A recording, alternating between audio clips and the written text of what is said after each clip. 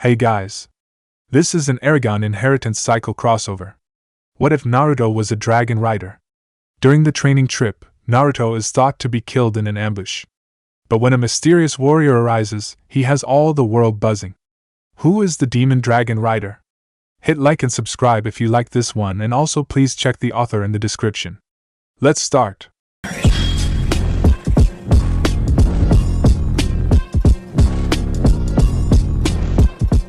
Chapter 1. It Can't Be. A man in a cloak stood next to a large ship, docked in the port of a well-fortified town. He sighed, his eyes closed, as he faced the open ocean in front of him. The figure, sensing someone approaching, opened his hazel-colored eyes. He turned, to see it was a woman who was coming towards him. She wore an elegant dress, which covered most of her form. Her skin was dark, and her hair was long and black, set in a braid. Around her head was a gold tiara with a single diamond set in the center of it. "I wish you would stay," she said, watching him. The man shook his head. "I have nothing left here. No reason to stay," he said, his voice weighed and full of sadness. The woman sighed. "What about your cousin? Or successor? They need you. And I need you to help me," she said softly. The figure closed his eyes. "No. You're a strong leader, and my successor will serve you well. As for Rorin, he'll be fine. As will you, Niswada." With that, the figure walked past her, and up the gangplank of the ship, which was ready to make sail. As it pulled away, Niswada, former leader of the Varden, and now, queen of the men of Allegezia, watched in sadness, as one of her greatest allies, and closest friends, left this land forever. "Goodbye, Eragon Shadeslayer," she said softly, turning away. 164 years later, in Fire Country. "Ero-senin, I need some help with that new version of the Rasengan we talked about." Naruto Uzumaki, blonde genin of Konohagakure no Sato, yelled to his sensei. The blonde 14-year-old genin was wearing a black and dark orange jacket, with matching pants, and a black clothed headband. An improvement over his previous clothes, of bright orange and blue. He shifted his backpack, and scratched one of the 6 whisker-like scars on his cheeks. The whisker marks were a sign of Naruto's status as the container of the Kyubi no Kitsune, the demon fox that had attacked Konoha 14 years ago, on the day of Naruto's birth, October 10th. The Yondaime Hokage had given his life to seal the demon in Naruto. The man he was talking to, Jiraiya of the Sannin, was an elderly man.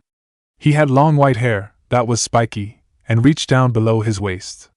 He wore olive-gray jacket and pants, with a mesh shirt under the jacket, gauntlets on the arms, and a red vest over the jacket. He also had wooden samurai sandals, a headband with a double-horn metal plate on it, with the kanji 4 oil on it.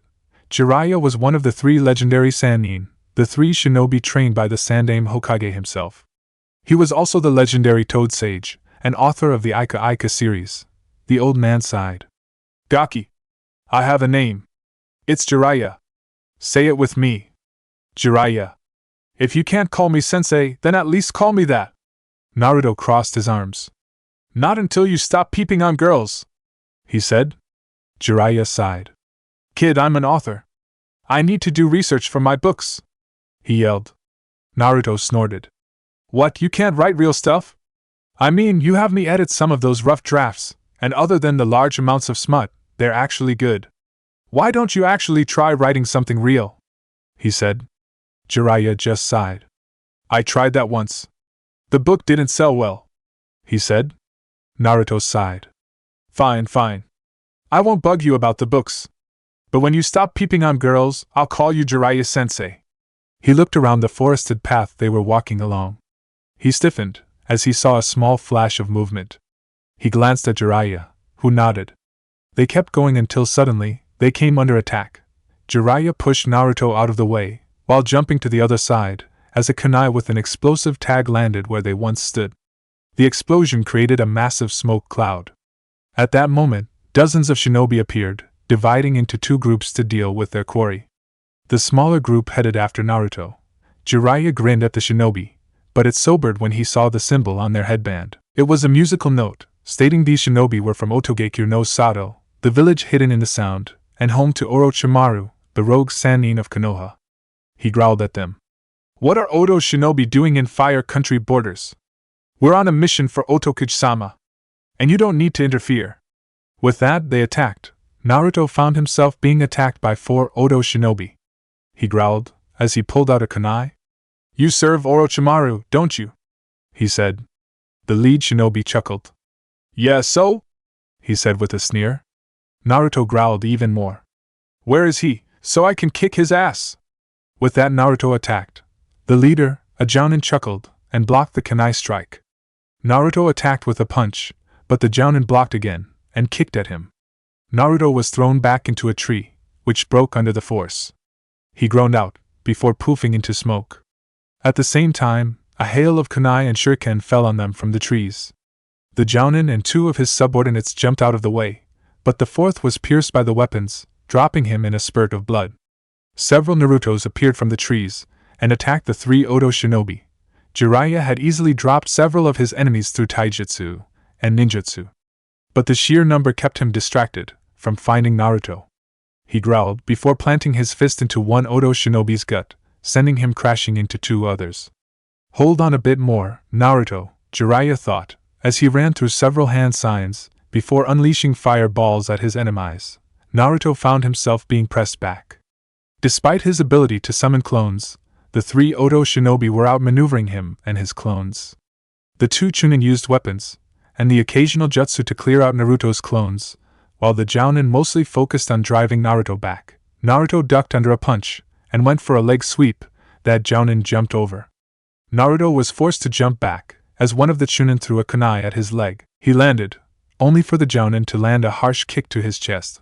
Naruto exploded from the trees, and hit the ground, rolling towards a canyon. He stopped, and got up, looking as 2 of his clones were thrown from the trees, and poofed out of existence. He growled, and unraveled a scroll, summoning a giant shuriken, which he threw, just as one of the Odo Chunin came out.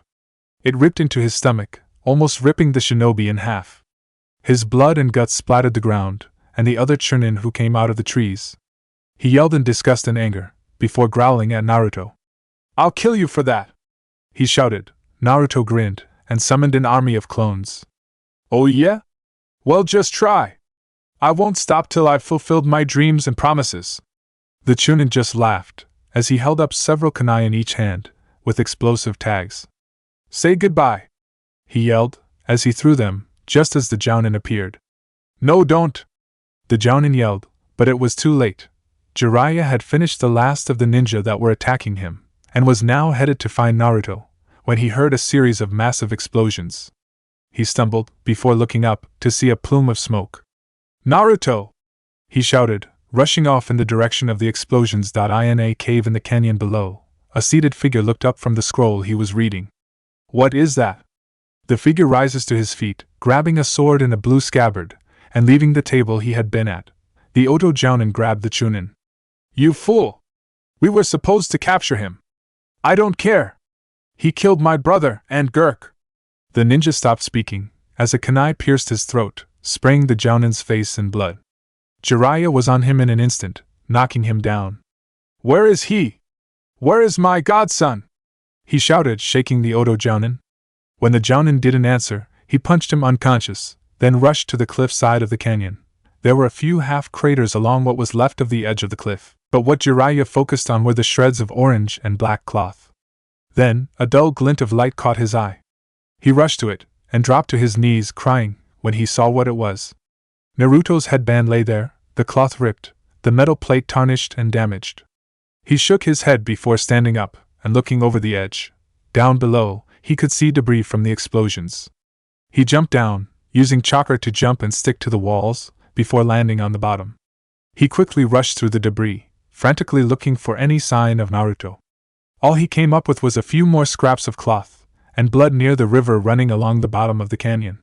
He shook his head, before summoning an orange and black toad about his size, with a blue vest. "Gamakichi, I need you to look for Naruto.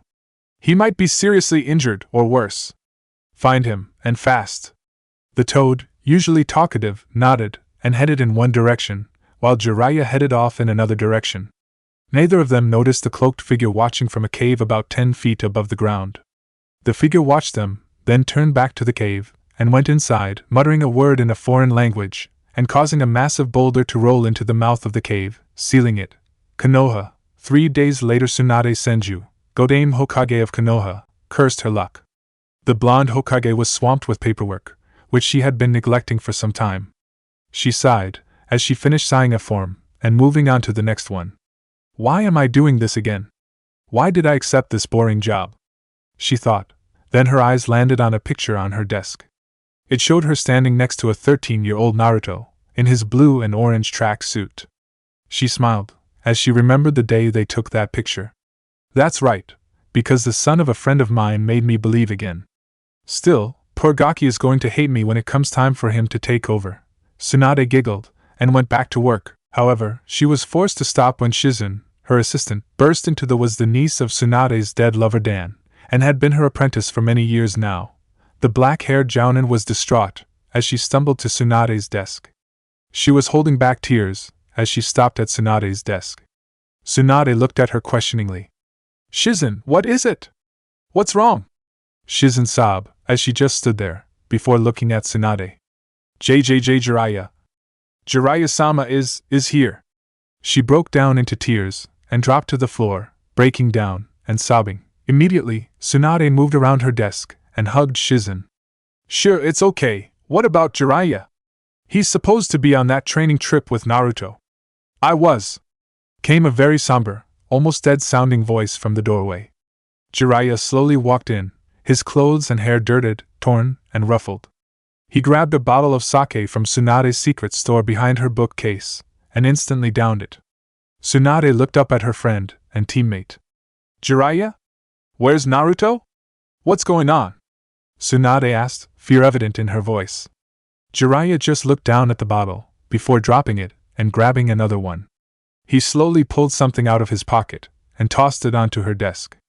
Naruto's headband clattered, as it landed. We were ambushed by Odo shinobi. I learned that Orochimaru sent them to capture Naruto, for experimentation. One of his ninjas blasted Naruto off a canyon cliff. I looked for him for 2 days. He downed the bottle, and dropped it. I sent the only surviving shinobi to Ibiki, when I got in.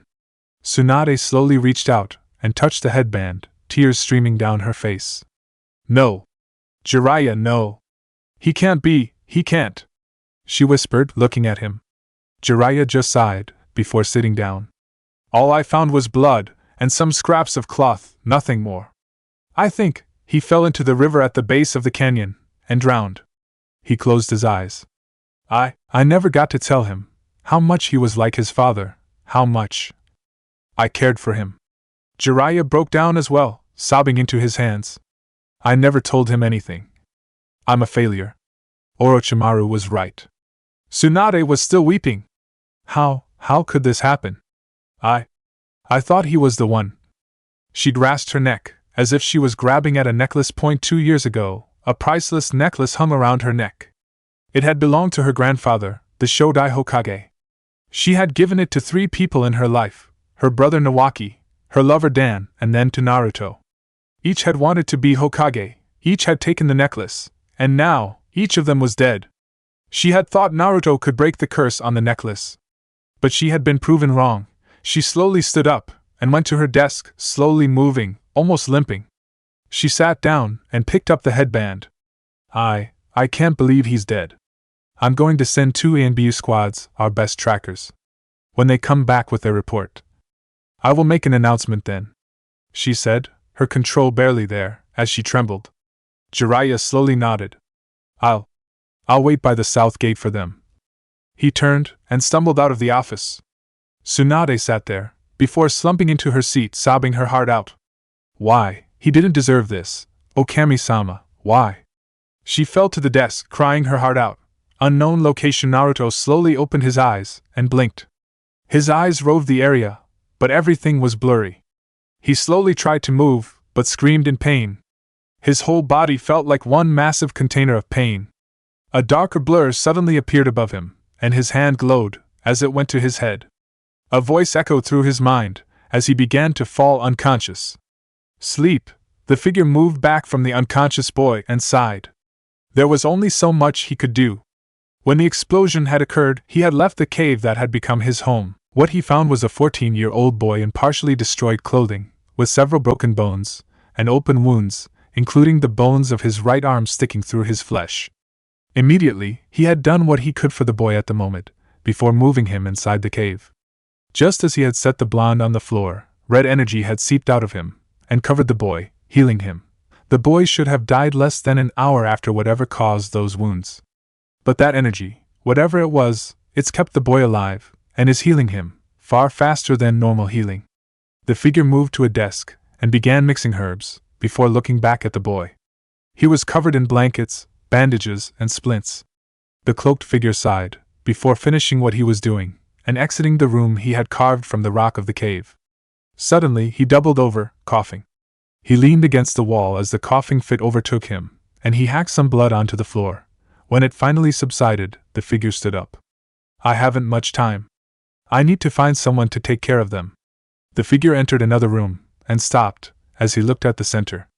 A large pedestal, carved from a stalagmite, stood there, with a cushion on top. And on that cushion were two large stones. One was deep blue, the other jet black. He sighed, as he ran his hands over the stones. Maybe he can take over for me. Konoha. 2 weeks later, Tsunade closed her eyes, as she exited the stairway leading up to the roof of the Hokage's tower. In her hands was clenched an item that had not left her person or sight for over 2 weeks, Naruto's headband. Even now, she clenched it to give her strength for what she must now do. All of Konoha was gathered to hear this announcement. By there of them were confused, a few excited. Standing amongst them was a girl of 14 years of age. She had pale skin, hidden under a large coat of white and lavender, black capric pants, a headband tied around her neck, and shoulder-length indigo hair. Her eyes were an interesting sight, as they were pure lavender, with no pupils. Her name was Hinata Hyuga, the eldest daughter of the head of the Hyuga clan, and heiress to that position. Hinata sighed, as she gently leaned back against the wall of a building. I wish Naruto-kun was here. She thought to herself. Ever since their academy days, the Hyuga heiress had a strong crush on Naruto. But she hadn't been able to tell him, as she was a very shy girl, and lacked confidence in herself. After they had graduated, they had worked together on a number of missions, even if they weren't on the same team. During a mission to recover a rare insect, and another mission that had them escorting a daimyo's daughter, she had realized that it was more than a crush. She truly loved that blonde, despite the fact that he had barely noticed her. That latter part had improved though, and he had actually told her that he cherished her as one of his closest friends. That fact had left her speechless for over an hour. She sighed, as she watched Tsunade stand up. All she wanted was to get back home, and get back to her training. Her father and Niji had both began helping her. But she was still considered weak by the elders of the council. She had to become strong, so they wouldn't convince Hayashi to mark her, and put her in the branch. If that happened, she would never be able to change her clan. Tsunade closed her eyes, as she took a deep breath. People of Konoha, I have an announcement to make. As many of you know, Naruto Uzumaki left with Jiraiya on a 3-year training trip 1 year ago. Over 2 weeks ago, Jiraiya returned to Konoha. He and Naruto were ambushed by shinobi from Otogekyu no Sado. There were murmurs throughout the crowd. Most of the shinobi in the crowd were worried, as well as a good portion of the civilians. All of them had taken time to at least learn more about Naruto, and found themselves wondering how anyone could mistreat him.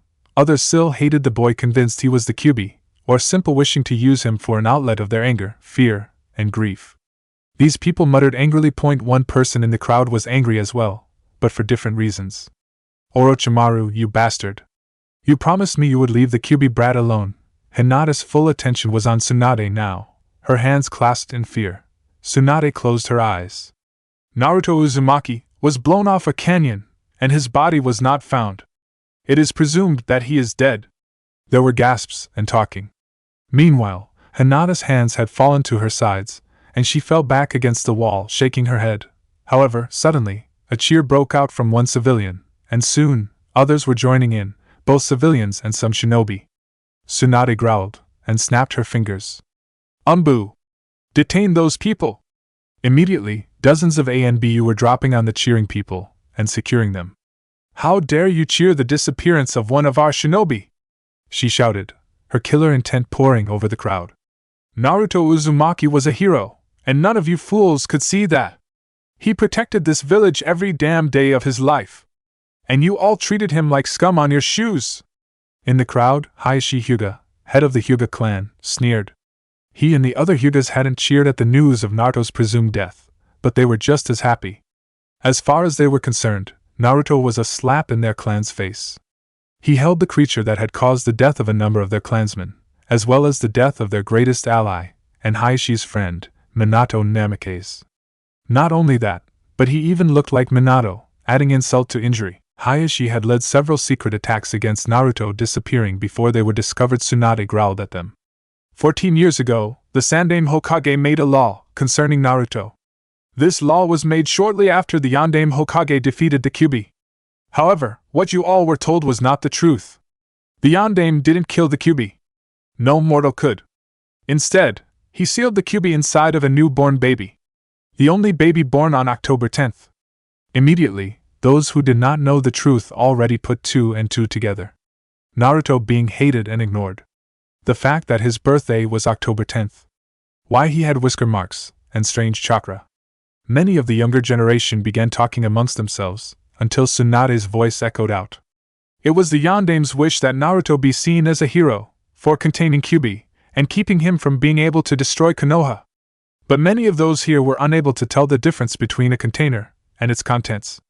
So, the Sandaime passed a law saying no one could talk about, or they would be put to death. However, that didn't seem to stop you old goats from telling the younger generation to hate and ignore him. Why? The crowd murmured, as they looked at each other. Tsunade just closed her eyes in exasperation. Did none of you even think that if you had made his life a living hell, he might actually become what you thought he was? That maybe he might turn on the village? Naruto loved this village with all his heart, and was willing to die for it. And you all spat upon him for something beyond his control. Most of the crowd looked down guiltily. Even if they had warmed up to Naruto recently, that didn't excuse their previous nature. But others sneered at Tsunade, most of them from the Hyuga clan. Tsunade finally decided to reach her point. In truth, if the Yondaime knew how you all would treat Naruto, he would have let the Kyuubi destroy you all. At this, protests arose from the crowd. The Yondaime wouldn't care about some orphan brat. One civilian shouted. Tsunade glared at him, her ki so focused on him that it caused him to soil his pants, before fainting. You fool! Do you really think the Yondaime would use some orphan to be this village's savior? No! The Yondaime was selfless. And the proof is in who he chose to be the Kyuubi container. Naruto Uzumaki was the son of Kushina Uzumaki and Minato Namikaze, the Yondaime Hokage. At this, there was dead silence. Hayashi stared at Tsunade, his eyes wide. And no! It's not true! You're lying! He shouted. Am I Hayashi-san? I have here certificates stating Naruto's true birth parents. A sealed letter from the Yondaime, meant for Naruto when he was 18, or a Chunin. There is also a list of those who were supposed to care for Naruto, if his parents died. Top of the list is Jiraiya of the Sannin, followed by Hayashi Hyuga, Tsuminazuka, Tsuchiya Chiraku, and lastly, Hiruzen Sarutobi. She looked over them all. My sensei, though I seriously question his choice, thought it would be better to keep Naruto's heritage hidden, to protect him, and Konoha from IWA. This was a foolish mistake, in my opinion. Niji, who was standing nearby, looked at his uncle, who he was standing near. Hayashi slowly sank to his knees, shaking his head. And no. It can't be true, it can't be. He kept whispering, as tears fell from his eyes. Tsum was shaking in sadness and rage. Kushina had been one of her best friends, and she had been delighted to hear Kushina was pregnant, thinking their children could play together like they once did. When Kushina had been reported dead, and her son nowhere to be found, she had mourned for months. Naruto, she had treated with indifference. She didn't hate the boy, but she didn't like him either, because of what he carried, which took her happiness away. Sarutobi. She whispered in anger. Tsunade looked around. I hope you all realize what you've done. You all abused the son of our greatest heroes. And here, Konoha is supposed to be the strongest and most civilized of the villages. She said. My grandfather and granduncle would be ashamed, knowing their village has fallen to this. With that, she turned away and headed back inside. The crowd dispersed, many of them now depressed and horrified at what they had done. They had disgraced themselves, the memory of the Hokages, and their greatest hero. One ninja, a tall man with gravity-defying silver hair, a face mask, and his headband covering his left eye turned and disappeared in a swirl of leaves. He reappeared near a large stone, with hundreds of names carved on it. He stood there for a few moments, staring at it. Then, Kakashi Hatake, the legendary copycat ninja and son of the White Fang, dropped to his knees and burst into tears. Hinata, in a state of absolute shock and despair, was guided back home by her cousin, Niji Hyuga. Upon arrival, he led her to her bedroom and set her down on her bed. She fell over, her eyes wide, tears streaking down them. Niji closed his eyes before turning and heading to mourn the loss of the man who had changed his life for the better. 3 days later, Naruto groaned as he slowly stirred from unconsciousness. He cracked his eyes open. Where am I? Stupid mortal! You almost got us killed! A demonic voice from inside his head roared. Naruto winced as he found himself suddenly dragged into his mindscape. There, he found himself in a sewer-like environment. In front of him as a giant-sized cage, with the doors sealed and held shut by a single piece of paper. Behind those barred doors, a pair of blood-red eyes, with black slit pupils glared at Naruto. You stupid insect! You could have gotten us killed. Remember, what happens to me, happens to you. Naruto was stupefied, as this was the most the Kyuubi no Kaitsune, the demon fox before him, had ever spoken to him. The Kyuubi snarled at him, breaking him from his trance. Hey, easy there, Baka Fox. In case you forgot, there was a bunch of explosives thrown at me. How was I supposed to escape that? He yelled back at the fox. Kyuubi snarled. By using my chakra? Or better yet, ripping the seal off my cage and letting me free? Naruto shook his. Not going to happen. Now just shut up and heal me. The fox was about to retort when a voice echoed through the halls of the sewer. My, this is most interesting. Suddenly, a cloaked figure appeared. The hood of his cloak was up, but the lower part of his face was visible, revealing a graying beard. His lips were in a slight smirk as he looked up at the Kyuubi, revealing a pair of hazel eyes. So, this fascinating boy I have found contains much power in him. The man said. Naruto growled. Who are you? And where am I? He demanded. The man tilted his head as he studied Naruto. Well, perhaps if you had been a bit more pleasant, I would have told you my name. And as for where we are, your mind, of course. Naruto growled in anger. That's not what I meant. Where are we? The man didn't move, but suddenly, Naruto felt pain rip through him. He fell to the ground, and surprisingly, Kyuubi did too, both of them screaming in pain. Just as suddenly the pain left, both the container and the contained slowly got to their feet as the man looked at them. Right now, I can see your every memory. I can easily force you to do my will. I could even crush your mind and the spirit of this fox with a single thought. Don't test me. Naruto growled. What do you want? He asked softly. The man smiled. To know more about this boy, who I have discovered and am trying to heal. Please, tell me what your name is. Naruto Uzumaki. Genin of Konoha, and future Hokage. He said. Behind him, Kyuubi snickered at that. Naruto glared at him, while the man nodded. Hokage. Hokage, ah yes. They're the leaders of that large village a few hundred miles to the southeast of us, yes? He asked. Naruto just nodded, and the man smiled. That is quite a lofty goal. Especially considering that you are still a genin, which your memories tell me is the lowest rank in your military. Naruto glared at him. Hey, why are you going through my memories? He shouted. The man just laughed. Because you were unconscious, and I couldn't contact you at all. Now, to introduce myself. I am Eragon. That is all you need to know. With that, he turned, as if to leave. Naruto rushed up. Hey, wait! I have questions! Eragon turned, and stopped him with one hand, shoving Naruto onto the ground. Questions come when you are healed enough to walk, he said before disappearing. Naruto jerked awake, and looked around, spying a cloak leaving through the doorway of the room. Wait! He shouts, sitting up, only to yell in pain, and fall back down. He lay rigid for a few moments, before finally unclenching. Guess I'm stuck here till I heal. Naruto closed his eyes, wondering what has happened to him. Inside, Kyuubi is shocked that what appeared to be a mere human could invade Naruto's mind, and cause them both pain like that. The great fox slowly lays down. This is an interesting development. Konoha, Hyuga compound. In the 3 days since Tsunade's announcement, the village of Konoha had been in a period of mourning and shock. This was most evident in the Hyuga estate, most of the members in a state of depression. Those who had attacked Naruto, thinking they were avenging Minato, now sobbed at the fact that they had been attacking the son of their greatest ally and leader. A few had even committed seppuku, believing their disgrace was too great to live. Hayashi Hyuga had locked himself in his study, where he had spent a whole day screaming about how he had betrayed him. When he finally emerged, his hair had been cut short, his clothes torn, and his face pale. Hinata had left her room for the 3 days.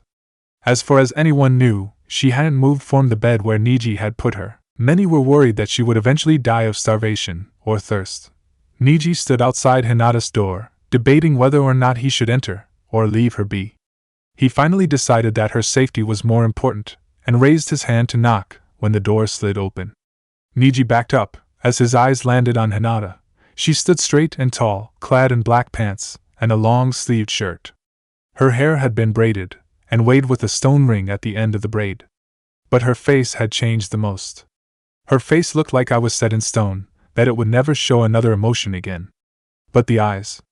Niji shuddered as he looked into his cousin's eyes. Once they were shy, timid, but showed kindness and a hidden flame of strength that waited to be fanned. But now they were cold and almost lifeless in emotion. The lavender had faded to a white silver-like color. Niji just looked at her. Hinata-sama? He asked nervously. Hinata looked at him, and he shivered, as he felt that at any minute she would kill him. Then her eyes left him, and she left her room, and headed down the hall, towards the center of the Hyuga compound. Many members who she passed were also struck dumb by the change in her. She ignored them all, as she continued on to her objective, the Hyuga Memorial Shrine. Here, the names of those who were deceased were recorded, so future generations could remember them. Great heroes of the Hyuga clan were remembered with small shrines to them, containing articles of theirs that were personal, or made them famous. One such shrine belonged to Hitomi Hyuga, who had been a great warrior in the Hyuga clan. Unlike the rest of the clan, Hitomi saw the value of branching out in her techniques.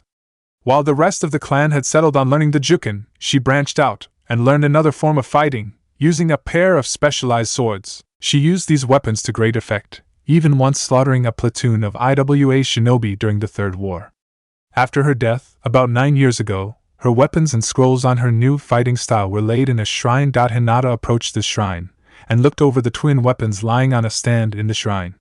Both weapons were thin blades that had a large curved hook on the front, a blade guard that formed a rectangle from the top of the hilt to the bottom of it, and a small dagger-like point on the bottom of the hilt.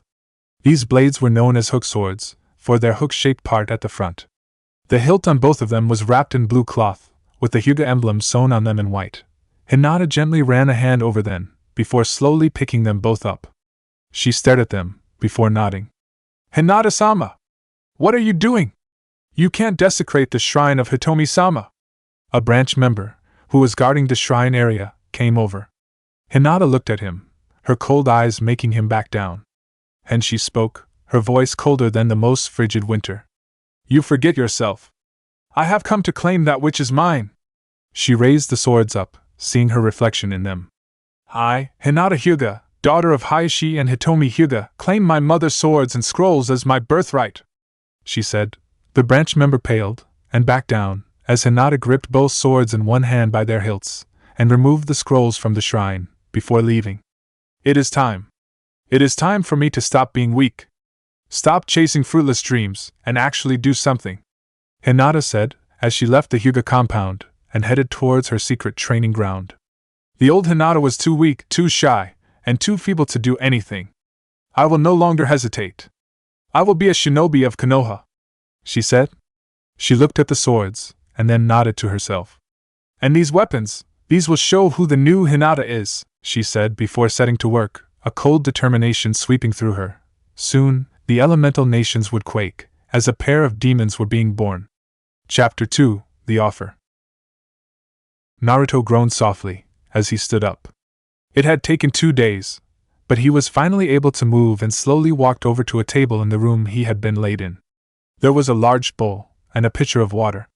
He slowly poured some water into the bowl, and then splashed some water on his face and arms. He sighed, looking at the water before cupping some in his hands and drinking it. Finally up and about, came a voice from behind him.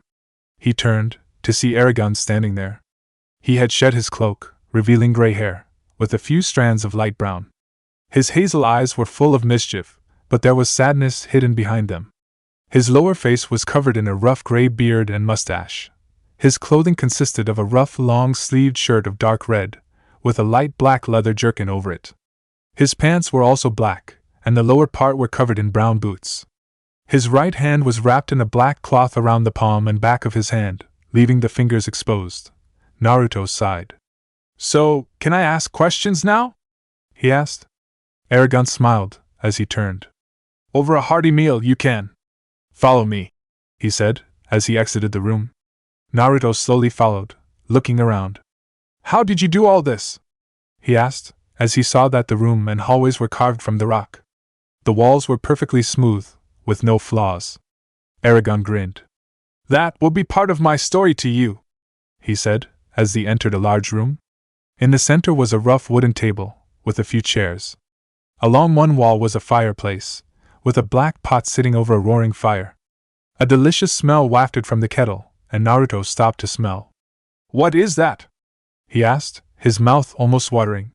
Eragon chuckled, as he stirred the contents of the pot. "A simple stew. Beef, what vegetables and herbs I could gather, and a few other ingredients. Along with fresh bread, and some good beer," he said, as he ladled some stew into 2 bowls, and placed them on the table with a large plate of bread, and 2 mugs full of a brown amber liquid. Naruto's mouth watered, as he reached for one of the utensils nearby. He picked it up, and looked it over. "What's this?" he asked. Eragon sighed, as he picked his own up. "It's called a spoon. You use it to eat things with." He demonstrated with his stew. Naruto followed suit, and then started eating the stew rapidly. Eragon ripped the bread in half, and dipped his half in the stew. Naruto did the same, before reaching for the mug. He looked at the drink, and took a sample of it, before sputtering and coughing. "What is that?"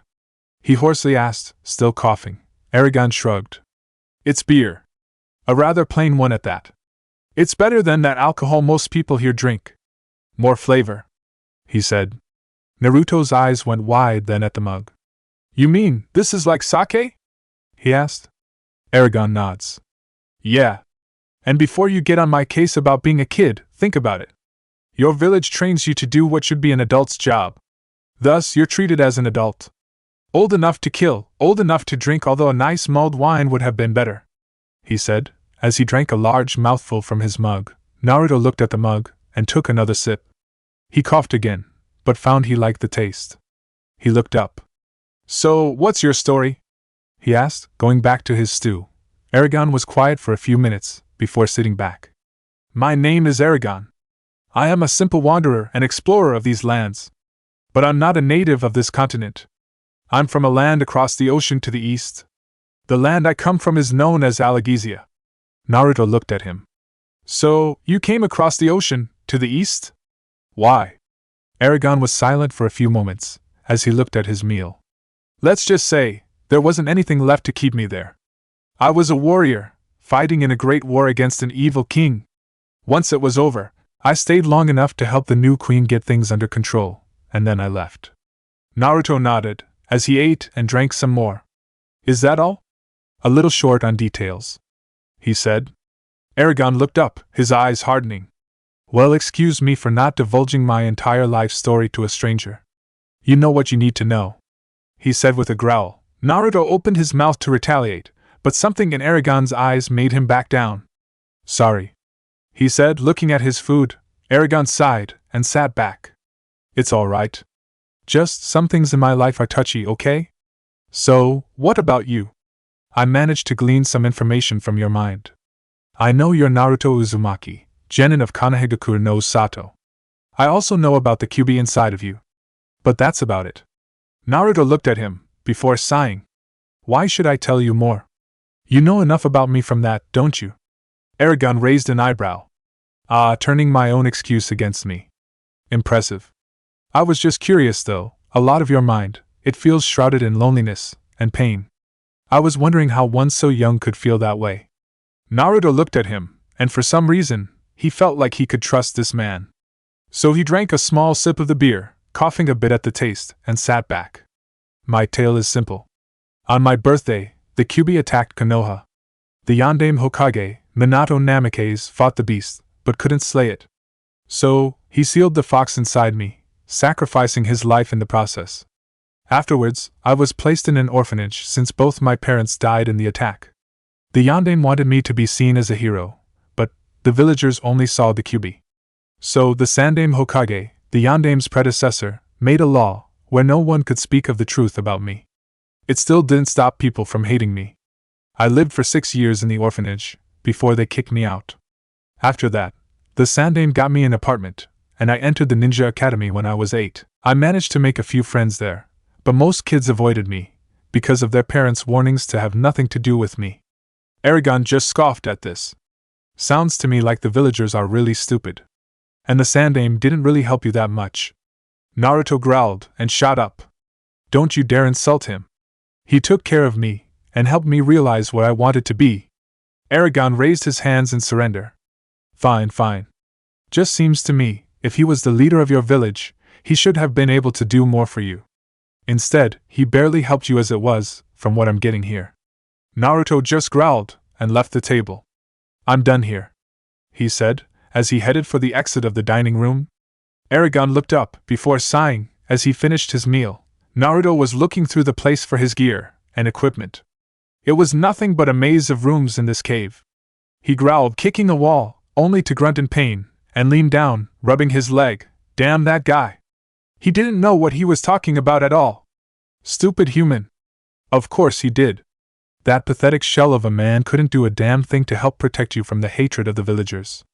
It's a wonder you didn't die before your first birthday. Kyuubi retorted. Naruto just growled, and shut the fox out, while heading down the halls, now limping. He stopped, as he neared a pair of doors facing each other. He started to head to the one on his right, but stopped, when he felt a tug on his mind and heart, telling him to enter the other door. He slowly turned, and headed towards it, curious at this feeling. He slowly pushed open the wooden door, and stepped inside. The room was bare, save for a pair of lanterns illuminating the room, and a stone pedestal in the center of it. On the pedestal was a cushion and 2 rather large stones. One was a deep blue, one that reminded him of an ocean. The other, though, was a jet black. Almost like a void. As soon as his eyes landed on it, he felt the tug increase. It almost was like a voice was calling him to it. He slowly approached it. Kyuubi, inside Naruto's mindscape, felt power radiating off both stones. A power the Biju had never before felt, or encountered. It's mesmerizing. Naruto reached the pedestal, and slowly examined the black stone. It was large, about 1.5 feet to 2 feet long, and 9 inches wide. The surface looked smooth, unmarked, unblemished in any way. He slowly lifted his right hand, and gently touched it. He felt a small tingle in his hand, and pulled back. Eragon looked up from his meal, as he felt a tingle crawl up his bandaged hand. He looked at the exit, before getting up, and walking down the halls, until he came to the open door Naruto had recently opened. He stepped through, to see Naruto standing there, staring at the stone he had touched.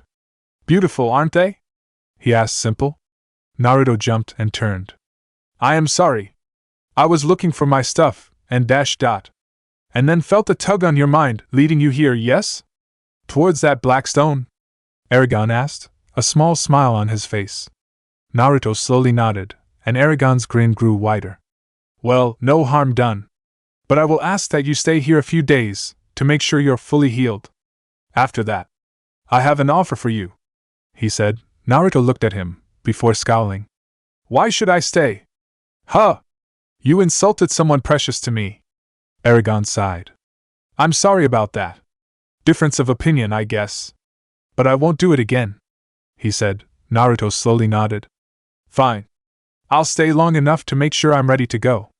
Then I'll head back home, after hearing this offer.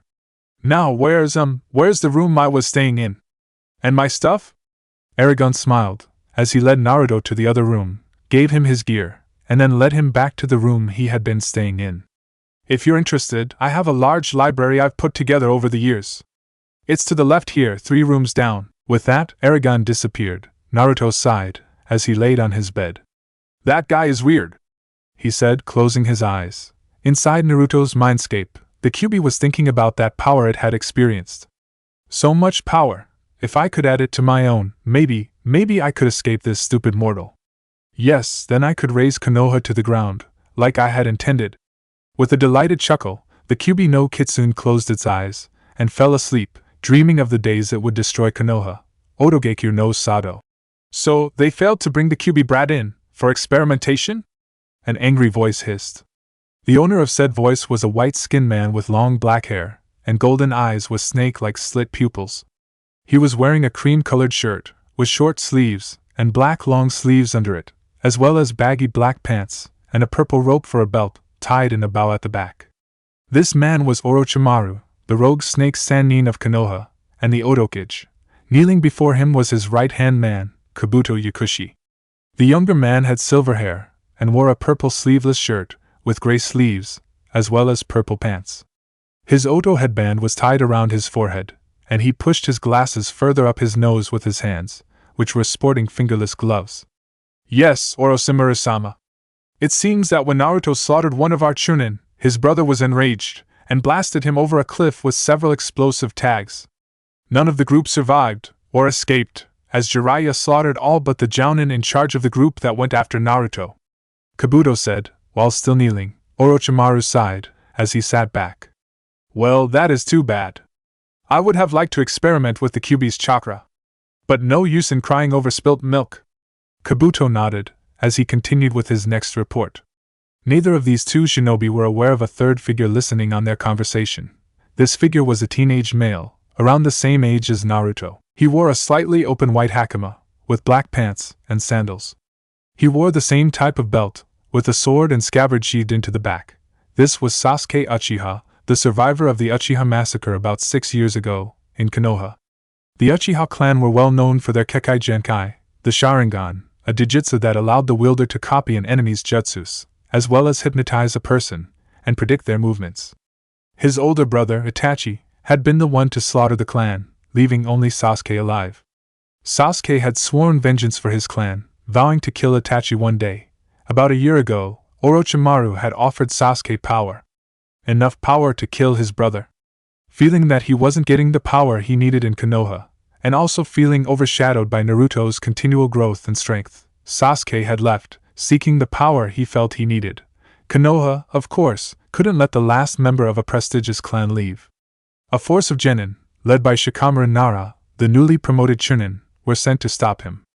Orochimaru's forces intercepted them, until only Naruto remained to fight Sasuke. Eventually, Naruto caught up to Sasuke at the Valley of the End, a historic place, where the Shoudai Hokage, the Madara Uchiha, founder of the Uchiha clan, had fought.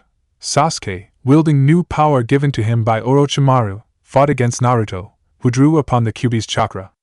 The battle ended with Naruto, unconscious and bleeding, and Sasuke barely able to stand.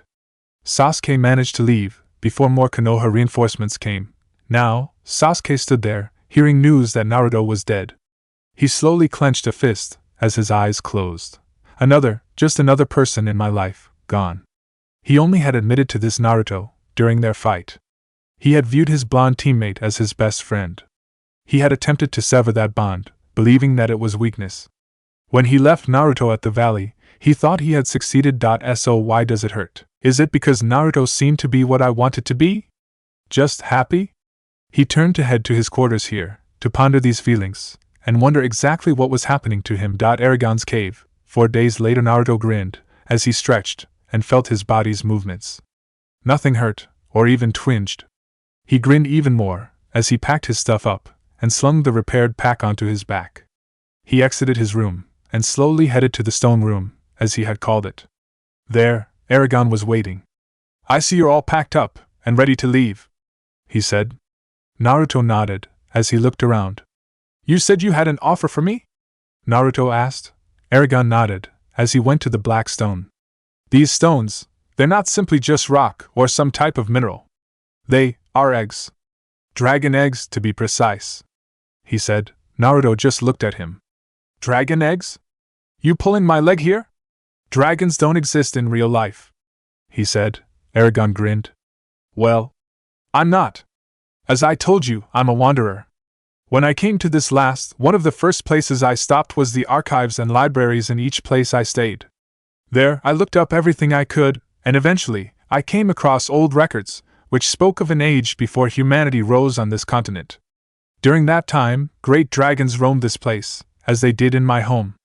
However, as came here, settled down, and grew, they pushed the dragons from their homes, until they eventually were forced to flee to the far west, or they settled into seclusion. He pulled a book from behind his back, and handed it to Naruto. See for yourself. Naruto flipped through the book, his eyes widening, before he closed it. Okay, say I believe you, so what? What does your offer have to do with these eggs then? Eragon pointed to the black one. Simple.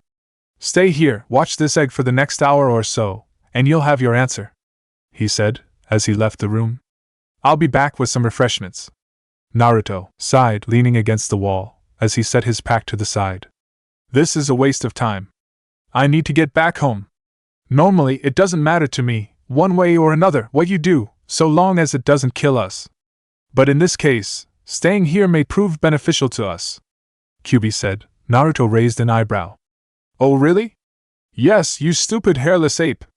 Think about it. This guy has strength and power. You want to fulfill that promise to bring back the Uchiha? You want to be Hokage? Then wait and listen. The Kyuubi huffed. Before leaving Naruto alone, Eragon returned at that moment, with a tray with fruit, tea, and mugs of beer. He set it down on the floor, and placed 2 cushions down as well. Come join me, he said, as he began to eat. Naruto sighed, and sat down. For the next hour, they snacked, and talked. However, Naruto's patience was wearing thin, as the hour drew to a close. What are we dash? He was interrupted by a squeak, as the black egg shifted. Eragon grinned. That, he said, as the egg squeaked again, and shifted. He quickly got up, picked the egg off the pedestal, and set it between him and Naruto. The blonde Jinchuriki watched as the egg began to shift, and shake, and the squeaking increased. Suddenly, something broke the egg, as a black pointed snout burst through it. Naruto actually yelled, and jumped back at that. Eragon just chuckled, as the snout retracted, and the egg kept shifting, till it broke up, and a small black bundle rolled out. Naruto stood there a few minutes, watching it lay there, until it moved, slowly getting up on unsteady legs. The dragon was small, about the size of a kitten. Its body was sinewy, and it slowly turned its long neck, to lick some liquid off one of its 2 bat-like wings. Its tail softly moved, as it shifted, and looked around. There were small spikes running all along its back, with a gap right where the neck, shoulders, and back met. The dragon's claws were black as well, with serrated edges. The dragon stretched its wings, and yawned, revealing a mouth full of small, yet sharp white teeth. It seemed to blink, as gold, reptile eyes looked up at Naruto quizzically. Naruto looked at it. Is that really a dragon? He asked, stupefied. Eragon just nodded. Oh yes it is. A baby dragon, and perhaps the first one born in over 1,000 years. He chuckled, as the little baby stumbled over to Naruto. It sniffed his pant leg, and looked up at him, its eyes curious. Naruto couldn't help but smile, as he slowly leaned down, and held his hand out to it. The dragon leaned its head up, and began sniffing his head, before letting out a little squeak. Naruto smiled, and gently touched its head. Searing pain shot through his arm, and then through his whole body. He screamed out, falling onto his back, and convulsing, as burning fire swept through his veins, and seemed to burn his very soul. Inside of him, Kyuubi screamed out in pain as well. After what seemed like hours, but was only a minute or so, he stopped convulsing, and lay there, shaking and panting. He slowly stirred, his limbs numb. What the hell was that? He panted out, lifting his head enough to see Eragon, and the dragon, who seemed curious, as it nudged his side with its head. Eragon slowly stood up, walked over, and took Naruto's hand, which had touched the dragon. He slowly held it up, so Naruto could see the palm. On it, a shimmering white oval had appeared. This, my young friend, is the mark of a dragon rider. It appears when a dragon has chosen someone who they wish to connect to. Someone who they feel destined to be with. He indicated the dragon, which had climbed on top of Naruto's chest, and had curled up, looking at him. This dragon was one of 2 eggs I found left in a nest high in a mountain. I have no idea what happened to the parents, so I took both the eggs to watch over them. If I'm correct, then long ago, before the recorded history of anyone, dragons from this land migrated to the east and settled in my homeland, Alagizia. Naruto just looked at him. What are you talking about? Eragon sighed. Fine. I'll give you the summary, he said as he unwound the wrappings around his right hand and showed Naruto the same emblem. Where I'm from, humans are not the only species. We have elves, dwarves, a race of warrior people known as Urgles. But the race who lays claim to the land of Alagizia are dragons. Before men came, there was a massive war between dragon and elves, humanoids who live in the forest, and can use a power called magic, which is similar to your chakra. During the war, a young elf named Eragon found a dragon egg. The egg hatched for him, and a bond grew. And that was the first rider. Eragon and his dragon, Bidom, created treaties between elven and dragonkind.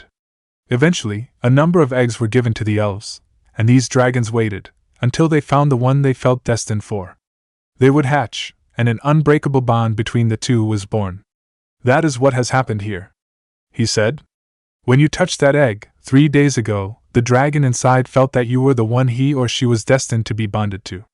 Naruto just looked at the tiny dragon, who yawned and lowered its head as it fell asleep on his chest. So, this dragon is bonded to me, and you are one of these riders as well? He asked, his eyebrow raised. Eragon stepped back, sighing. I was one. Saphira, my dragon was killed during a great war. She died protecting me, he said, as he turned and looked away. Naruto sighed. I'm sorry. But you know, I don't really appreciate this. I mean, I'm suddenly dumped with a responsibility I didn't choose to have.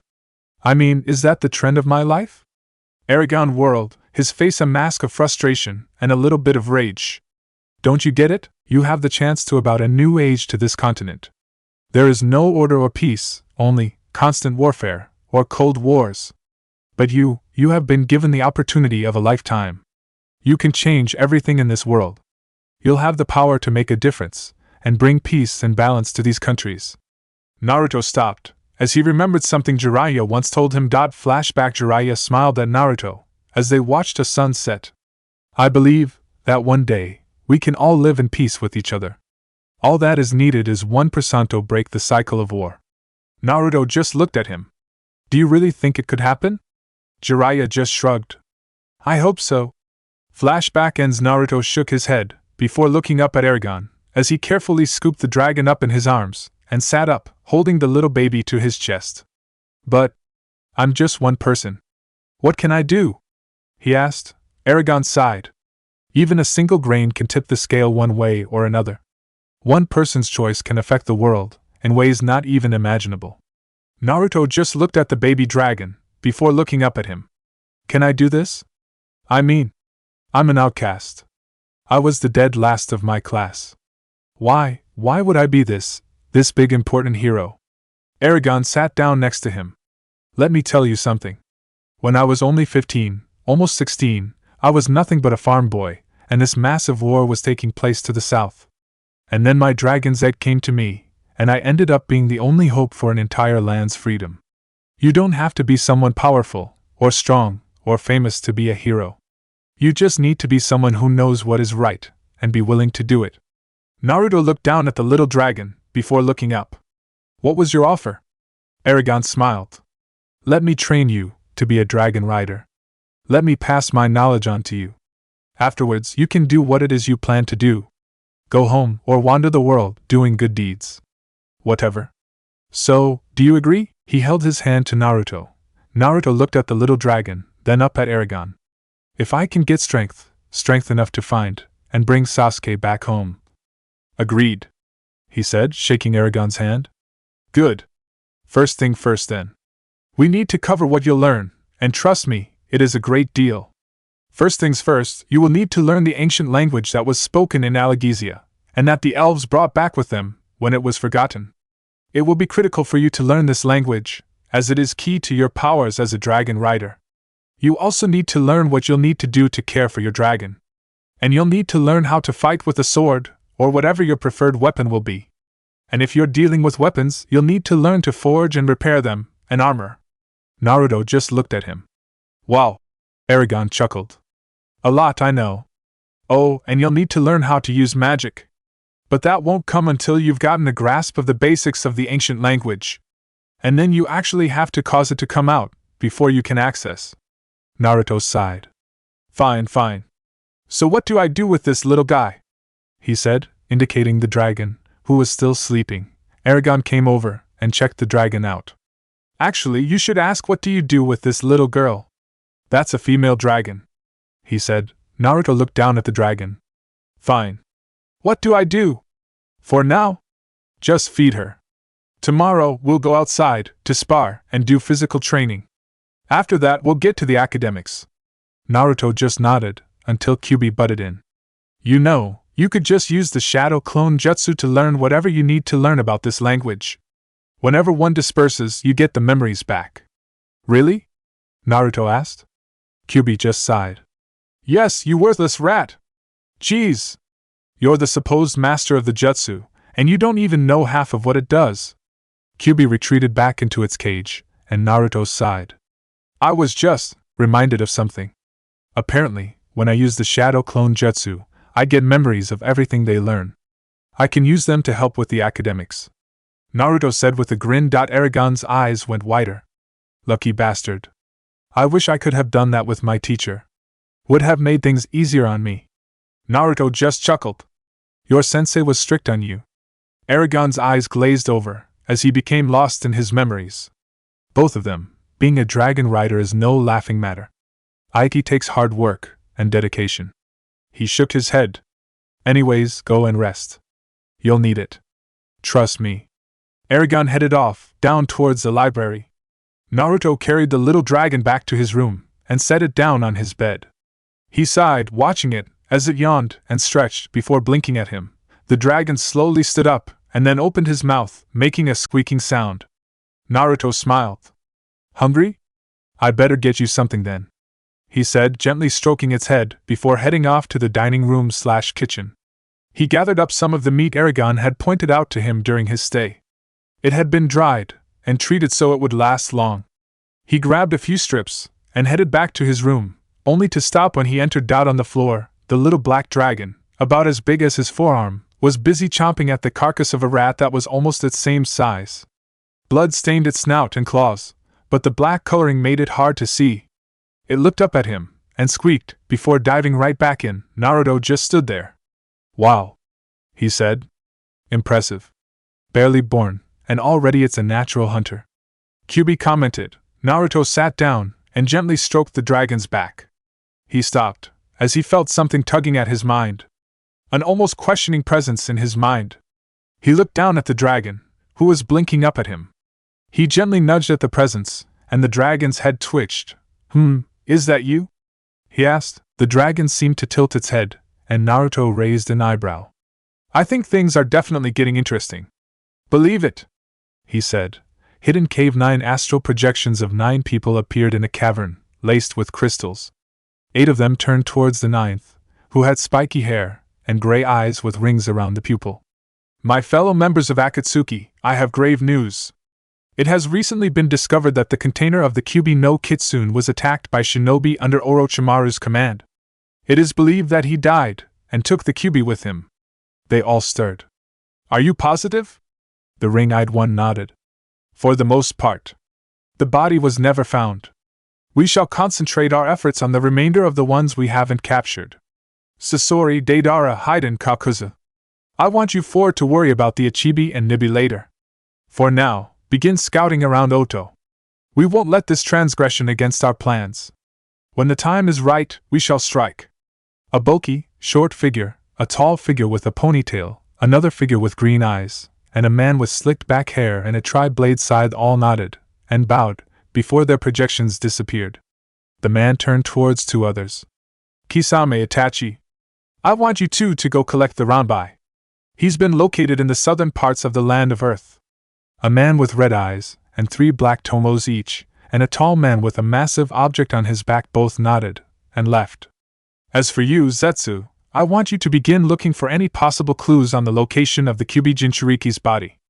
I want to know for certain if he is dead or alive. A man who looked like he had a giant Venus flytrap around his head nodded, and disappeared. The man sighed, before looking at the last figure, who was female, and had what looked like a rose in her hair. Things are not going as they should, Conan. Pain-sama, perhaps this isn't the right course of action. Perhaps we should try and find another way. The woman, now identified as Conan, said hesitantly. Pain shook his head. This is the only way, Conan. The only way for there to be peace in the world is at the point of a sword. Our sword. I thought you understood that after that happened. Conan looked away. You're right. Forgive my doubt. You are forgiven. Trust me, Conan. Trust me, as you always have. Pain said. Conan nodded, and the two of them disappeared. Chapter 3. Training and Growth. Early the next morning, with the sun barely risen, Naruto was outside, in the bottom of the canyon, stretching out his muscles for the training ahead. He had put on a plain white t-shirt, with a red swirl design, like on his old jacket and the flak vests worn by Konoha's Chunin and Jounin. He also had his orange and black pants on. Eragon was standing nearby, watching him, while the baby dragon was curled up on a rock, its gold eyes fixed on Naruto. Eragon nodded. All right. This will be your training schedule. Each morning, before breakfast, you will begin your physical training. At the same time, I want 10 of your clones in the library I've put together, studying the ancient language. I have several scrolls and books that I've written over the years, all for the purpose of training one to read, write, and speak the ancient language. Naruto nodded, as he created the amount of clones, and they headed off back into the caves. Eragon nodded. Every day, I want you to give me 250 push-ups, sit-ups, squat thrusts, and chin-ups. As time goes by, I'll increase the number. You'll also jog the length of this canyon, which is 3 miles in either direction from this point. You'll jog down to one end, and then return, before continuing on to the other end, and then returning. And since you are a shinobi, eventually, you'll be doing so while either running on the river here, or along the cliff walls. Naruto nodded, while still feeling apprehensive about that. Eragon grinned. Once all that is done, I'll teach you the way of the sword. Then, you'll be able to have breakfast. Once that's done, I will teach you those things that need a hands-on approach to learn, such as smithing, and caring for your dragon. Finally, you'll end the day by spending 2 hours carrying water from the river here, up to the top of the cliff, where I have made a basin in a boulder. You will attempt to fill it up, but you can only carry the water with your hands, he said. Naruto's eyes went wide. What? That's impossible! He shouted. Eragon growled, his eyes hardening. You will do it. Trust me, that particular training will come in very handy, and it's far better than what I did, he said. Naruto just gaped at him, and Eragon shrugged. You'll end the day with another workout, and then you can go to bed, he said. Well? Don't just stand there. Get to work, he shouted. Naruto just stared at him, before growling, and getting down to start his push-ups. Crazy weirdo sensei, he muttered under his breath, as he began. Suddenly, he felt a weight on his back, and looked up, to see Eragon had placed several weights on him. I forgot, you'll be doing all this while wearing these 50-pound weights. Wish I had them while training. They'll come in handy for getting used to wearing armor, he said with a mischievous grin, as he sat next to Naruto's dragon, and motioned for Naruto to get the weights on. Naruto grumbled, as he slid on ankle weights, bracer weights, and a vest that was at 100 pounds in weight. Then he went back to work, grunting as he lifted his heavier body up off the ground. Eragon just chuckled, as he looked at the little black dragon. Well, this will be fun, don't you think? He asked. The dragon just yawned, and stretched. Naruto spent 2 hours on his physical training, as the weights made it hard for him to move fast. By the time he came back, he was sweating, and breathing hard. He dropped on the ground, taking in deep breaths, when a wooden branch carved like a sword landed next to him. He looked at it, then up at Eragon, who held another branch. Well? Pick it up, he said. Naruto just groaned. I can barely move. Give me a chance to breathe, he said, sitting up. At that moment, Eragon's stick smacked him upside the head. He yelped in pain, and shot up, grabbing his stick to block Eragon's next strike. You think an enemy will wait for you to catch your breath? An enemy would kill you any chance they get. You must be ready to fight at any time, Eragon said, as he whirled, rapping Naruto on the shins. Naruto growled, and lunged at Eragon with the branch, only for the older man to not be there. His eyes shot open as Eragon's branch smashed into his stomach. When he doubled over, fighting for breath, Eragon's stick smashed into his back. He fell onto the ground and found Eragon's stick pointed at his neck. "You're dead. Again," he said, moving back. Naruto slowly stood up, using his stick for support. "Geez, mind giving a guy a chance?" Naruto asked. Eragon's response was to wrap Naruto's free hand, causing the blonde to yelp in pain. "If you wanted to be babied in your training, you should have stayed in Konoha. This is the real world. Deal with it," the former dragon rider said, as he took up his fighting stance. Naruto did the same, and Eragon sighed, raising a hand. Wait. Okay, first off, your stance is completely off. You need to widen your feet.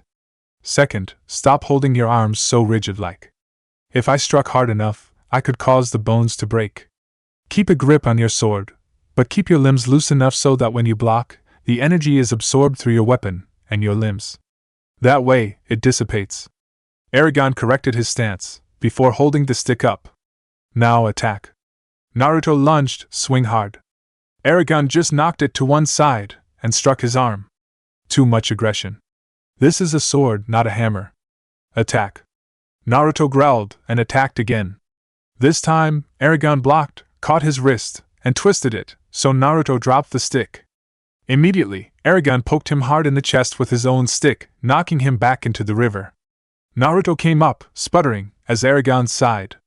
"We have a lot of work to do," he said, as he tossed Naruto his training stick. The sun was out, and shining brightly. By the time they finished, Naruto was a mass of bruises, lumps, and small cuts, when he limped into the dining room, and sat down.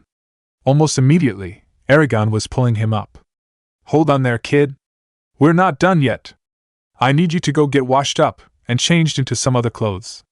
Then I'm going to teach you how to cook," he said. Naruto just groaned, as he steadily limped out, and headed down the hallway to a room where Eragon had made a bath a natural hot spring. He groaned out in pain, as he slowly pulled his clothes off, and slipped into the water in nothing but his boxers. "This guy is going to kill me," he said. "Quit complaining. Nothing worth getting is easy, is it?" Kyubi's voice said in his mind. He just growled softly, as he winced, while moving his body. About 20 minutes later, he entered the kitchen slowly. Already, a majority of his wounds were healing, or already healed. As he entered, Eragon nodded. "All right. Now we'll start simple today. Eggs, bacon, and coffee," he said, as he showed Naruto what to do, by making his own breakfast. Then he sat down, and began eating, while Naruto began trying to cook the same meal. His dragon was busy chewing on a bird it had managed to catch unaware. Naruto's finished product wasn't exactly something you'd want to serve up to someone else, but neither was it a complete failure. So, after stomaching his food down, he sighed, as he followed Eragon through his cave mansion. Eragon opened a rather large door, which led into a large room. The room was dominated by a large fire, an anvil in the center of the room. Near it was a barrel of water. Around the room was various hammers, chisels, tongs, and other implements for forging tools and weapons. There was a large bellows to help heat the fire. Along one wall was a suit of armor that Naruto had never before seen. There was a large shirt of what appeared to be hundreds, if not thousands of tiny metal rings linked together. There was also a type of hood of the same metal rings, along with a leather cap, and a gold and silver helmet.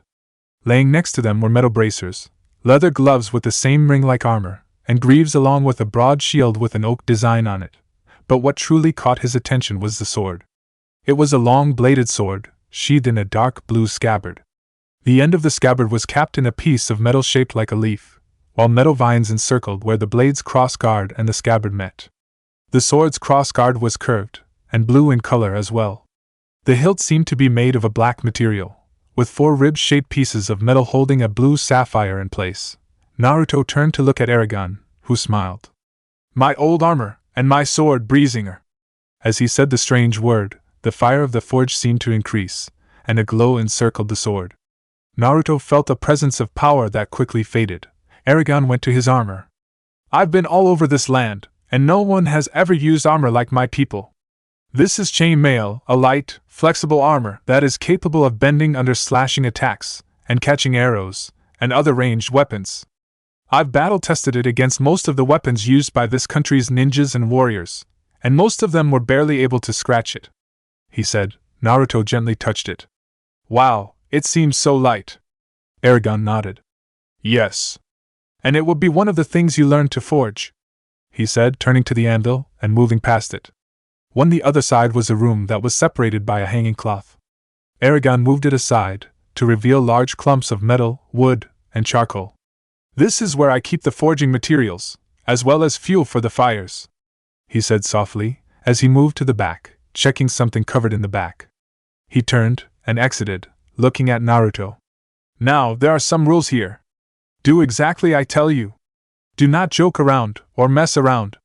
And be careful with everything," he said. Naruto nodded, and Eragon began explaining and demonstrating the various tools and forging processes.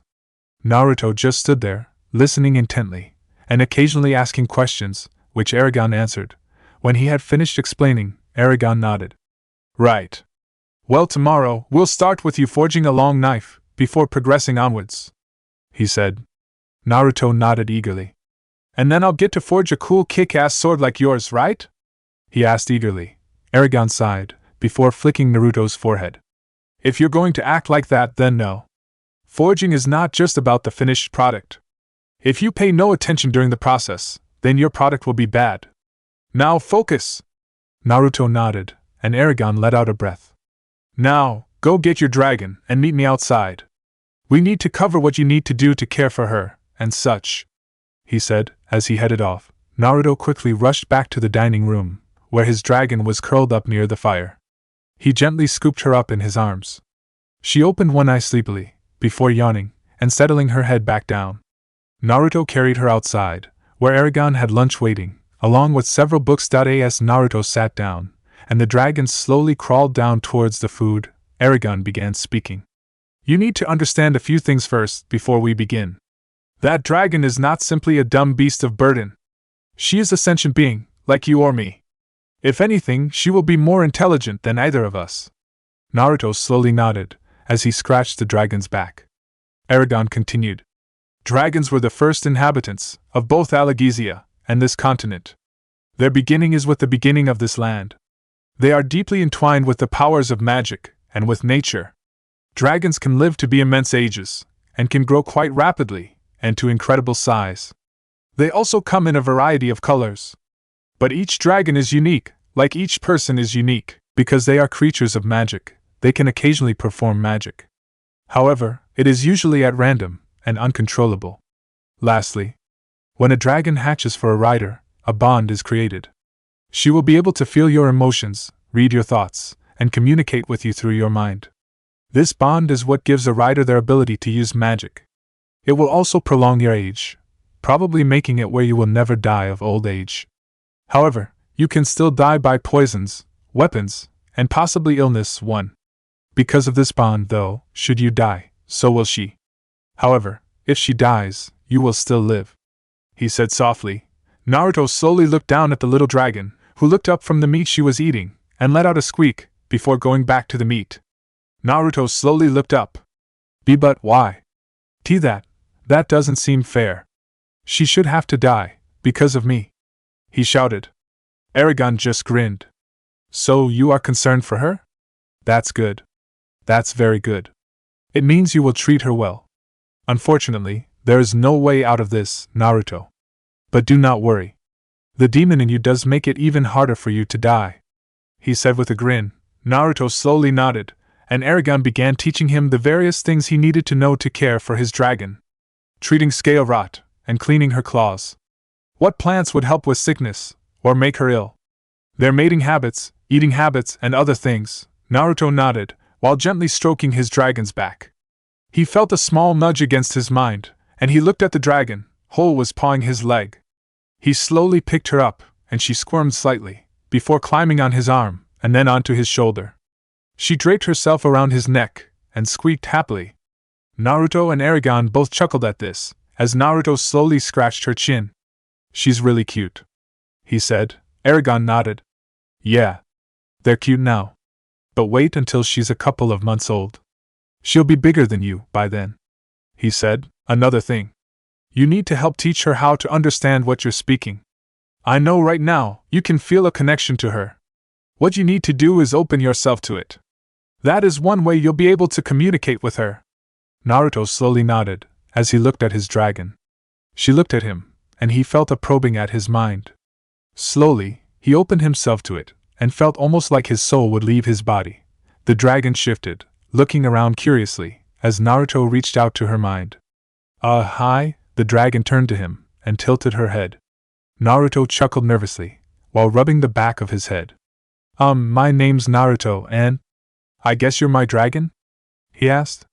The dragon nuzzled her head under his chin, and Naruto smiled. Eragon nodded. Good, I can sense you've made connection. Now, for the next few hours I… Eragon stopped, as he started wheezing, and then coughing violently, doubling over. Naruto, in alarm, got up and moved to help him. Sensei, you okay? He asked worriedly. Eragon breathed heavily, as the coughing fit went away. Mostly. I am okay, he said, as he slowly stood up. Now, as I was saying, I want you to talk with her, tell her things, show her some of your memories. Not the harsh ones, but the ones that will help her learn, he said. Naruto slowly nodded. Are you sure you're okay? That coughing was pretty bad. Eragon just waved him off. I'm fine, he said as he walked off. Naruto just smiled as he walked off. So let me tell you about the wonders of ramen, he said. The dragon looked at him, her head tilted. For the next few hours, Naruto talked about anything that came to mind. His friends, his life in Konoha, though he stuck to the good memories there. He also talked about basic things, like trees, food, animals, and all that stuff. Through it all, his dragon just sat there, listening. And Naruto smiled. He smiled, because he had never had anyone just really sit and listen. Well, one person had. I really don't get her, you know? I mean, she's always so quiet, and she's always red and fainting. I think she gets sick easily, or something, you know? But it's like she's always trying to help me, and she actually shares the same nindo as me, you know? It's cool. And she's really strong too, even if she doesn't know it. Like the time she saved me from those bug users, or when she beat that guy who used magnetic stuff. She's really strong, Naruto said, while gently scratching his dragon's head. The dragon was making a soft humming sound, almost like a purr.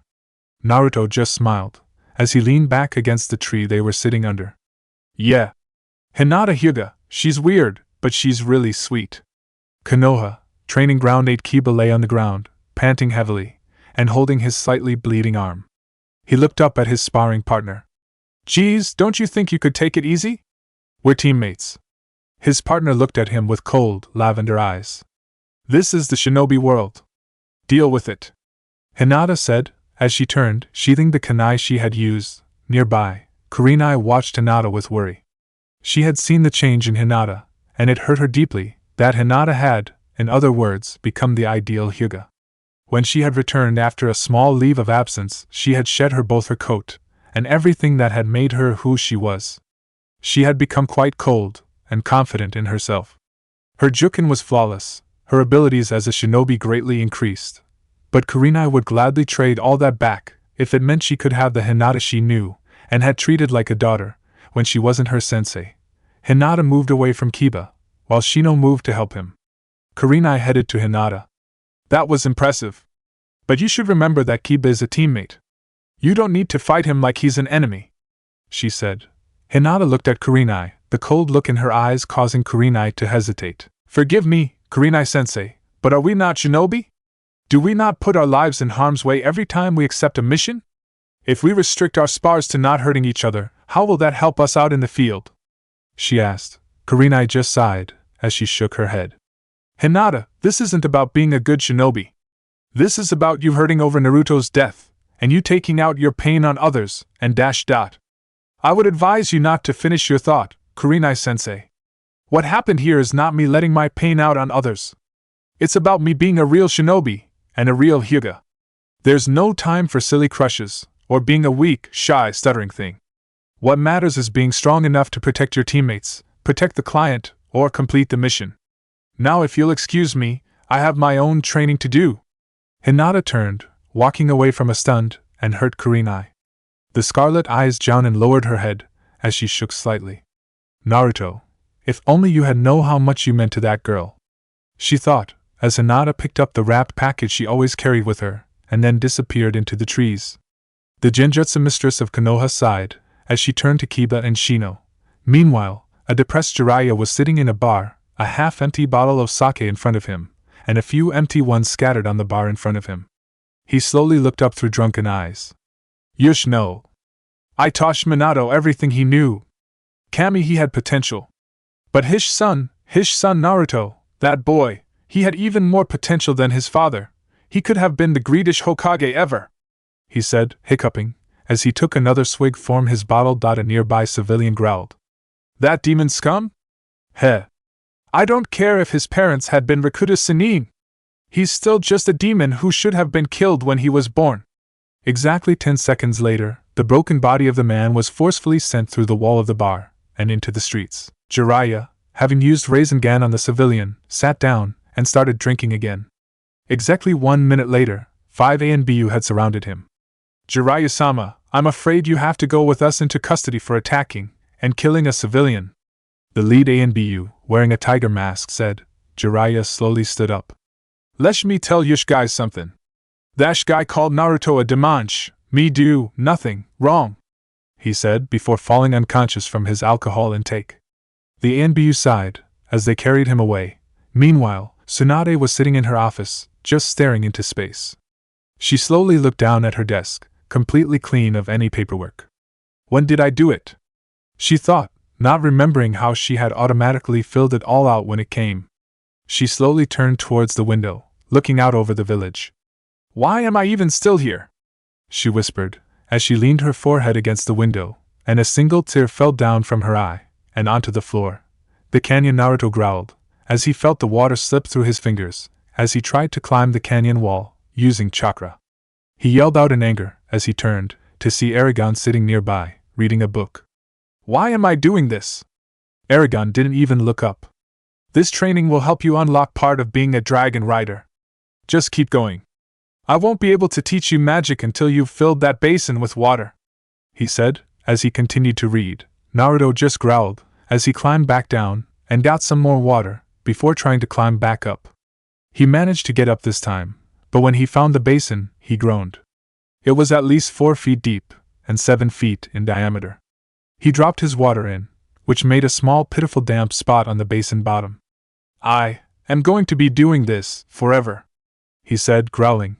As he went back down, he continued doing that for over an hour, getting only a few handfuls, which made a tiny little puddle on the bottom of the basin. By the time he got down the canyon, he was exhausted. Eragon put his book away. Enough. That's enough.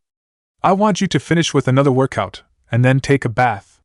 After that, you'll dismiss your clones, and process the information they've received, he said. Then we'll see how useful this clone jutsu of yours is. Naruto wearily nodded before he set to work. He groaned, as his muscles ached, and he took in deep breaths. Eragon just nodded, while his dragon tilted its head, watching him curiously. A few hours later, Naruto almost fell into his bath, groaning out as his muscles were soothed by the water. His dragon made a strange squeaking noise that almost sounded like laughter. Oh, you think this is funny? Me feeling like shit that got run over by a wagon, Naruto said. The dragon stopped, feeling Naruto's frustration and anger, and lowered her head. Naruto sighed, as he moved over to where she was sitting on the side of the tub, and gently stroked her. I'm sorry. I'm just tired and hurting, he said softly, tickling her chin. She perked up, and affectionately nipped his finger, getting a grin from him. Ugh! How pathetic! Came Kyuubi's voice. The dragon perked up, suddenly, and let out a small growl. Naruto's eyes widened. Hey! I think she can hear you, he said. Kyuubi mumbled. Of course she can. That connection between you and her also seems to have connected to me as well. And it's nauseating, seeing you pet her like she were a cat, or something. The dragon growled, and Naruto sensed displeasure coming through their connection, towards Kyuubi. He chuckled. Looks like we have something in common, he told her. Kyuubi just growled in disgust, as the fox demon laid its head down. Laugh now. But soon, I'll be in control of your body, and we'll see what your dragon thinks then, Naruto sighed, as he leaned back and enjoyed the bath. When he was done, he got dressed and entered the library, where Eragon and the clones waited. With a nod, Naruto dismissed them, only to fall to his knees at the mass of info that assaulted his mind. Eragon moved next to him, as Naruto groaned out in pain. After a few minutes, he slowly stood up. "I am okay. Just a rush of information," he said. Eragon nodded before stepping back. "All right then. Tell me what you have learned." So, Naruto sorted through the information and told Eragon about different words he had gained in the ancient language. Words like Brinzgr, which was fire, and Aderna, which was water. Eragon nodded. "Good. You're catching on quickly. I want you to keep doing this, till you can read and write the ancient language with ease." Naruto just nodded wearily, and Eragon smiled. "Rest. You've earned it." Naruto smiled, and walked off to his room, his dragon around his neck. Once he got in, he set the dragon down, before collapsing on his bed. And that was only day 1. Before falling unconscious. 4 months later, Naruto sighed, as he felt the water slips through his hands again. "Kami, how I hate this training," he said to himself, as he started to walk down the cliffside. In the 4 months since he had begun training with Eragon, Naruto found himself adjusting to his new training regime. He was now able to keep up with Eragon in their spars, even though he rarely got a hit on his sensei, let alone win a single match. He also found that he loved reading. He had found a few poems and stories Eragon had translated from Elvish, and he found himself enjoying them immensely. In the forge, he had made a pair of knives, which Eragon had checked over, and announced them to be satisfactory, before melting them down, and having him do them again. Now, the 2 new knives, reinforced by Eragon, were in Naruto's belt, and never left his side. Unlike kunai, these knives were longer and sturdier, meaning they would last longer than a kunai, and under more pressure. As he headed down the cliff, Naruto looked over to his dragon, who was sunning herself on some rocks. Naruto had no idea dragons grew so fast. By the end of their first week together, the dragon was double its size. By the end of the first month, the dragon was 2/3 his size. The cute squeaks had ended, replaced with mighty and earth-trembling roars. She still hadn't breathed fire yet, but Eragon assured that dragons usually didn't breathe fire until they were 6 months old. By the end of the second month, the dragon had actually spoken to Naruto through their mental contact. He had been stroking its head, as it lay next to him, and he looked up to see the sunset, and had whispered, "Beautiful." "Yes," came a feminine voice inside his head. His eyes widened before he looked at the dragon, which was looking at the sunset. "Was that you?" "Yes," came the voice again, as the dragon looked up at him, humor glinting in those golden eyes. Naruto just smiled as he sat back and stroked its neck. It was then that Eragon told Naruto he should choose a name for his dragon. The reason he hadn't had Naruto do so earlier was because he needed the dragon's opinion on that as well, as it would be her name. He provided Naruto with a list of possible names. Naruto and his dragon went down the entire list, and she refused each and every one of them. Finally, Naruto just came up with a name. "How's Onyxia?" he asked. The dragon lay there, before lifting her head, giving him a smile. It fits," she said before laying her head down. Naruto smiled, as he looked at Onyxia now. In 4 months she was now large enough for him to ride, but he only did so when she asked, since he didn't want to make her feel like a pack meal. He admired her, in the slowly sinking sun. Her scales were deep black, seeming to reflect the light of the sun, and yet suck it in at the same time. Her teeth and claws were now quite sharp, as were the spikes that ran down her back. Her wingspan had grown considerably, and now, she easily flew through the air, soaring. Naruto remembered their first time flying together. Flashback. Naruto watched Eragon finish strapping a leather saddle to Onyxia's back. He stepped back, and nodded to Naruto. "Well, get on. We don't have all day," he said. Naruto hesitantly approached, and slowly climbed into the saddle. His legs slid into restraints that he and Eragon secured, while he leaned forward and gripped a pair of hand grips on the saddle. He slowly nodded to Eragon, before looking at Onyxia. "All right, let's go," he shouted. With a roar, Onyxia spread her wings, and gave a mighty flap, while pushing off with all 4 legs. She continued to flap, gaining altitude, while Naruto hung on for dear life. As they went higher, Naruto slowly began to relax, and sat up. His eyes widened, as he looked around, and saw the land around him. It's incredible, he said. Onyxia grinned back at him. It is, she said. Naruto raised his arms up, feeling the air rush around him. He felt so free, so exhilarated. He let out a joyful whoop as they circled the canyon. When they landed, Naruto had a huge goofy grin on his face. That was incredible!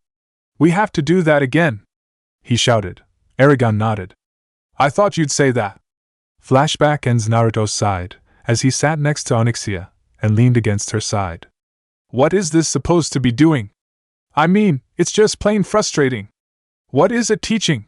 He shouted as he slammed his fist into the raised her head and nudged him with her snout. Patience, Naruto. I know what Eragon is trying to teach you. Just keep trying, she said. Naruto sighed before he got back up and went to the river. He growled as he leaned down and scooped the water up into his hands and headed back to the cliff. But just as he was about to reach it, he tripped on a rock and fell, the water splashing onto the ground. Naruto lay there, staring at the spilt water. He began to shake, feeling his anger well up inside of him. He also felt something else as he slowly got to his knees. He growled, his eyes becoming red as he punched the ground. AARRGGG, he shouted, raising up and screaming at the heavens. And in that moment, a blast of energy engulfed him and shot at the water, causing it to spurt into the air and smash into the basin on the top of the cliff. The power then receded back into Naruto, and he slumped, panting heavily. He heard footsteps behind him and slowly turned to see Eragon standing there, looking at him. The two just stared at each other for a few moments before Eragon grinned.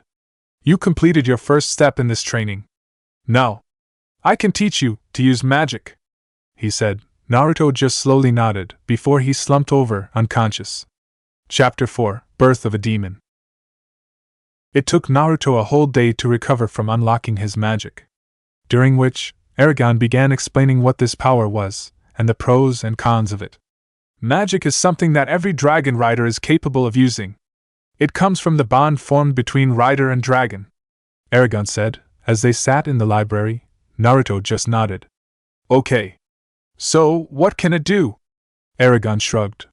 Basically, almost our limits, of course.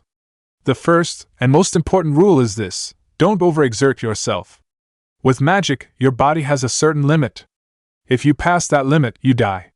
No second chances. If you perform a spell beyond your abilities, you die. Naruto paled. Okay, how do I know what my limits are? Eragon moves closer to him. Well, there's no definite way to know your limits. But I will say this. Any spell you use will usually equal how much energy it would take for you to perform it physically. That is, if you were to lift a boulder, it would take you the same amount of magic that it would if you were using your arms and back to lift it. So that could be one way of judging your limits. Naruto nods. Okay, so, how do I perform magic? He asked. Eragon nods. That is where the ancient language comes into play. But first, you must actually use your magic. Now, what I need you to do is close your eyes and search through your entire consciousness. Find something that hasn't been there before. It should feel like a lump or wall in your mind. When you find it, break into it and draw upon your magic. Naruto just nodded before closing his eyes and searching through his mind. At first, he found nothing but memories and the occasional thought. After 10 minutes, he groaned in frustration. I can't find it, he said. Eragon shook his head. Keep trying. Naruto did so, only to find himself before the gates of Kyuubi's cage. The giant fox sneered at him. This is pathetic. You're too stupid and hyper to think clearly. Now, find this power and access it already, the fox said before moving away. Naruto turned and began wandering his mind. He passed many doors, some containing memories, others emotions. Eventually, he found himself entering a cave, with water dripping to the floor. He looked around, confused, as he continued down, until he came to a wall that seemed to be made of both glass, ice, and stone. Behind it, he could sense the power that had torn through his body recently. He reached out, and tried to find a way through the wall. There wasn't an opening, and it didn't budge. He growled in frustration, pounding his fist against it. Finally, he backed up and created a Rasengan in one hand before smashing it against the wall. It blew open, and he was blown back by a massive rush of power. In the physical world, Naruto's eyes snapped open, and he gasped, feeling the power flow through him. I think I found it," he said. Eragon nodded as he handed Naruto a pebble. "Raise this in the air. The spell is Stanarisa." Naruto looked at the pebble, and then called upon the power he just felt, before he uttered, "Stanarisa." The pebble wobbled into the air, and hung over his palm for a few moments, before dropping back into his hand. Naruto was panting slightly, noticing that his palm had been glowing as he did it. Eragon smiled. "Well done, you've begun to use magic. Now, until I say otherwise, the time you spent carrying water to that basin will be split up. Half the time, I want you to meditate, reaching out, and sensing everything around you. The other half of the time, I want you to continually try and make that pebble float over your hand. Once you've mastered that, we'll move on to your next lessons in magic." Naruto slowly nodded, as he looked at the pebble. He muttered the words again, and the pebble arose again, dropping soon after, as Naruto struggled to control it. He sighed before doing it again. Eragon nodded as he watched. "Remember, don't push yourself. With magic, if you train too hard, you will die. Know what your body can take, and only go to that limit." Naruto slowly nodded. "I'll try, but it's usually my norm to push the envelope," he said, putting the pebble into his pocket. Eragon chuckled. "So I've seen. That is all right, in some of your training. But if you push yourself too hard, you're only hurting yourself, instead of helping. For now, rest, study, and talk with Onyxia," he said. Naruto nodded, as he stood up and headed outside, leaving several clones to study. There, Onyxia lay, sunning herself. Naruto softly climbed on her back, and sat at the hollow in her neck. They stayed that way for several seconds before Onyxia spoke up. "I've been thinking about what will happen when we're done training. Will you go back to Konoha?" Naruto sighed as he thought about this, and replied to her. "Well, I'm not sure. I mean, I always vowed to be Hokage. I promised to bring Sasuke back to Konoha. I have plenty of precious people there, but, after training with Eragon Sensei, I'm starting to wonder if it's worth it to go back. I mean, I can protect everyone precious to me, even without being Hokage. And originally I wanted to be Hokage, to gain respect and be acknowledged, but that's a stupid reason to be Hokage. I can still protect everyone and bring Sasuke back, but Konoha is my home. Aji-san always told me I need to protect my home. Is that what you want, though? Is that what you truly want?" Onyxia asked. Naruto looked down. "I don't know." Onyxia let out a huff and a puff of dark smoke. "When you do know, tell me," she said before she closed her eyes. Naruto sat back. His mind began thinking over what he and Onyxia talked about. When he was very little, he used to ask the old man about what he could do to make the bad people stop glaring at him. Sarutobi's answer was always the same: he need to love and protect the village and its people, and they would eventually recognize him. Naruto slowly began to wonder if that was true or not. Now that he thought about, the old man seemed awfully anxious to try and make sure he protected the village as a whole. Naruto shook his head. "Aji-san would never try to trick me. He was looking out for me," he finally said, as he sat back. And yet, that train of thought still stayed in the back of his subconscious. As he continued his training for the next 6 months. As time went on, Naruto felt that his training was really starting to pay off. He noticed that during his spars with Eragon, he was starting to block more of his attacks, and get a few of his own in. His exercises were becoming less exhausting, and his strength and speed increased dramatically. But what Naruto really improved in was intelligence. His constant studying led to a better grasp on many things he had never thought were needed, or had even heard of before. It was a year into his training, when Naruto took the next major step into becoming a dragon rider. Naruto stood there, the carved stick that served as a training sword held steady in one hand, as he watched Eragon. Eragon waited patiently for Naruto to begin another of their spars. The blonde dragon rider in training charged, making a fast strike at Eragon's head. Eragon parried the blow to one side, and went for an even faster strike at Naruto's neck, which was ducked under. Naruto quickly stabbed at Eragon, who jumped back, before taking a quick step forward, and slashing at Naruto's midsection. Naruto barely avoided the attack, before readying himself again. He took a slow breath, before he charged again. He slashed at Eragon, who blocked it. Naruto quickly slashed upwards, knocking the wooden stick in Eragon's hands upwards, before reversing and slashing down. Eragon leaned back, but not entirely fast enough. The tip of Naruto's branch drew across his chest, signaling that Naruto would have left a cut across Eragon's chest. Eragon nodded, as he readied himself again. Naruto did the same, as the two faced each other.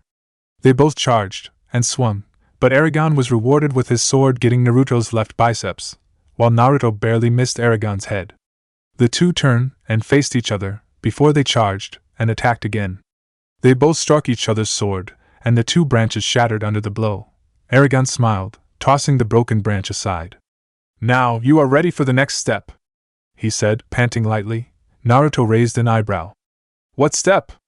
Making your...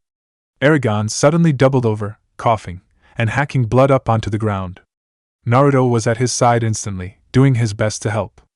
Eragon collapsed against him, breathing heavily, and coughing the whole time.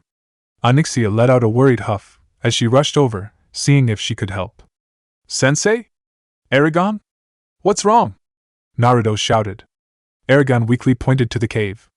"I inside, get me, cough inside," he said. Naruto carried Eragon inside, and following his directions, to a smaller room that had medicinal herbs in here. Eragon pointed to a vial with a black liquid in it. Naruto set Eragon down, grabbed the vial, and came back. "How much?" he asked.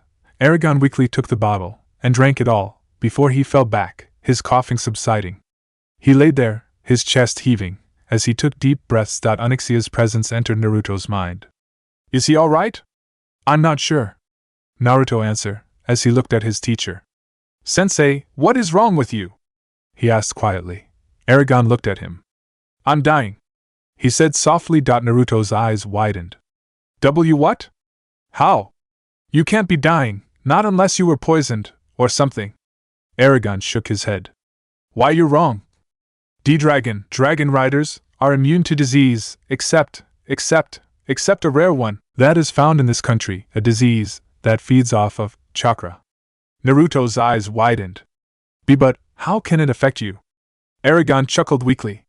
Because magic and chakra are a lot alike," he said. If I still had Saphira, our bond would make me immune, but without her, this disease, it eats away at chakra, growing stronger, and consuming more. With magic, it is the same. Soon, maybe a year, maybe a day, but soon, my magic, and my life, will be completely consumed." Naruto sat there. Isn't there something I can do? A spell, or potion, or... I could take you to Konoha, and ... No.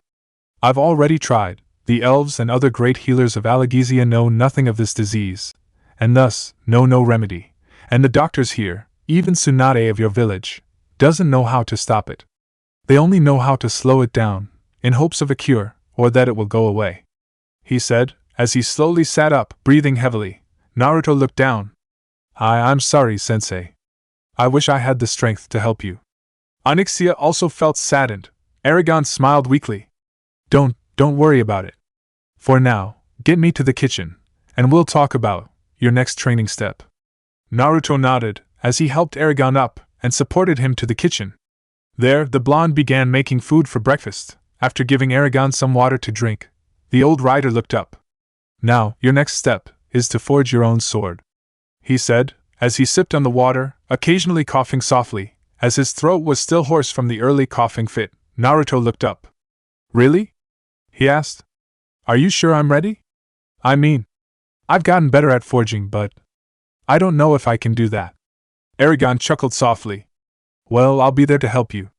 But yes, you need to forge your own sword, and from now on, we'll be sparring with real weapons. Don't worry," he said, as he saw the face Naruto made at that. "There is a spell to blunt the weapons. They'll still be able to break bones, and leave bruises, but they won't be able to cut." Naruto slowly nodded. "Okay. We start tomorrow?" Eragon shook his head. "Yes. This must be done, and soon. This is something I must help you with," he said. Naruto just nodded slowly as he placed a bowl of stew in front of Eragon, and sent another down for himself. Eragon immediately dug into his food. "Okay, now I'll be there to help guide you through the process, and step in when necessary. But you must make the blade, so you'll be able to make a sword that fits your style. I'll help you achieve that, he said.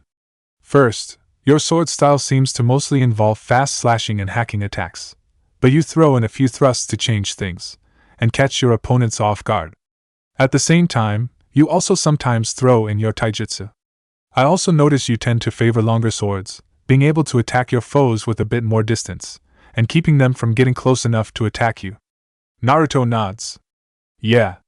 The way I figure it, if I can move fast enough, while keeping them from attacking me with a longer weapon, I'll have an advantage. Eragon grins. And you do. Unless the enemy is faster than you. Then they can get past your swings and gut you. But still, I like your thinking. They finished up, and Eragon slowly stood up. I must rest and regain my strength. Continue with your other training methods. Tomorrow, after you're done with your physical training, we will begin. And Eragon kept his word. As soon as Naruto had finished training, and they had finished breakfast, Eragon led Naruto to the forge room. Naruto began reaching for one of the heavy leather aprons, but Eragon stopped him. No. Use your clones to carry out the equipment, fuel, and raw materials. For a rider's blade, we must have the flames of a dragon during the forging process, he said. Naruto just looked at him, before creating over 100 clones, which began gathering everything and taking it outside. There, Eragon had Naruto set everything up, while he asked Onyxia to move some of the larger boulders and other rocks to create a fire pit and a smelter for the metal ore. Once that was done, he laid coal on it. As Naruto set up the anvil and water trough, Eragon nodded. Good. Now choose the ore for your sword, while I begin the fire. Don't be hasty about this. The metal of your word will determine its strength in battle, and can affect it during the forging process. Find the metal that you think best suit your blade, he said, as he began laying small branches in the fire pit/smelter. Naruto began examining each ore, judging it, by lifting it, and trying to test its strength. He finally settled on one, and moved it away from the others. While Eragon started the fire. As the fire began to grow, Eragon added larger branches, watching the flames, and occasionally stirring them. An hour later, as the wood burned down to a bed of coals, Eragon nodded to Naruto, who added the metal he had chosen to the fire. Immediately, he and Eragon took up positions at each of the large bellows on each side, and began to pump, blowing fire onto the ore. After half an hour, Eragon stopped to shovel some coal on. For a few hours, they continued this work, though Eragon had to stop several times, as he was still weak from the attack he suffered the previous day. Eventually, Eragon stopped them, as the metal had melted into a liquid pool, which had gathered in a trough at the bottom of the smelting pit. He and Naruto began shoveling the coals out, dropping them into the water barrel, and exposing the metal. Eragon looked up at the sky. We shall wait for it to cool, and for darkness to come. That way, we can better judge the metal as we work. Naruto looked at him. Where did you learn all this? Is it part of being a dragon rider? He asked, as they sat down and drank and ate. Eragon smirked. Yes. I learned the art of smithing from one of the greatest blacksmiths there was in Alagaezia. Runan was an elf lady, who was a master smith, and forged many, if not all of the rider's swords. She helped me forge my own sword Brisnger. After the war, I traveled back to the woods of Dueldenvarden, back to their city of Elesmera, and I studied with her for many months, if not years. She taught me everything that I am teaching you. Onyxia came over. Would it not have been easier for me to have simply melted it with my flames? She asked. About 5 months ago, Onyxia finally breathed fire, when she was laughing at Naruto, who had been overeager during a spar, and ended up with his face in the river, and his butt in the air. After that, she began breathing fire whenever she could, amazed that she was doing this, and proud that she now was a full dragon. Naruto relayed the question, and Eragon smiled. I remember asking Runan that same question. She told me what I will tell you. If we did that, we may not have been able to judge when the metal was right, and it could have been too soft to use at all. As I told Naruto, we will need your flames. Just not yet. Onyxia slowly nodded, as she opened her wings. Then I shall go hunt. Let me know when you need me, she said as she flew off. Naruto just nodded, as he sat back, and talked with his sensei. As the sun began to set, the canyon wall hid it from view, throwing the canyon into early darkness. As it did, Eragon nodded to Onyxia, who had returned from her hunt about an hour earlier. The black dragon pried the solidified mass of metal and set it on the ground. Eragon nodded. Good. Now, we need to break it into smaller pieces. Onyxia, if you please. The dragon nodded, as it began stomping on the metal, breaking it into fist-sized pieces. When she was done, Eragon sorted through them, and separated them into two groups. The softer bits will be used in the center of the blade, allowing the sword to flex under impacts, and prevent it from breaking. The harder parts will be the cutting edge, which must remain rigid. Naruto nodded, as Eragon laid the bits onto the forge. The former dragon rider nodded to Onyxia. Now we need your flames. The dragon grinned, and let forth a tiny stream of fire onto the bits of metal. Eventually, they all became cherry red in color, and Eragon quickly told Onyxia to stop. Naruto moved forward, and with a sledgehammer, began pounding the pieces into quarter-inch thick plates. After he finished pounding one, he would put it into the water trough. When all were done, Eragon instructed him to pull them out, and use a sandstone to scour the black scales that had formed from the rapid cooling. When that was done, the pieces were sorted again. Eragon closed his eyes. We have a problem. There is more soft metal than hard here. We won't have enough for a long enough sword, with two cutting edges. Naruto nodded. Then let's make it with one, he said. Eragon looked at him, before nodding. All right. We'll work on the cutting edge first, and then the main part. The metal was reheated, and forged together into a bar, which was continually worked over and over, being reheated, folded, and hammered. All the while, Eragon taught Naruto the spells to reinforce the metal and the sword. Eragon sung them at first, as Naruto memorized them, and got them right. Then Naruto took over, as the cutting edge of the sword was crafted. The next day, while his clones studied, he and Eragon again worked on the sword, finishing the first stage of the cutting edge, and beginning the main body of the sword. The softer bits were also reheated, folded, and hammered. The process was slow, allowing Naruto to take his time, and ensure that his mistakes were few and rare. Eragon carefully directed him, helping him when need be. By the end of the week, the two sections were done, and Eragon directed Naruto on putting them together. The cutting edge was folded into a V, and the body of the blade was laid inside the V section. The whole thing was reheated, and Naruto hammered the pieces together, helping the blade take its shape. Eventually, Eragon stopped Naruto, and directed him to fine-tune the shape of the sword with a series of smaller strikes along key areas, to help finish the shape of the sword. Onyxia helped with small bursts of flame over each area. When that was done, Eragon took the currently finished product, and began to file away at the imperfect edges of the sword, giving it a clean edge.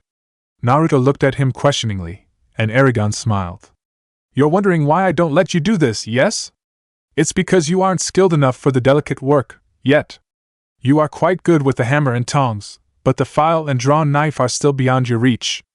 Do not fret, you will learn these tools one day, he said. In the meantime, ready the covering.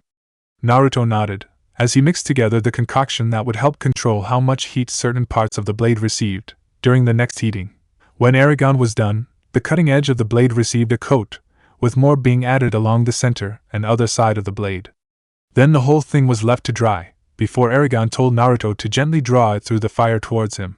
Naruto did this, and flipped the sword over, doing it along the other side. This was repeated, until the areas of the sword received the proper heating. Then the blade was cooled, and heated again, before being doused again. After that, the blade was polished, before Eragon nodded, as he took it. This is a fine blade. Of course, it is nowhere near the abilities of Ronin. But you will find very few, if any, swords that will match this in strength or cutting power, he said, examining it, before looking at the sky. Go and rest, this has been a tiring experience for you. Tomorrow you shall have your sword. Naruto slowly nodded, as he stumbled inside. In his mind, he heard Onyxia chuckle. You really are tired, Naruto.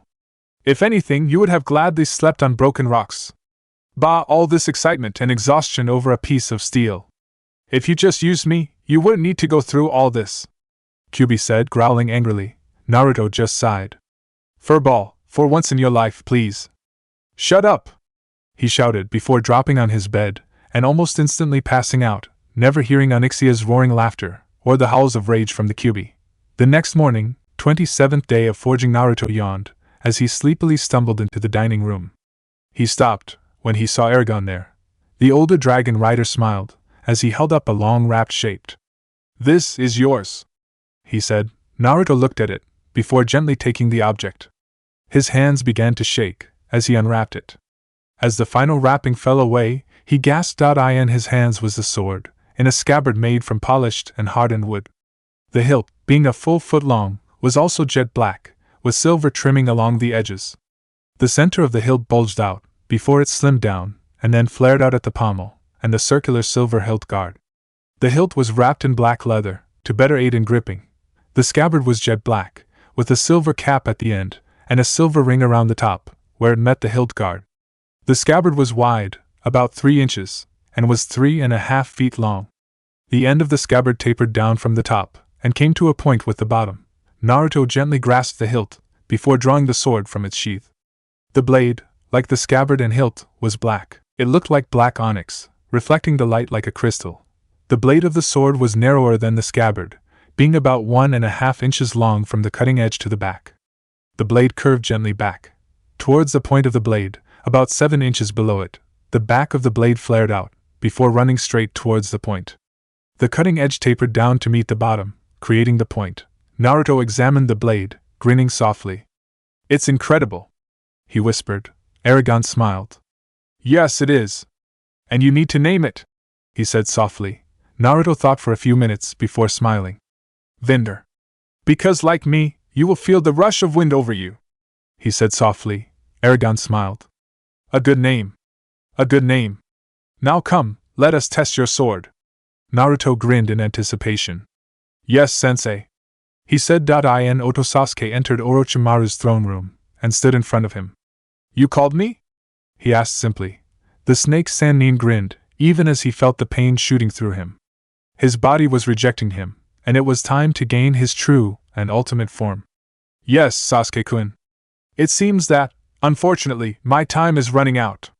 It is time for me to change bodies, and you know what that means, don't you?" Sasuke growled. "You promised to help me defeat my brother first. Then I would give you my body," he said angrily. Orochimaru chuckled. "Oh, I know, Sasuke. But it seems I can't hold up my end of the bargain." Sasuke growled before smirking. "Gee, that's too bad," he said, as a lightning-covered fist ripped through the back of the throne and Orochimaru's chest. The Sasuke in front of him disappeared in a poof of smoke, as the real Sasuke stood behind the throne, his left arm now covered in blood and bits of flesh. "It seems I can't either," he whispered to the shocked Sannin. "Be but how? Why?" Orochimaru choked out. Sasuke just chuckled darkly. "All the times I saw that dobe use shadow clones, when I had my Sharingan activated. I picked it up, and kept it as an ace in the hole. As for why, again the dobe, he was my greatest rival, and the greatest test of my power. I had planned to fight him, before I took on Itachi. But because of you, he's gone. You took something from me, so now I'm doing the same to you," he said, as he ripped out his hand, and drove another Chidori through the snake Sannin's head, causing it to explode. Kabuto rushed in, to see Orochimaru's headless corpse slumped in the throne, with blood seeping from both the neck and chest wound. Sasuke was walking towards him, covered in blood, flesh, and brain matter. He passed Kabuto, before stopping. "Do you wish to avenge your master?" he asked softly. Kabuto just stood there, and Sasuke sighed. "That's what I thought," he said, as he left for his room. "It's time I move on. Orochimaru had nothing left to teach me, so now I start the hunt again. Eragon's cave. 1 year later, Naruto slowly stirred the soup that was simmering in a cauldron over the fireplace in the kitchen. His eyes were glazed slightly, as he thought about the last year of his life. His training had gone well, after the forging of his sword. Eragon had taught him a spell that could block the edge of their weapons, preventing them from slashing, cutting, or hacking. Then they had begun their spar. Naruto was amazed at the speed and strength Eragon wielded his sword Brisner. Naruto had thought he had grown to be a match for Eragon before, but now he saw the old dragon rider had been holding out on him. After a few weeks of spars, Naruto had finally gotten used to Vinder, and then Eragon made it more difficult. He began training Naruto to fight while wearing armor. He had Naruto wear only chainmail at first, and then proceeded to add bracers, greaves, pauldrons, a helmet, and then a shield. Naruto would get used to each added armor piece, move to the next, and find himself again being smacked around, until he grew used to the next armor piece.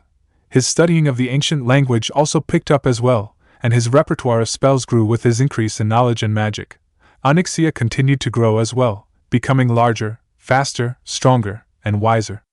The two were like brother and sister, always joking and scolding each other. But as Naruto and Onyxia grew stronger, Eragon's health began to deteriorate. His coughing fits grew more frequent, and his strength began to fail him. Not even a month ago, he had become bedridden. Now Naruto spent his time caring for his teacher, along with training. The soup finished, and Naruto slowly poured some into a bowl, before carrying the bowl to Eragon's room. There, the dragon rider lay, his breathing shallow, his skin pale, and glistening with sweat. As Naruto sat beside him, one brown eye opened, and focused on him.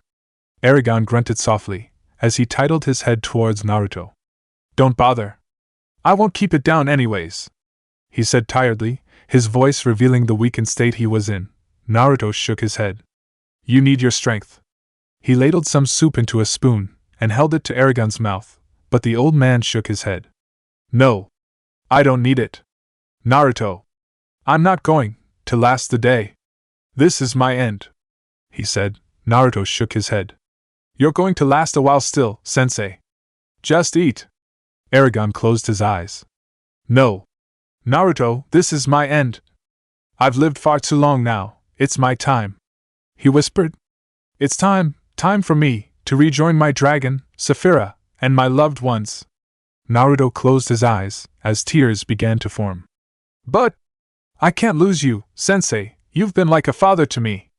Please, I need you." Eragon chuckled softly. "And you have been an excellent student and son. But I can't be around forever. I must make way for the new. Naruto, I've seen the conflict in you. You're a good person, and I know that you'll be the one to help bring peace to the world.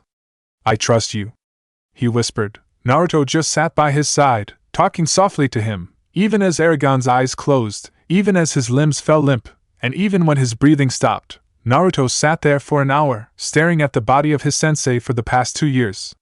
He closed his eyes as the silent tears fell. That night, he and Onyxia dug a grave on the top of the cliff. Naruto and some clones reverently placed Eragon's body in it, the old rider's blade laid on top of his chest. Naruto used magic to fill in the grave, and create a tombstone that read, "Here lies Eragon Shadeslayer Sensei, father. He will be forever missed." After burying his sensei, Naruto sat in silence, near Eragon's grave. He knew Onyxia was crouched near him, and he sighed, as he turned to face her. "So what now?" he asked softly. The black dragon shrugged. "I'm not sure. All I know is, I go wherever you do. But let me ask you this, do you really wish to return to Konoha?" Naruto looked at her, as he thought about it. No, I don't. That village, they attacked me, they starved me, beat me, treated me like trash. They would gladly piss on my dying body, but would praise a traitor like Sasuke. After all I've done for them, if I came back, the councils would probably say I deserted Konoha, and tried to execute me," he said in anger, as memories of his past in Konoha surfaced. He began to unconsciously draw upon Kyuubi's chakra. Inside, Kyuubi felt the swirl of sadness and anger that Naruto was feeling. It felt the drain of its power, and it smirked. Now is my time. With his spirit and resolve so weakened, I'll be free. It roared, slamming its chakra against the cage and seal that held it within Naruto's body. Outside, Naruto growled, before stiffening, and then groaning in pain. He doubled over, dropping to the ground. "Naruto? Naruto!" Onyxia shouted, frantically trying to figure out what was wrong.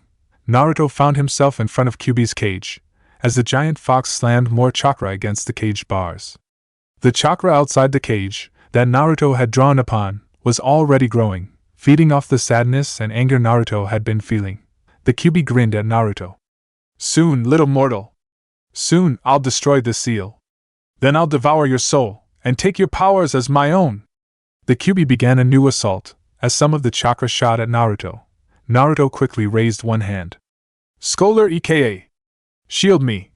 Kyuubi's chakra smashed against an invisible field, and recoiled. Naruto smirked. "You best stop, Kyuubi. If I run out of magic, we both die." Kyuubi grinned. "I don't need to defeat you. I just need to stop you, while I destroy this seal." Again, more chakra attacked Naruto, While Kyuubi continued its assault against the seal, Naruto tried to attack, but the chakra continually countered and set him on the defensive. The paper seal continued to deteriorate, and more chakra came to attack Naruto. The giant fox grinned. "Give it up, Naruto! Your moment of weakness has dashed dot." The Kyuubi was interrupted by a roar and a blast of flames, which drove the red chakra back. Onyxia appeared in Naruto's mind, crouched protectively on front of Naruto. "Are you okay?" she asked. Naruto nodded. "We need to stop him. He's trying to destroy the seal." Onyxia nodded as she attacked. Naruto did the same with a blast of black fire from his hands. The Kyuubi roared, sending its chakra to counter their attacks. "Give it up! I am the strongest of the Biju. I won't be stopped," Naruto growled, as he increased the power of his attacks. "I won't stop. I won't let you out, and I won't let you hurt those who are precious to me," he shouted. Kyuubi roared. "You're nobody! Who do you think you are to stand against me?" It roared, as it pushed Naruto and Onyxia back. The two struggled, and Naruto slowly pushed back.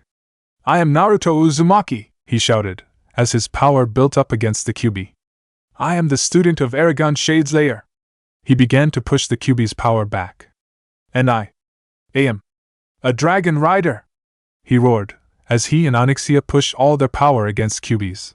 There was a flash of red and white light, and then all was silent. Chapter 5: Fate of a Mother. 2 years later, the forest surrounding Konoha was relatively peaceful. The birds chirped, and deer, rabbits, and other woodland wildlife continued to search for food, and run and hide from becoming in one part of the forest. A similar chase was happening. Only the predator wasn't going to eat its prey. Chunin stumbled through the trees, running for dear life. Blood soaked his right arm, and covered his face and chest. He panted, as he stumbled, but got back up, and continued running. Behind him, a shadow moved through the trees, tracking the stumbling and running Chunin. The Chunin fell into a small stream, and gasped, as he struggled back up, splashing water everywhere. He quickly started running, before dropping behind a fallen log, and gripped a kunai in his good hand. He slowly lifted himself, and peeked over the log. All was still and silent, save for the small stream, and his breathing. He kept watching for a few minutes, before sighing, and settling down. "I lost her," he whispered in relief, as he slowly began to get up. Almost as soon as he was on his feet, a pair of kunai struck his kneecaps, piercing and shattering them. A pair of shuriken embedded themselves into his chest, knocking him off his feet, and sprawling over the log. He screamed in pain, as blood seeped from his legs, chest, and mouth. A figure dropped from the trees, landing in front of him.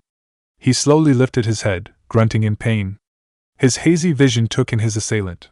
The figure was a young woman, clothed in form-fitting dark blue pants, black sash around her middle, and long-sleeved top.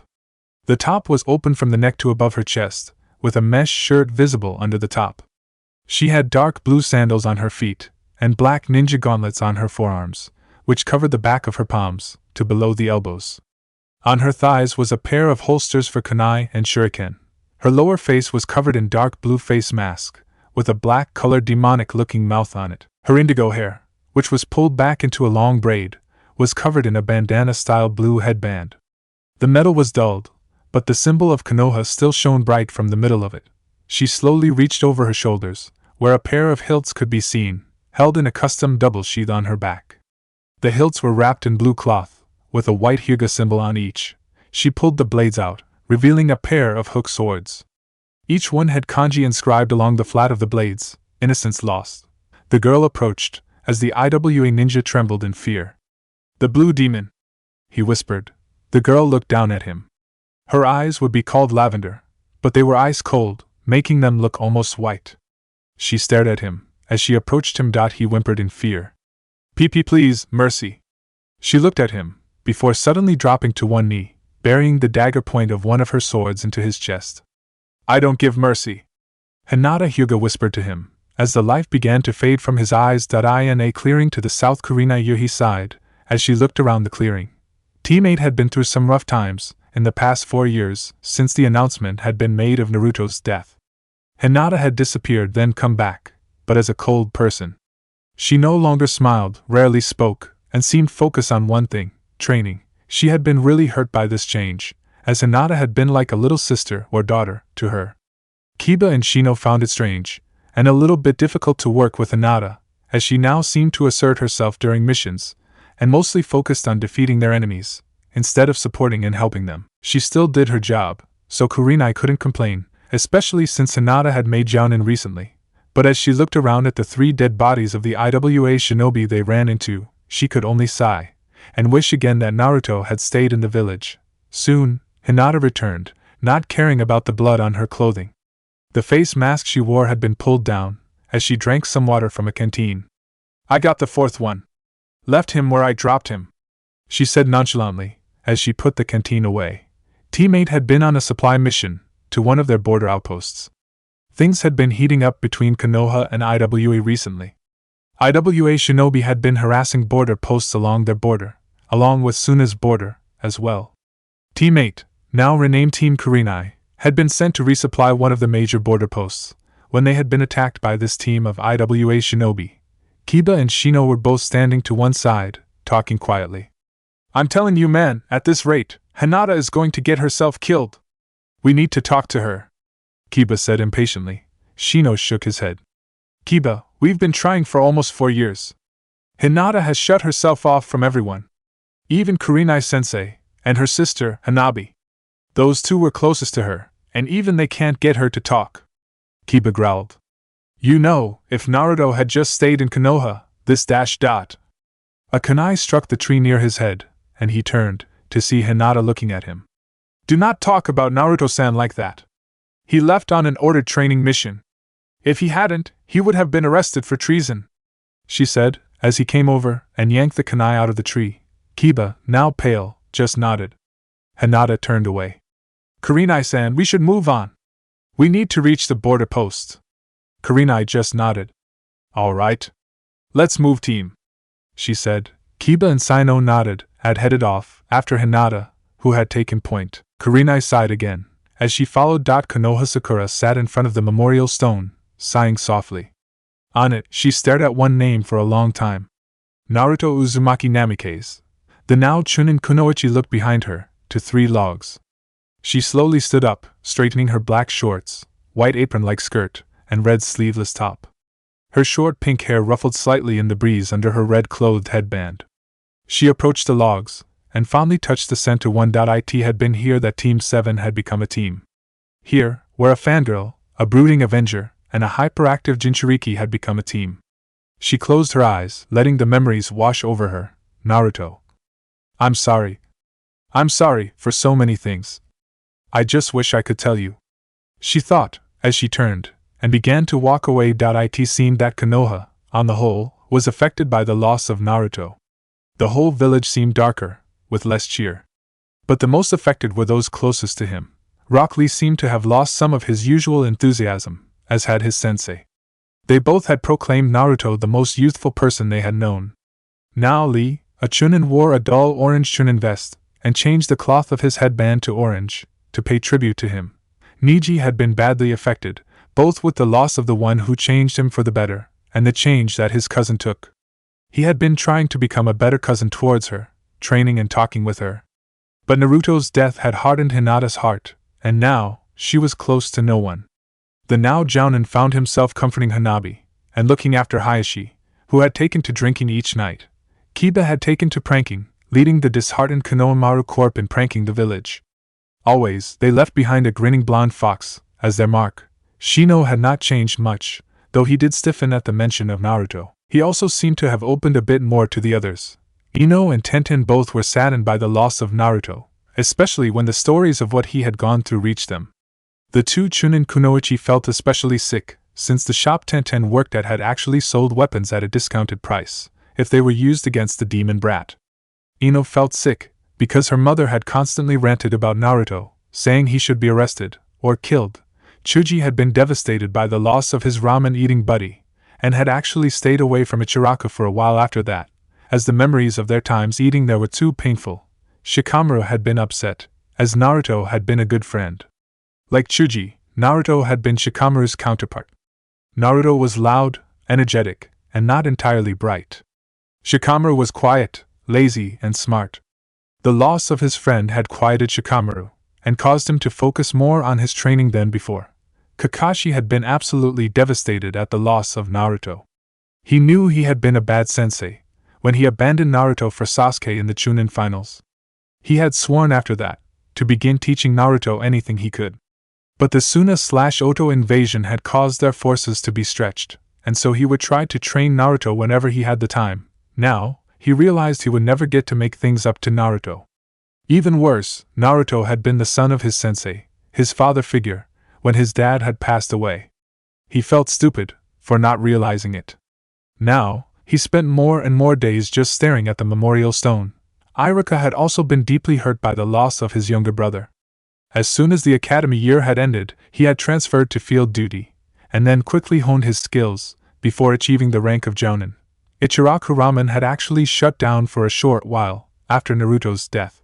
When it finally opened, the place had been repainted orange and blue in honor of Naruto. A memorial plaque had been placed in the entrance, and now, anyone who referred to Naruto as the demon brat, monster, or anything else was kicked out with extreme prejudice. Jiraiya had been convicted of murdering a civilian, but because of his strength, the civilian council had merely banished him from Konoha for a year. Even after the banishment was lifted, Jiraiya never returned to Konoha. He still sent messages in, but no one had seen the Toad Sage since. Tsunade had taken to heavy drinking again, even worse than before. There were times where she was unconscious for hours, having blacked out from her sake consumption. Shizen had tried to cheer her mentor up, but to no avail. Sakura stifled her tears as she turned and headed back towards town. She needed to get to the hospital for her shift. Ever since Naruto's death, the civilian council and the shinobi elders had been using Tsuwanda's grieving as a chance to gain more power, while she was distracted. Slowly, Tsunade's position was becoming little more than a figurehead. This had also led to some of the other villages, like Iwa and Kumo, becoming more aggressive. They sensed that Konoha was growing weak, and so, they began to harass Konoha's forces and borders. Oto had been silent for a while, as news spread of Orochimaru's death at the hands of Sasuke Uchiha. This had caused Konoha to gain hope that Sasuke would return. But instead, he had disappeared, with only sporadic sightings all over the map. Now, Oto had begun to harass Konoha as well. It was rumored that a new leader had taken over, and was rebuilding Oto for an attack against Konoha. Because of all these threats, Konoha's forces were tightening up. All medical ninjas were to be on time and ready, in case a team came in with injured captives. As Sakura entered town, she stopped, as she heard a pair of Chunin discussing something. "It seems the demon dragon rider has struck again," one said. "Yeah, look at that, got himself an SS rank in the bingo book," the other replied, holding the book. Sakura shivered at the mention of that name. About 2 years ago, a mysterious figure had emerged from nowhere. A mercenary, standing over 6 feet tall, wearing demonic black armor, and rumored to have a black dragon as his or her pet. He had started off as rumors, small stories of a warrior dealing with bandits and rogue ninjas for poor villages. Then slowly he grew, taking out bigger and larger targets. He hadn't gotten everyone else's attention until about a year ago. A group of Kumo ninjas found the mutilated and rotting corpses of 2 Akatsuki members. Neither body was identifiable, since the heads were missing. Soon after, though, the black-armored warrior, calling himself Oni, delivered the head of Kakuzu to Waterfall Village, and the head of a truly 100% dead Haiden was given to the Hot Springs Village. After that, everyone exploded. This man had single-handedly killed the 2 immortal brothers of Akatsuki. He had jumped to being someone that the entire elemental nations had their eyes on. Or at least they would, if he wasn't so elusive. Sakura shivered again, as she remembered some of the stories she had heard. This warrior was brutal in combat, ripping apart enemies with no remorse. She silently prayed she would never encounter him, or if she did, that she wasn't his enemy. A small town near the grass/earth border, the Dancing Grass, in the small border village in the west of Grass Country, was a gathering place for the villagers to share news over a hot meal and a bottle of sake. And it was a popular stop for travelers heading through the town. But on this day, the tavern was rather empty. Iwa raiders had been striking the village, and all the way to Fire Country borders, for almost a year now. Business had gone down, and now money was saved to buy necessities. Instead of a bottle of sake with friends. In one corner, a figure sat, sipping from a small cup. He was a tall man, but any accurate description was hard. because of the clothes he wore. He had on a somewhat loose black robe, with long sleeves. The robe stopped at his waist, but both the front and back had tails that went down to his knees. Under this, he wore a pair of black pants and boots. His face was covered with a hood from the robe, which cast a shadow over his face. He had silver sash around his waist, with a pair of long knives sheathed into it, and a pair of hardened leather bracers on his forearms. As he sat there, a nervous-looking man came over and sat down. He looked at the hooded man. I heard tell that there's been a large amount of talk about demons recently," he said. The man nodded. "So I heard. I wish there could be a way to help the people understand that there aren't any here," the man said, now even more nervous. "But that would be a lie, wouldn't it?" the hooded man asked, as he looked up with his eyes, keeping his face in the shadows of the hood. The nervous man turned his full attention to the hooded figure. "So it is you," he said. "Call me Oni. Now, what is it that you need?" the hooded man asked, as he finished the cup and poured himself and the other man another cup of sake. "WWL, the IWA shinobi. There's a fortified base of IWA shinobi, and, well, they've been raiding our village, as they head to go fight with Konoha. We can't do anything against them, and Konoha won't, unless a war is actually declared. Can you please help us?" Oni sat there for several minutes, staring at the cup of sake before him. Then he downed it in one gulp, and nodded. "All right. I'll do it, for 50,000 ryo," he said. The nervous man blinked. "Why such a low price?" he asked. Oni chuckled darkly. "Normally, I wouldn't do it for less than 5 million. But since it's IWA shinobi, that's a discount. And since your village is poor, that's another discount. And because it's a real challenge, that's a third discount." The nervous man nodded. "I'll get the payment. Just please take care of them." Oni nodded, as he finished his sake, and paid the bartender, before leaving. "Looks like I've got a busy night," he said, as he headed to the northwest. That night, 2 miles past Earth border, the fortified outpost of Rutake, Red Mountain, was one of Iwa's strongest border bases. It controlled the Canyon Pass, which was the only major way in or out of southeastern Earth country. Any major attack force would either have to pass through the Rukikoku, Red Canyon, or head north or west to the major passes there, and their own fortresses. Rutake was home to a force of 100 IWA shinobi, who had been well trained as raiders. They would often harass the villages and borders of neighboring countries, pilfer supplies, and fall back across their own borders. The base itself was a large affair. It was constructed on a large jutting section of the Red Rock Canyon walls. The fortress was square, with 50-foot-high walls, towers at each corner, and a large courtyard surrounding the main barracks. Their commanding officer was Raku Katai, a veteran from the Third Shinobi War. He had been a young chunin at the time, and had actually witnessed the birth of the Yellow Flash, when Minato Namikaze slaughtered over 500 IWA shinobi in less than 5 seconds. Now, at 35, he was a jounin, and took pride in his task force of 100 IWA shinobi raiders. He also took great pleasure in his 2 favorite possessions. The katana at his side, which was crimson with a swirl for a hilt guard, and another swirl on the scabbard, was one. And the other was the person who had owned it. He entered his private quarters, where his second possession waited. "Hello there, Shuribyu's slave," he said, as he walked over to the chained woman. She was dressed in rags, with chakra-suppressing and draining seals visible under them.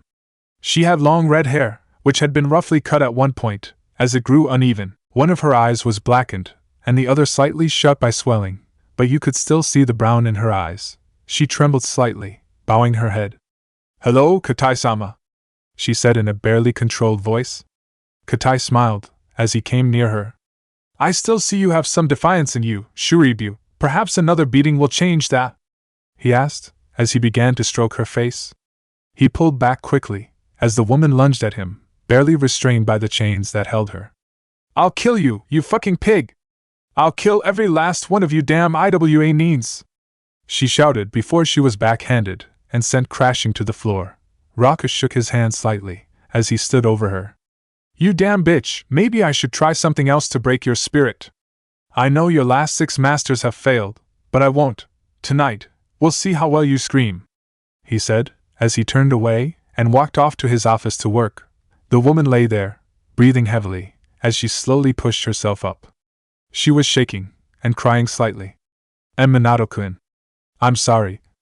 I'm sorry I wasn't strong enough. I said hope Naruto is safe. She slowly sat down, as she began to cry silently. Outside the fort, the wall-top sentries shivered in the cold of the night, as they patrolled the walls of the fortress.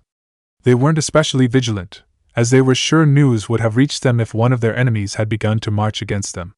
Even a sneak attack would be hard-pressed to take them, as their position on the canyon wall, along with their numbers and defenses, meant that it would take least a force of 400 ninjas to take the fort, or a highly confident Sannin-level opponent. It was because of this confidence in their own superior defensive position, and the darkness of the night, that the sentries didn't notice the black speck in the sky, moving towards them, high above, moving almost silently through the frigid night air, with only the moonlight revealing the ground below. A giant black dragon flapped through the air, and on its back was a black armored figure.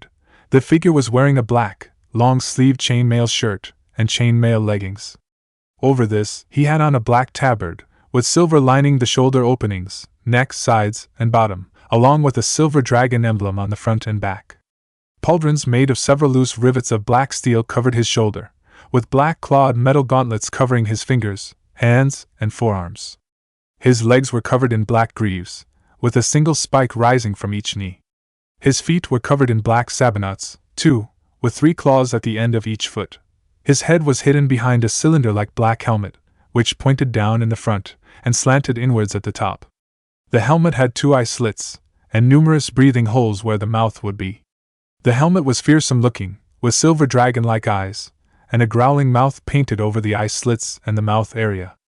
A row of spikes started from the front of the top of the helmet, and went to the back. A pair of flared back wings swept from the sides past the back of the helmet. The figure's helmet turned towards the fortress, which looked to be as big as a napkin to the armored figure. He looked back to his dragon. "Guess it's time for my entrance," the figure said in a deep, demonic-sounding voice. The dragon just seemed to grin, as it folded its massive wings, and dived.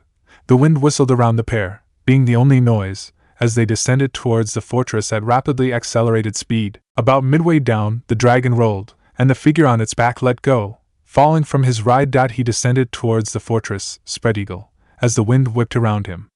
Suddenly, in the palm of his right clawed gauntlet, chakra began to form. It slowly turned into a swirling ball of chakra.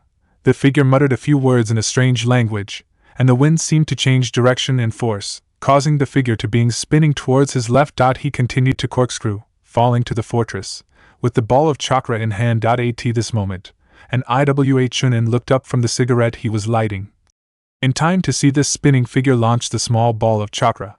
He instantly recognized what it was, though, as every Iwa shinobi knew and feared this jutsu.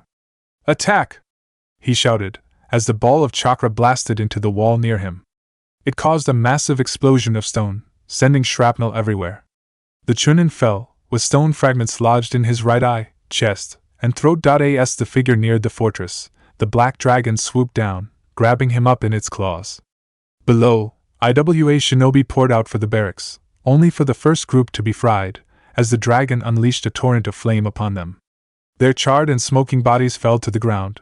Above, the dragon dropped the figure, who flipped and landed on one hand and knee.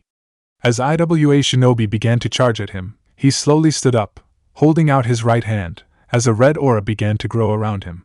Suddenly, a long, curved blade appeared in his hand, as he slowly looked up. The Iwa shinobi froze, as the eye slits suddenly glowed a bloody red. The figure chuckled darkly, as it swept its blade to point at them. "Play time," he said, as he suddenly charged and swung his sword. Raku ran from his room, and straight into an Iwa jounin. "What's happening out there?" he shouted. The jounin seemed to be at wit's end. "The demon! It's the demon! He's come for our souls!" the man screamed, until Raku slapped him. "Get a hold of yourself!" he shouted, as he shoved him to one side, and rushed to a nearby window into the courtyard. What he saw stunned him. A black armored man was tearing through his shinobi with incredible speed. The bodies, limbs, and blood of several already littered the ground. The armored man blocked in kunai with his left hand, as he rammed his sword through the shinobi's gut. He slashed to one side, spilling organs and blood as he blocked a tanto aimed at him. He kicked at his blocked opponent, opening his stomach with the claws on his foot. As he readied for his next opponent, a hail of shuriken and kunai were launched at him. He rolled to one side, as most missed. The few that did hit were either deflected by the chain mail or armor. The armored figure raised in hand and shouted, "Doth Drom! Death Dream!" As one, the group that had launched the attack froze, before some screamed, and they all fell dead. The armored figure turned, as he parried an attack thrust made at him with a ninjato.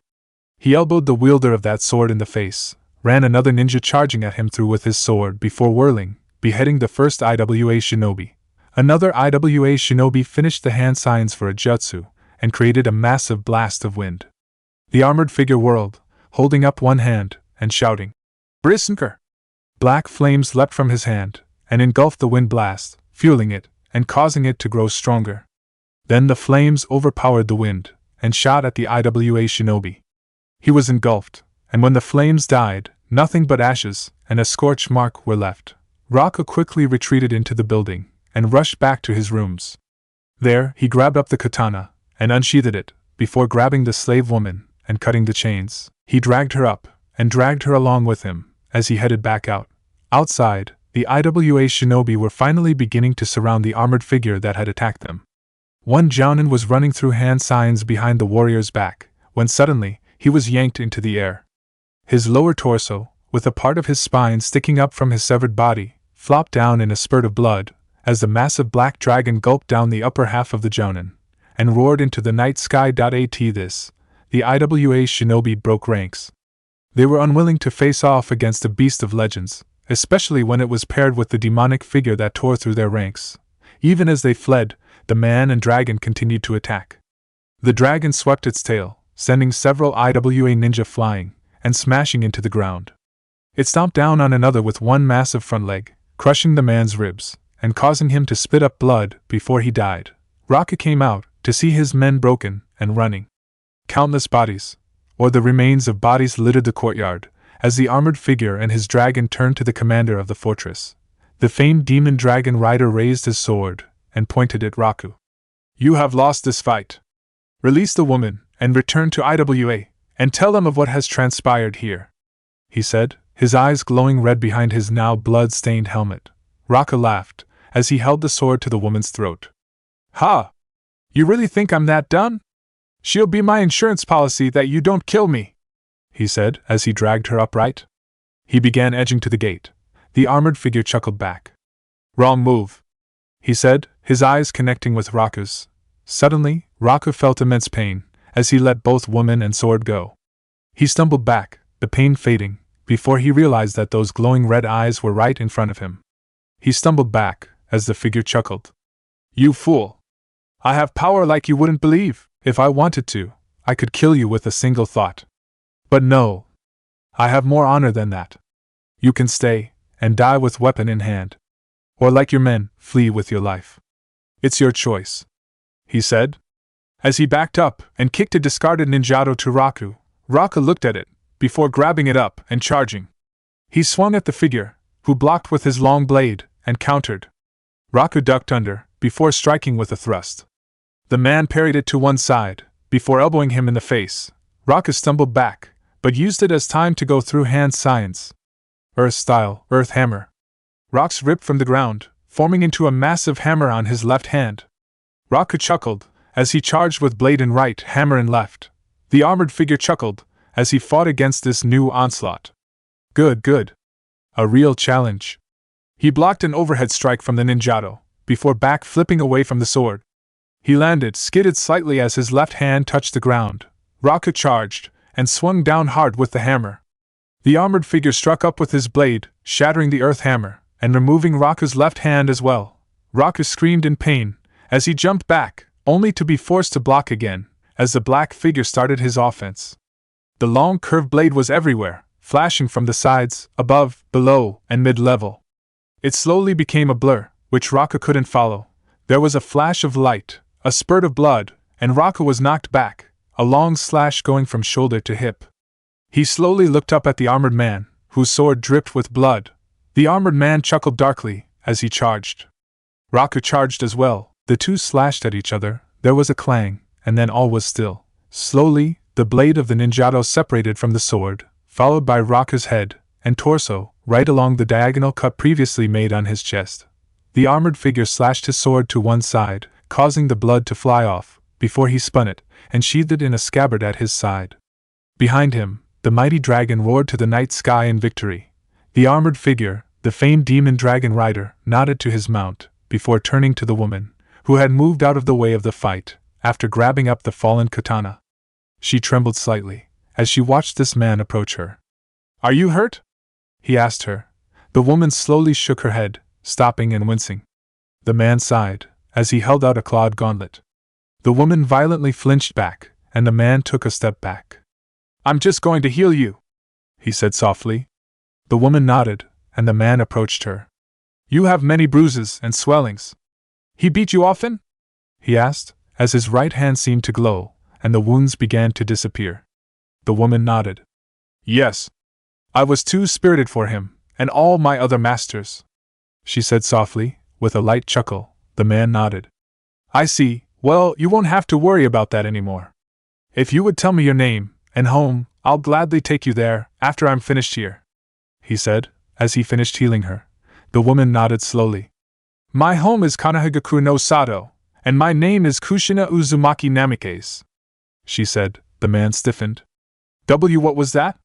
he asked, his voice changing to a normal human-sounding one.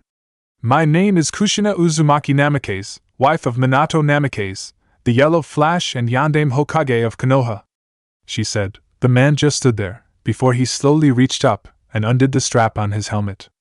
Kushina stared in amazement, as he slowly pulled the helmet off. His head was covered in a chain-mail coif hood that hid his hair, but his face was visible. The blue eyes, the 3 whisker marks on each cheek, and the rough beard growing on his face. Kushina gasped, as he looked at her, his eyes wide. "And Mom?" he asked softly. Kushina stood there, as he gently touched her face. She slowly reached out to him, her eyes fluttering. "And Naruto?" she asked, as she fainted. The last thing she saw and felt was him catching her, crying out his name. Then all was blackness. Chapter 6: The Tale of Kushina. A fire sputtered, providing the only light in the cave it had been built in. Naruto sat against one of the walls, as he looked at the sleeping form of his mother. He sighed, as he looked back at the flames, while polishing and cleaning his sword. Soon after his mother had fainted, he had sent clones to free the slaves in the fortress, and gather stolen supplies and riches. The clones had taken the supplies and riches back to the village, minus the amount for the job.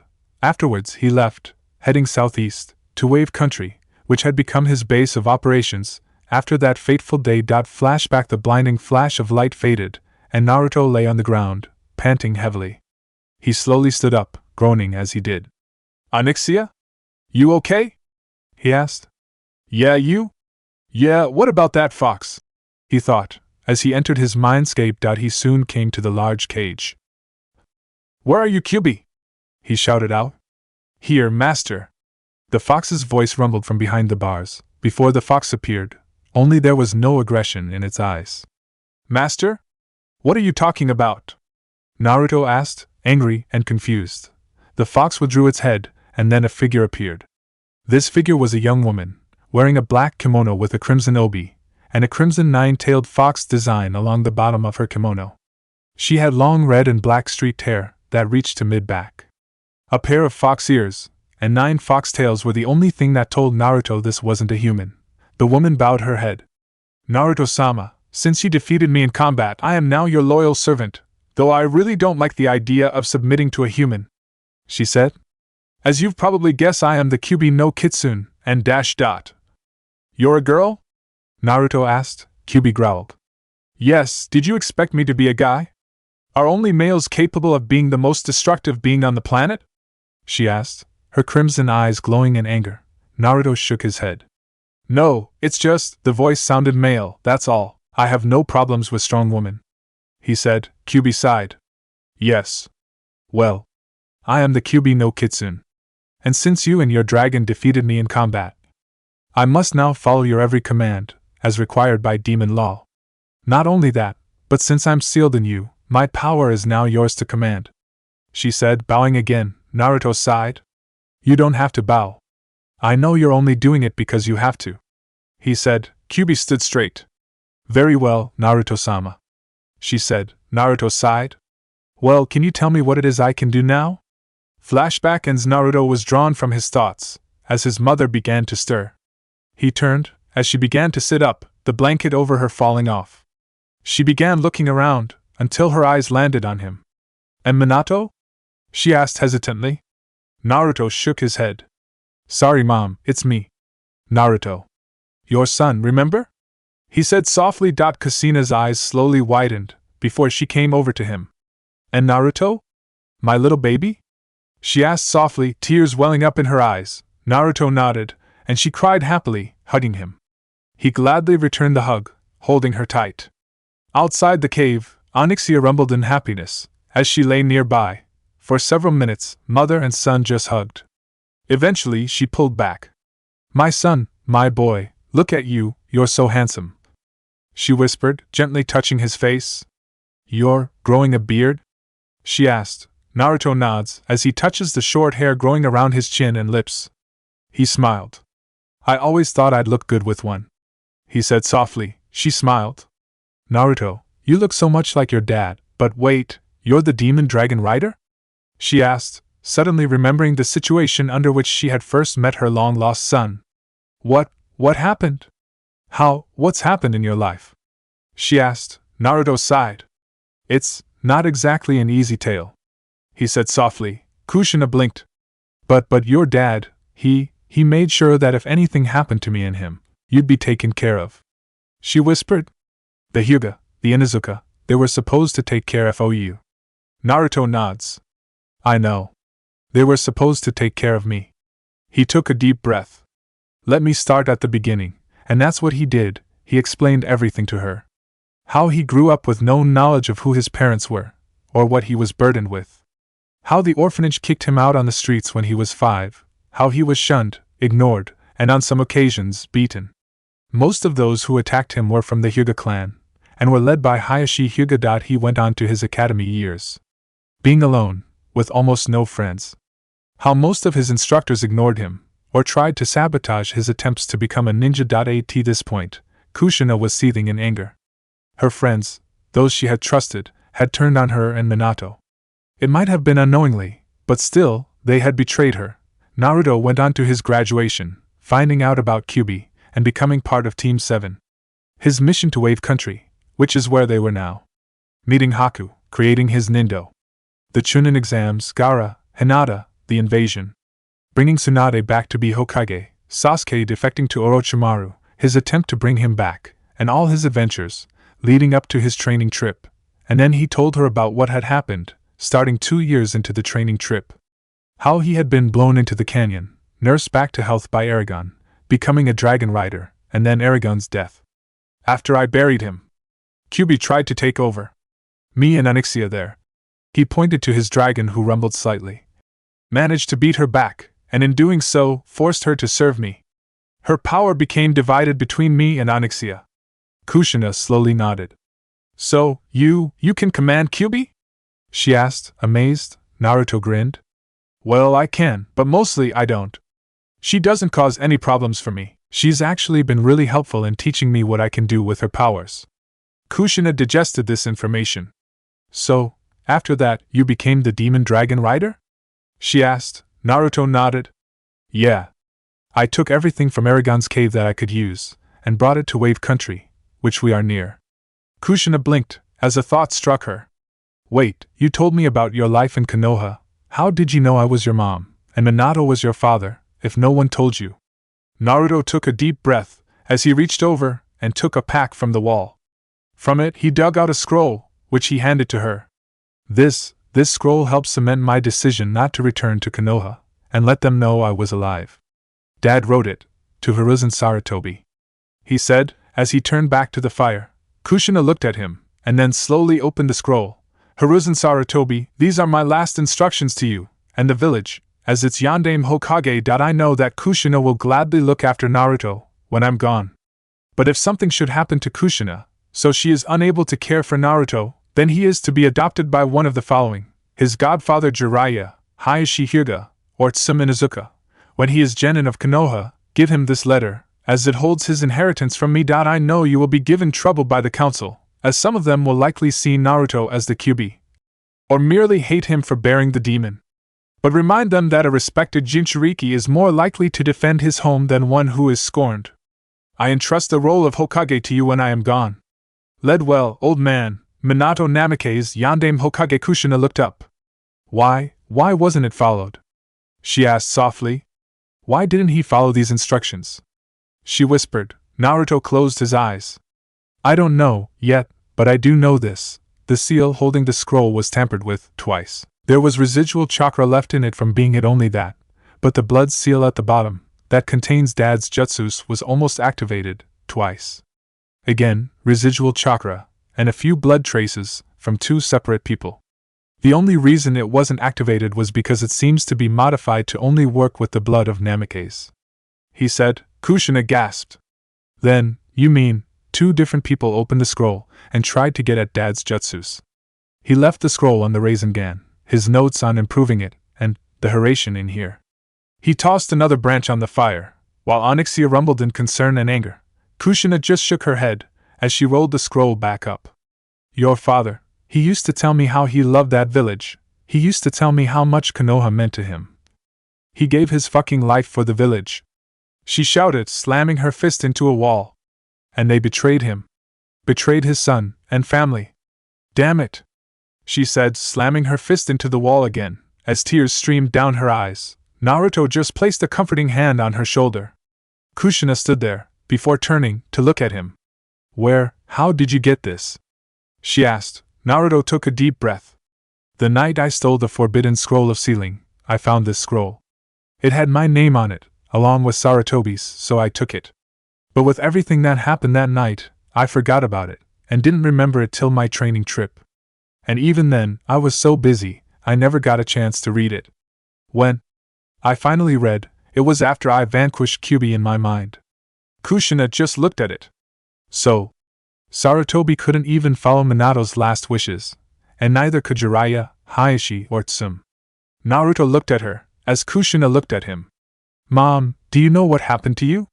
I mean, how did you end up as an IWA slave? He asked. Kushina shook her head. I'm not sure. I remember seeing you taken by Minato to perform the sealing. Then, a doctor came in. He said he needed to give me a shot to help against infections. Next thing I know, I'm waking up in chains in a cell. The only clue I have is that the guards outside said something about those root ninjas being so damn creepy. Naruto nodded. Well, that's a start, he said. Hopefully, we can track down whoever did this to you. Kushina nods. Yes, hopefully, she said. Naruto sighed before looking at her. So Mom, mind sharing your story with me? I don't know anything about you, other than you were a kunoichi from Yuzu, and very dangerous with a katana. Kushina smiled. Sure, son. I'll tell you everything. She sat down and took a deep breath. I was born in Yuzu, obviously. My father was a blacksmith, and my mom a chunin kunoichi. I was their only child, as my mom died in a mission when I was that. My father, he just became so depressed, he actually left. I was put into an orphanage. I joined the academy the next year, and soon proved to be, well, interesting was the polite term. I was a prankster, loud and obnoxious. And yet, I still managed to be one of the best students in the class. I graduated when I was 9, and placed under the apprenticeship of one of the greatest jounin and kenjutsu masters of Yuzu at the time, and Sendo. Kushina smiled, as memories flooded her head. He was a rather grumpy man, always saying how I was just a waste of time, and should be on a regular team, instead of being apprenticed. In time, though, I learned that it was his way of complimenting me. He was pretty harsh in his training methods, but it was because Yuzu was small, and all our ninjas had to be the best. Naruto nodded, as Kushina's smile faded. Eventually, I was given a field promotion to Chunin, since I couldn't attend a Chunin exam by myself. Around the same time, Enmu died, ambushed by IWA ninjas. They had been waiting to take him down, since he was one of our strongest ninja. Even then, it took 20 of them to fight him, and he killed over half, before he was taken down. She gripped her katana tightly. This was his last gift to me, When I was promoted, he gave it to me. She smiled softly, stroking the scabbard. Naruto looks at it. It is a beautiful sword, he said. Kushina smiled at him and nods as she hands it to him. He slowly unsheathed it, revealing the slightly curved, one-sided sword. Truly beautiful, he said. Kushina took it back. Yes, and it was stained with the blood of many of Iwa's shinobi, she said, her voice hardening. It was after Enya-sensei's death that the Third Shinobi War began, and Yuzu was caught in the middle of two of our enemies. Kumo to the east, Iwa to the northwest. Naruto nods. Yuzu. I read about what happened. Kumo and Iwa were allied with Suna against Konoha, and several of the minor countries, including Yuzu. But before aid could get to them, Yuzu was wiped out by a combined assault from Iwa and Kumo. Kushina chuckled darkly. That may be true, but we made the bastards pay dearly for it. They wasted over 2,000 troops' lives just taking our walls. Another 1,000 died taking the city. Some refugees, guarded by a few of our remaining shinobi, like me, managed to escape. The rest sacrificed their lives in order to help us escape and hold the enemy off. The last one triggered a mass of explosives that took the whole city with it. She chuckled, even as tears fell from her eyes. If it wasn't for Yuzu's sacrifice, Kumo and Iwa would have had twice as many troops for their battles against Konoha. Because of that, Suna would be their main assault force, while they rebuilt their numbers. It's part of the reason Suna pulled out and allied with Konoha mid-war. Because Iwa and Kumo were forcing them to make all the really dangerous attacks and assaults. Naruto placed a hand on her shoulder, and she looked up, smiling at him, as she wiped away her tears. Anyways, we headed to Konoha, and the Sandaime let us become Konoha citizens. I actually went on to become a Jounin, and then an BU member of Konoha. And it was then that I met your father. Her smile widened. We were on a joint mission, actually. I had seen him around the village. He was handsome and strong, but I always figured him to be a womanizer, considering all the girls who were following him. Turns out, he was nothing of the sort. I found that out during the mission, when this one woman practically threw herself at him, and he politely turned her down. We got to know each other better, and became friends after that mission. It turns out, he loved ramen as much as me. Oh. Tucci used to joke that he didn't need any customers, as long as we came to his shop. Kushina's smile grew smaller. Your dad actually proposed to me at Ichiraku. He said he knew how much I hated fancy places, and such, so he decided to propose to me at our favorite place. I hit him upside the head, saying that something like that was the exception, before I hugged him, and told him yes. Her smile disappeared.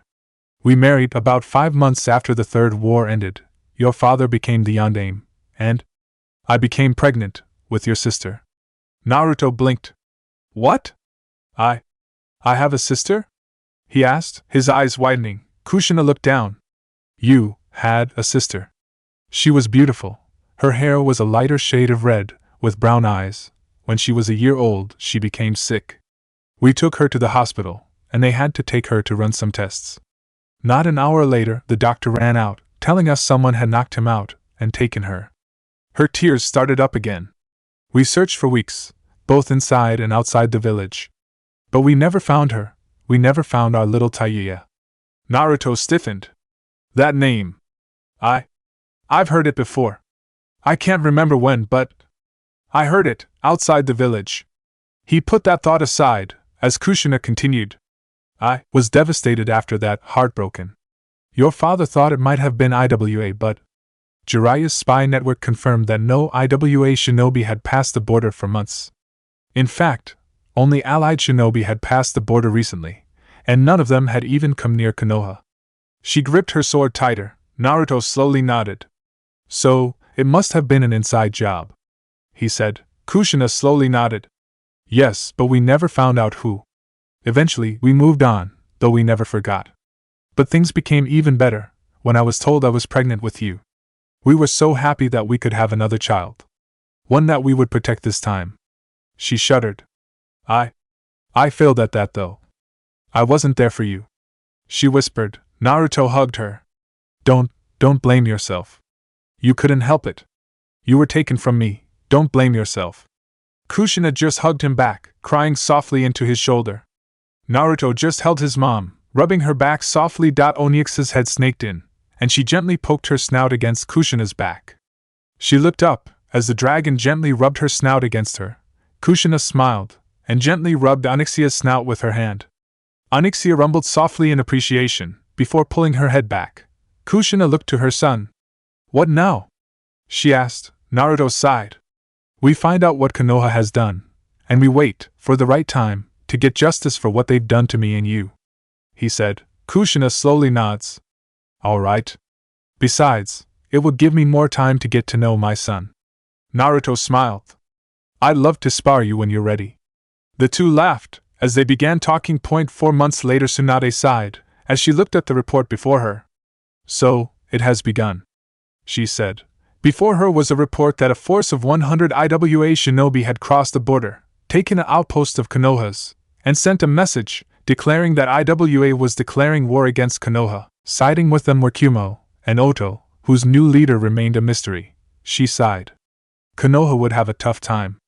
They had Suna, who would stand by them, but only because Naruto helped their new Godame Kazakage, Gaara.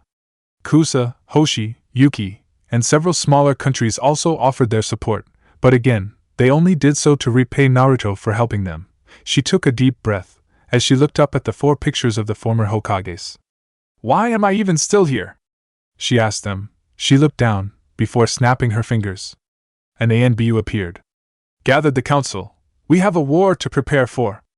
Elsewhere, Hinata had just finished practicing her daily kata with her twin hook swords. She sheathed both the blade, before holding up her left hand. With a practiced movement of her wrist, a hidden blade popped out of the sleeve. She smiled, and retracted it. She turned, in time to see her younger sister, Hanabi, come through the door. The now 14-year-old Chunin stopped, her eyes widening, before she looked down, and stood to one side. Nei-chan, she whispered. Hinata just looked at her. Imoto, she said, emotionlessly as she moved past her. Hanabi shuddered before crying slightly. When she was younger, she always looked down at her older sister, because she was so weak and stuttering. But when she heard about her sister almost dying at Niji's hands, and then the other times, in other missions, where she had almost been killed, her heart softened, and she began to warm up to her sister. They were starting to become like regular siblings, when the news of Naruto's death came. She shuddered again, as she remembered the day she had finally seen her sister after the news about Naruto was made known. Flashback. Hanabi stood in the courtyard, as her father stood nearby. Today, she was supposed to spar against her older sister. The door to the courtyard opened, and Hinata came out. She was wearing a black tank top, and her usual pants, with mesh under armor under the tank top. Hinata just looked coldly at Hanabi, before bowing her head curtly at her father. She got into a ready stance, and Hanabi did the same. From the start, it was no contest. Hinata didn't hold back at all. 3 minutes later, Hanabi lay on the ground, crying in pain, as her legs and arms were completely shut down, and she had been hit bad in the stomach. Hinata just snorted in disgust. You're pathetic, Imoto. You need to be stronger, the older Hyuga girl said, as she left. Flashback ends now. Hanabi, more than ever, wished she had her old sister back. She didn't care if she had to be branded with the caged bird seal. As long as Hinata became her older sister again, instead of this cold shinobi, she didn't care. Hinata walked down the halls of the Hyuga compound, weapons in branch, and even main members of the clan moved out of the way, avoiding eye contact with her. It suited her just fine, as she walked by them, and back to her room. Meanwhile, Hayashi was sitting at his desk, a bottle of sake near him. In front of him was a picture of a young blonde boy, and 2 Hyuga boys who were twins, except one had bandages around his forehead. It was himself, his twin brother Hisashi, and Minato, when they had first entered the academy. They had been best friends for over a year already. He just looked lifelessly at the picture, as he took a swig of sake from the bottle. Look at us now. Hisashi dead for me. Minato dead protecting the village, and I survive, to be a traitor to both. I wasn't able to protect Niji, and I attacked Naruto. Kami above, just take me now. There was a knock at his door, and he set the bottle aside. Come in. A branch member entered. Hayashi Dano, the Hokage has called a meeting of the council. She says it's quite urgent. Hayashi nodded, as he got up. Thanks you may go, he said, as he straightened his robes. He took one last look at the picture, before sighing and leaving. Konoha Council Room. The various civilian and shinobi members of the council were talking to each other, when Hayashi finally arrived. He simply sat in his seat, and Tsunade nodded, as she slowly stood up. I know you are all wondering why I have called this meeting to order. I just received disturbing news. 4 days ago, a force of IWA shinobi crossed the border, and took out one of our outposts. They then had a message delivered, stating that IWA, Oto, and Kumo are declaring war upon Konoha. There were mutters around the council chambers, before Danza finally spoke up. If that is the case, then I suggest we mobilize our forces, and prepare, he said. I, of course, offer the use and support of my personal security force, in the defense of the village itself. Tsunade sighed. I'm afraid that's not enough. IWA and Kumo have been building their forces for months now, and Oto is said to be stronger than ever. Not only that, but Kumo still has 2 very well-trained Jinchuriki under their command. She looked around, at the saddened looks of some of those present, and the angered looks of others. Perhaps if the QB container had been properly trained, as I suggested, then we wouldn't be in this situation, would we? Danza said, glaring at Tsunade with one good eye. Tsunade glared back. Let's see, Danzu. Should the son of our greatest hero be given to a warhawk like yourself, so he can be turned into a mindless drone, who would fight only for you, and not Konoha, or should he be trained like a normal shinobi, and learn the values of teamwork, friendship, and patriotism, thus causing him to be one of the greatest shinobi this village has? I think I'll go with the second, she said. Danza growled but backed down. Tsunade looked around. Our position is not good. We have the aid of multiple villages, including Suna, but it's not enough, especially since all those villages will want to defend themselves as well, and all those villages are only helping us because of one person, Naruto. Without him here, they may not be as helpful as they would with him here. Which is why I'm proposing we hire some additional help. Shibi nods. This is a sound idea. But who will we hire? We cannot hire missing ninjas, and most mercenary forces out there can't compete against well-trained shinobi. Tsunade sighed, as she took a deep breath. There is one who even I, Jiraiya, or Orochimaru might have had trouble beating. One who we might be able to hire to help us. The demon dragon rider. There were murmurs around the table, and Hamura finally stood up. You want us to hire him? He's an SS-rank target in the bingo book. Why would he help us? Shikaka nodded. No, she's right. He's not actually a missing nin. If we can hire him, he'll be able to greatly bolster our ranks. You remember the stories and rumors we've heard about what he did to Rutake. The others began to nod, including Danzu. Tsunade looks around. All those in favor? She asked. Almost all the hands went up. She nodded. All right then. I'll send a team to try and track him down. Hopefully, they'll be able to find him fast, she said. With that, the meeting turned towards preparations for war. Chapter 7: Hiring a Demon. Along the border of Fire and Wave, 2 weeks later, a small group of bandits grinned as they looked over the loot they had gathered from their raids. They had tons of treasure, but the prize was the young woman who was tied up and laid out near the fire. She was dressed simply, wearing a long skirt and blouse. One of the men leered at her. So, when do we get to break her in? He asked, causing the woman to shudder and cry, which was muffled by the gag around her mouth. The leader snarled. You know we get more money for virgins, but still, doesn't mean she can't have some experience in pleasing a man, and knowing what it's like to be pleased. The men all snickered, while the woman shuddered. The leader watched her, before nodding. No penetration. Other than that, have fun. The other men began to snicker, and one came over to her. She tried to pull away, but he smacked her across the face. Shut up, bitch. All you get to do now is moan out when I make you feel good, he said, ripping her blouse open. He reached towards her bra-clad chest, when a kunai flashed at him, and pierced him in the chest. He fell back, screaming in pain, as the other bandits leapt to their feet, drawing their weapons. A dark-sounding voice echoed through the trees. I always considered bandits to be the lowest scum on earth, but rapists are definitely below that. You shouldn't have been raiding so close to our home. The bandits sneered, as the leader yelled out to the trees. Come out, and fight, cowards! As he said that, a metal spike came shooting out from the trees behind him, and pierced through his neck. His eyes widened, as he gurgled, blood seeping from his mouth.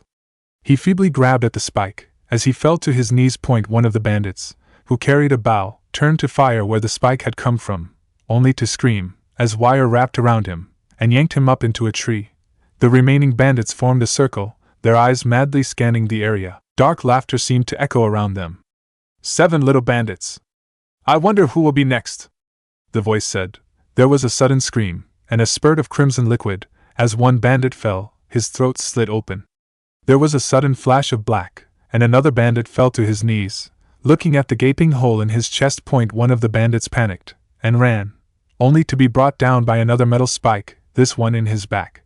The 4 remaining bandits wildly looked around. It has to be him, one of them whispered. The other 3 shivered, as the voice laughed. Figured it out. A black-robed figure dropped down from a tree. The almost 5-foot sword in his hand was glistening with wet blood, as he held it out. Now, you 4 have a choice. I get more money if I turn some of you in alive, so you can surrender, or you can join your comrades. The 4 remaining bandits looked around, and they quickly dropped their weapons, and placed their hands up. The robed figure smiled. Good choice. Sishu Bao Zetsumi Death, come out, the figure said. Almost immediately, 2 figures dropped from the trees. One figure was young-looking, though it was hard to tell what the cloak the person was in. The hood was pulled up over their face, which the lower half was covered in combat wraps. The cloaked figure was carrying a rather impressive-looking crossbow, with the metal bow part having hooks extended from the ends of it. The other person was a woman, with long red hair reaching almost to her legs. She was wearing a pair of black shorts, with an off-the-shoulder long-sleeved red top. Her face was covered with a red hunter-nine mask, decorated with the kanji 4 red and death on each cheek. On her back was a katana scabbard, with the katana sheathed in it. One of her hands was holding onto some ninja wire, which she released. As she did so, the body of the bandit archer fell to the ground, minus its head. That fell down right in front of one of the still-living bandits. The black-robed figure approached the woman, who had gathered her ripped blouse around her, to hide her chest. It's okay. We're here to help, he said softly, as he pulled the jacket off a dead bandit, and placed it around her. She quickly closed it up, before hugging him. Thank you for coming when you did, she whispered. The figure just nodded. You're welcome. Now let's get you back to your family, he said, helping her back up. Sishu had tied up the living bandits, while Zetsumi had beheaded the others, to use as proof of the bandits' death. Main village of Wave. The 3 figures had dropped the bandits, and the heads, off at the local bounty office, while the girl had been escorted home. Now, the trio headed towards a small house on the outskirts of the village. Sishu entered first, pulling back his cloak hood to reveal black hair. Mom, I'm home, he shouted, putting the cloak and crossbow on hooks near the door. As soon as he said that, he was engulfed in a hug. Inari, I'm so glad you're safe. Tsunami hugged her now 14-year-old son tightly. Behind them, Naruto and Kushina both chuckled, as Naruto lowered his hood, and Kushina removed her mask, revealing she had a headband on. The symbol on the headband was 8 lines forming a swirl, marking it as a headband from Yuzugakure no Sado. Tsunami looked up at the both of them. How could you take him along, on such a dangerous mission? She started berating them, until Inari touched his mom's arm. Mom! I need to do this. If I'm going to be part of the village militia, I need to be able to fight, and to be able to know what it's like to take a life. Please! I'm home, I'm okay, he said. Tsunami sighed, as she hugged him again. Oh. I know. I'm just so worried about you out there. At that moment, Tazuna, the bridge builder Naruto and Team 7 defended almost 6 years ago, came in. There you are, kid, he said, hugging his grandson. Kami, I swear you're tougher looking each time you go out, he said, before looking up at Kushina and Naruto. Everything go okay? Naruto nodded, as he sat down. Not a sweat. We gave them the scare and tear tactics. They never stood a chance. Tazuna grinned, as he pulled out a bottle of sake. Good to hear. Shortly after Naruto had arrived in Wave Country, he had visited Tazuna and his family, to let them know he was all right. They had happily welcomed him back, especially since they had received news of his death. Naruto had asked them to keep the truth of his existence a secret, for now. Kushina smiled, as she headed for the kitchen. So, who's hungry? I could definitely use some ramen. Tsunami went charging after her. Oh no you don't! We're eating something healthy! She shouted at the redhead, who pouted at her. Tsunami and Kushina had become good friends shortly after Naruto introduced his mom to this little family. Naruto just chuckled as he looked at Tazuna, who had sobered up. Hey, something wrong, old man? He asked. Tazuna sighed. A group of Konoha shinobi came into town. They were looking for you, or more specifically, the demon dragon rider. Everyone tensed, and Kushina came out of the kitchen. They came here? Tazuna nodded. Apparently they got rumors, or information, that you hang out in Wave when you're not doing missions. They came around, asking where they could meet you. I think Konoha wants to hire you, kid. Naruto slowly nods. It probably has to do with the war. Iwa, Oto, and Kumo are all allied against Konoha. It's not good, especially since, from what I've heard, all of Konoha's allies are only allied with her in remembrance of me. Kushina sat down. What do you want to do? We can head for Kiri, and hide there for a while, she said. Naruto took a deep breath. No. I think we should take them up on this offer. Everyone's eyes went wide. What? But Naruto, after everything that happened to you? Why? Inari asked. Naruto looked at them all. Because Konoha needs to pay for what they've done. And there are people still there, who are precious to me. Besides, Mom and I need to take back what is ours, including vengeance against the one who sold my mom into slavery, and condemned me to a life of misery. Kushina hugged Naruto. He's right, this is the only way we can put things behind us. Besides, I have some choice words for some friends of mine, she said, growling. Tazuna slowly nodded. I understand, the Konoha shinobi are staying in the local inn. Shouldn't be too hard not to find them. Naruto nodded. Thanks, we'll eat, and then go visit them. But I'm not ready for the world to know that I am still alive. For now, I'll remain simply as Oni to them, he said. Tsunami came in, laying food on the table, as she nodded. Then let's eat, and enjoy this night, she said. Local and Shikamaru sighed, as he lay back on his bed. Troublesome Hokage. Why did she have to send me? Shikamaru was part of the Konoha team that was to try and find the demon dragon rider. The others were his friend Shuji, Shino Aburame, Hinata Hyuga, all under the command of Kakashi Hatake. The team had been briefed with info gathered on the pattern of appearances by the elusive mercenary. Many of the reports mostly came from those who had hired him in the past. None of them could say where he went when he finished, but a majority did say he always seemed to fly south, or southeast, depending on where he was leaving.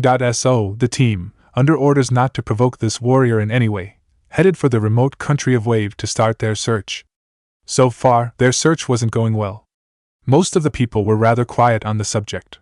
Which to Shikamaru just confirmed that their quarry was in Wave, or at least heavily supported the country. He got up and headed downstairs to the tavern part of the inn. There, he found his current teammates eating and drinking. As he sat down, Kakashi looked up. I had my Nin dogs patrol around the woods a bit. They caught a strange scent towards the southeast, something that definitely isn't human. Something reptilian. Shino nods. So logically, that would be the best place to start looking. Chuji looked at Hinata. Have you been able to see anything unusual? He asked. She blinked as she looked at him. Don't you think I might have, I don't know, said something if I saw something unusual? She snapped, causing Chuji to flinch back. She turned back to her sake and took a rather deep swig. At that moment, the door opened, and the entire tavern became quiet, as a shadow fell on the floor. The Konoha ninja looked up. A tall figure, wearing demonic-looking black armor, stood there, his helmeted head slowly turning as he scanned the inn. He slowly entered and headed over to the bar, where the owner was serving drinks. He leaned over and whispered to the man, who responded and pointed to the Konoha ninja. The armored figure turned and looked at them. The black slits in his helmet glowed red as he strode towards them. Immediately, everyone tensed as he stopped and stood over them. I heard Konoha was looking for me. Is it to hire me, or to kill me? He asked, looking at each of them. Kakashi finally spoke. We were sent by the Hokage to give you this, he said, holding up a scroll. A black clawed gauntlet took it from his hand and slowly opened it. The helmet didn't seem to move at all, but eventually, the armored warrior rolled it back up. The scroll grants me safe conduct into the village. Does it grant me safety from your council's manipulations? He asked. Shino raises an eyebrow. Exactly what do you mean, sir? He asked. The warrior looked at him, before he began to chuckle, which soon turned into a deep dark laughter. And Abdurrahim doesn't see it? Doesn't see the corruption that has spread from the council, and caused this mess in the first place? He stopped laughing, as he pointed to Kakashi. Tell your Hokage this. I will come to Konoha, along with a companion I have gained. But I will not submit to the councils. If they try anything I will leave, and you shall never see me again. Kakashi nodded. You have my word. The demon dragon rider nodded. Good, until then. He turned to leave, but he caught a voice whispering to the others. He doesn't look like much. Bet most of his enemies died because he intimidated them, and caught them off guard. Hinata whispered. Shikamaru shook his head. Normally I'd agree, but did you feel the power rolling off him? I think he's the real deal. Kakashi nods. We'll talk to Hokage-sama about this. Hopefully, the council won't screw things up. Naruto smirked as he left, though Hinata's remarks made him confused. What has happened while I was away? Didn't you see? Those girls' eyes, wow, last time I saw eyes like those was on her cousin's face. Kyuubi remarked. Naruto blinked. No way. Hinata wouldn't be like him. I wouldn't be too sure, Naruto. I think you'll need to find out more, though why you care is interesting. Naruto sighed. It's because I've realized that she's been a great friend to me, and I haven't been one in return. So I want to make things right. Right. Kyuubi snickered, as she settled down to sleep. Baka Onikitsune. Naruto mumbled, as he headed back for Tazuna's house. Back in the inn, Hinata was watching the door with her Byakugan. Surprisingly, she couldn't see past that armor, making her frustrated. I can't tell what's going on under that armor of his. Are we sure we can trust him? Kakashi frowned. Hinata, stop it. All we can do is trust him to follow his contract, or at least the money. If we can offer him good terms, he'll fight for Konoha. Hinata scowled. I pray you're right. I'd hate for him to turn on us, in the center of Konoha. With that, she headed off to practice. Shikamaru sighed, as Chuji just ate. Troublesome. He muttered. Chuji nodded. Later that night, while Onyxia and Kushina slept, Naruto slowly headed to the very back of the cave he had turned into a home. He slowly dropped to one knee, and pried open a section of the wall, revealing a passage. He headed down it, till he reached a rather warm room. The room was being constantly warmed by small fissures, that were spewing steam, and warm, moist air. In the center was a small nest, in which the blue dragon egg was nestled. Naruto came over, and gently touched it. I hope I can find someone for you, and soon, he whispered softly. He gently kissed it, and stood up, looking around. I'll need to find a place to store it, if I'm moving into Konoha. He turned, and left, closing the passage behind him. Konoha. 1 week later. Tsunade sighed, as she looked out her window. It's been 5 days since they returned. Where is he? She asked. Shizen shrugged. I wish I knew, Tsunade-sama. Tsunade sighed, as she sat back. Am I making the right choice? She said. Shizen nods. I believe so. With this war, we'll need all the help we can get, and ... No. I mean, about staying here? Being Hokage? What's the point? I mean, the council has proven how shallow it is, as they proclaim Naruto was a great hero, and that his perseverance against overwhelming odds is admirable. Not 4 years ago, they were almost constantly baying for his blood. Now they treat him like Sasuke. She said. Shizen sighed. Tsunade-sama, where else could you go? Back out on the road, dodging debt collectors, and gambling your life away? Naruto did something that I didn't think possible. He gave you a purpose in life again. If you leave, you're just throwing that back at his memory. Tsunade sighed. You're right, and I hate you for it, she said with a rueful grin. Shizen just giggled. I love you too, she said. Now, please, you have a lot of paperwork to get through. Tsunade sighed, as she turned back to her desk, and began signing papers. Along Konoha's outer wall, 2 Chunin were watching the tree line, while chatting with each other. I heard that the bounty from IWA on the rider's head was 1 billion ryo. One said. The other nodded. Yeah. And that they have him listed as flee on sight unless with main army. No one's had that kind of rating since the Yondaime. Though, the Yondaime just had flee on sight. After all, that Hiraition made short work of their army at the Battle of Tani no Kawa, Valley of Rivers. The first Chunin nodded. Don't you know it? My old man told me about it. He was there, while I was still an academy student. 1 minute, they had almost 5,000 IWA ninjas bearing down on them. The next, they're all dropping, either dead or wounded. And then the yondaime appears, covered in blood, breathing hard, and looking over it all. Wish we had him back here. We could use him now, in this war. The other said soberly. Heck, we need his son. You saw what that Naruto kid did at the Chunin exams.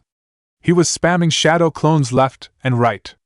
If only he'd been trained proper, and was still alive, we could have… What's that? He asked, as he noticed something in the air, heading their way. Tsunade smiled, as she read her last bit of paperwork.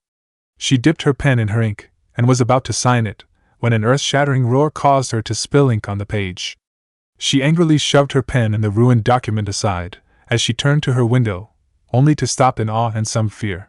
Circling her village was a massive black dragon, which left off another terrifying roar. Down below, civilians were screaming in terror, children wailing and crying, and ninjas running to various positions to fight off this potential threat. The dragon suddenly dived down, towards the square before the Hokage's tower. It flared its wings, before it landed gracefully on the ground. Tsunade rushed out of the tower, and out into the square. Dozens of Konoha shinobi were surrounding the square, ready for combat. In the center, the dragon stood, its gold eyes switching from person to person. Its nostrils flared, as smoke shot out of them. Tsunade, watching the dragon, noticed the saddle on its back, and then the two people in it. One was a masked woman, with long red hair, a red top, and black shorts. The other was the figure that drew her attention. He wore head-to-toe black armor, some of it quite fearsome looking. His helmet bore a snarling dragon face on it, which made her shiver slightly in fear. The armored figure slid off the saddle, and onto the ground, before helping the red-haired woman down. As they moved forwards, Tsunade scanned them for weapons. The woman was carrying a katana in a red scabbard that bore a swirl symbol on it. She also had a pouch for kunai and shuriken, along with a holster on her right leg. The armored figure had a sword sheathed at his side. The scabbard was almost 4 feet long, meaning the blade inside was of nearly the same length. He also carried a tear-shaped shield on his back. As he turned to stroke the dragon's neck, it was revealed that the shield was painted black, with a silver dragon on it. The dragon's tail ran from the pointed part, with its neck curving back at the top, and sliver flames erupting from its open mouth. The armored figure gently stroked the dragon's neck, causing the dragon to shuffle and ruffle its wings a bit, before folding them against its body. The armored figure nodded, before turning and walking towards Tsunade. Almost all the ninja nearby tightened their grips on their weapons, or got ready to perform any jutsu. The armored figure, followed by the masked woman, stopped about 5 feet from Tsunade. The woman moved forward. You're the Hokage, yes? She asked. Tsunade nodded. I am. Are you with the demon dragon rider? She nodded. For now, you may call me Zetsumei, and you may call him Oni, she said. There was a shiver in some of the less experienced ninjas, as they heard these names. Tsunade nodded. I'm afraid you caught us off guard. We didn't know when you would arrive, she said simply. Zetsumei nodded. Indeed, now, if you don't mind, we would like to hurry and negotiate the terms of Oni's employment here, she said simply. Tsunade nodded. Of course. I shall call the council together, and we'll begin at once. Oni looked at Zetsumei, and whispered in her ear. She nodded, and looked back at Tsunade. You have an hour to bring your council together. After that we leave. With that, they both turned, and headed back to the dragon, where they began adjusting the saddle, and unloading some supplies. Tsunade turned. All of you, back to your posts. INBU, I need the council gathered, and I want it done 30 seconds ago, she said, as she headed back inside. Kushina looked around. We're being watched, and not just by the ninja of this village. I know. I can feel his taint on some of those ninjas, both in body and mind. Some of them are innocent, brainwashed by him. We'll have to save them, Naruto whispered, as he finished adjusting the saddle. Onyxia looked at him. I am a little uncomfortable here, she said, looking around. All these buildings, they smell of humans. It's making it hard to track some of them. Naruto nods. As soon as we're headed inside, head up to the top of the mountain. You'll be able to sense them there. If anything happens, let me know, and I'll come for you. Onyxia mentally nodded, as she gently nudged him. He rubbed her snout. After 20 minutes, the various council members began arriving in the square. Some of them stopped and stared at the dragon before giving it a wide berth. As soon as the last one entered the tower, an ANBU appeared. "The council is ready for you," he said before disappearing. Naruto nods. "You ready?" he asked. Kushina nodded as Onyxia took off and circled high before landing on top of Hokage Monument. Naruto and Kushina, aka Oni and Zetsumiai, headed into the tower and up to the council room. There, both of them stood in the center of the room. The room had a semicircle table running from one side to the other, with the open side facing the doors.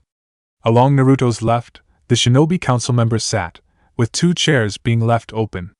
One for the Namikes, who were once a clan, but steadily declined in numbers. The other was the Uchiha seat. The right side was dominated by the civilian members of the council, who were supposed to handle civilian matters. The center of the arch table was dominated by a larger chair, which belonged to the Hokage. On either side were the seats of the advisors to the Hokage. All the room's occupants looked at the 2 figures before them. Finally, one of the civilians spoke. "Hokage-sama, before we begin, I believe that we should be allowed to see the faces of those we are possibly employing.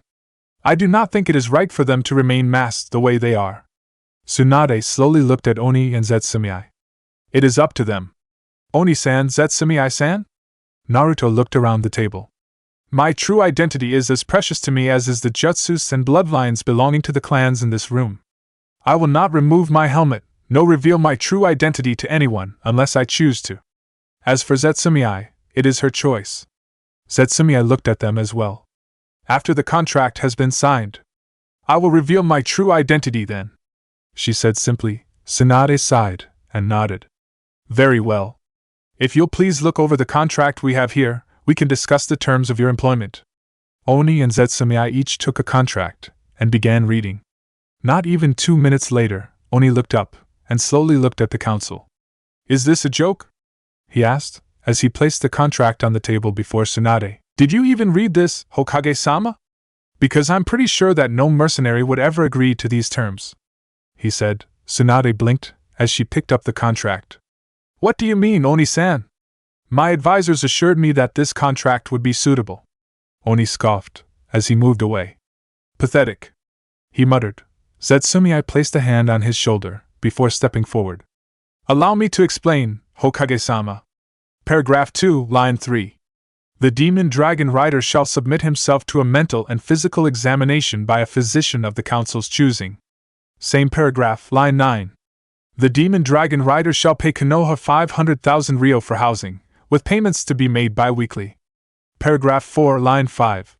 Should the demon dragon rider ever cause Konoha or its people harm, refuse an order from any ranking member of Konoha, including the council, or betray Konoha, he will be forced to pay restitution in the form of 50 million ryo, the surrender of all his jutsus, weapons, and armor, and become a servant of Konoha for no less than 10 years. Paragraph 7, line 20. The demon dragon rider will take on an apprentice, to teach his abilities and knowledge to. Oni raised his hand. And this was the clincher. Paragraph 10, line 1. The demon dragon rider shall reveal where he received his dragon from, will aid Konoha in acquiring one or more dragons of their own, and shall use his dragon, if need be, to breed more dragons for Konoha. Oni looked around the room, before he tore the contract up. "Let's get one thing, and one thing clear. I don't answer to you fuckers. Got that? If, and that's a big if now, considering the stunt you tried to pull, I decide to work for Konoha, I answer only to the person who hired me, the Hokage. She tells me what to do. She asks me to take mental or physical examinations. She tells me where to go, who to fight, and who to kill." Hamura stood up. "Oni-san, you don't seem to understand. This is something that involves the entirety of the village. As such, the entire council has a say in this." Oni looked at him. "And you don't seem to understand this. I'm not one of your little shinobi playthings. I am my own man. So if you want my help, you'll listen to my terms. If not, then be well, and go fuck yourselves," he said, slamming his hands down on the desk in front of Hamura, causing the table to crack, and the old man to fall back into his seat. Most of the council was about ready to jump up and yell when Tsunade stopped them. "He is right. We are in desperate need of help, and as it stands, Oni-san here is too much of a gain to simply pass up. The Hokage speaks logically," Shibi Aburame said. We must do all we can to win this war. The other council members grumbled, but sat down. Oni nodded. Good. Now my services come to 350 million Rio each month. But I want to add in a bonus should I cause any of the enemy villages to surrender, or ask for a truce, got it? Secondly, me and Zetsumi will be living in a residence she already owns here in Konoha. That residence will be revealed when she decides to reveal her true identity. Thirdly, I will answer only to the Hokage. My dragon will only answer to me, and Zetsumi answers only to me, and the Hokage. Next, I retain the right to defend myself against any and all attackers from within this city. Which means, for all of you who are too slow to understand, if anyone attacks me or those with me, or tries to steal from me, I retain the right to deal with them as I see fit. Lastly, I ask that unless I start something, or go overboard in defending myself, I remain immune from any past, present, or future crimes I committed, or will commit against Konoha. Now you can accept these terms, or you can't, at which point I leave, and maybe end up being hired by another country, say Suna? Or Kumo? I hear that despite some of the things I've done to their forces, they would gladly hire me, for what I did in destroying the 2 Akatsuki members invading their turf. The council began to talk amongst themselves. Several of the civilians sent glares towards him, including Danzu. Both the elders were rather unhappy as well. Meanwhile, the shinobi members tried to analyze how much of a threat he was. They knew already that he was at least Sannin level, due to the fact that he destroyed an entire IWA fortress almost single-handedly. Plus, he had slaughtered the immortal brothers of Akatsuki. Finally, the 2 groups turned back to the center. Shibi spoke for the shinobi council. We, the clan heads of Konoha, believe that Oni-san's requests are fair, though we do ask if it will be possible to lower his pay to 100 million Rio a month. Oni thought for a moment. For a war, my minimum price is 250 million. Take it, or I leave. The shinobi nodded, while the civilians growled. Danzu rose up to represent them. The civilian council still requests that the Oni-san undergo physical examination, and that he takes on an apprentice. We also refuse to grant him immunity from future crimes he may commit against Konoha. Oni looks at him, as does Zetsumi. I will only undergo a physical, if you do so as well, by a physician of my choice, Danza-san. The fact that your eye and arm are not healed, despite having the great Tsunade Senju as your Hokage, disturbs me. Danza's eye widened, before he glared at Oni, his eye almost seething with hatred that was missed by many in the room. Fine. I withdraw the physical examination. Oni nods. As for the apprentice, well, that is really hard to do. See, unless you have another dragon rider around here, I can't teach my skills. Only someone with a bond to a dragon will have the ability to learn my abilities. Now, if one does pop up, and I approve of them, I'll be sure to teach them. But I will concede the last one. I don't plan on committing future crimes anyways. Danza sat down, still glaring at the armored figure. Before he didn't notice was the look Tsunade was giving him. He does raise a point. Danza has never come to me about his arm or eye. Why is that? She shook her head, and turned to Oni. So, are we settled?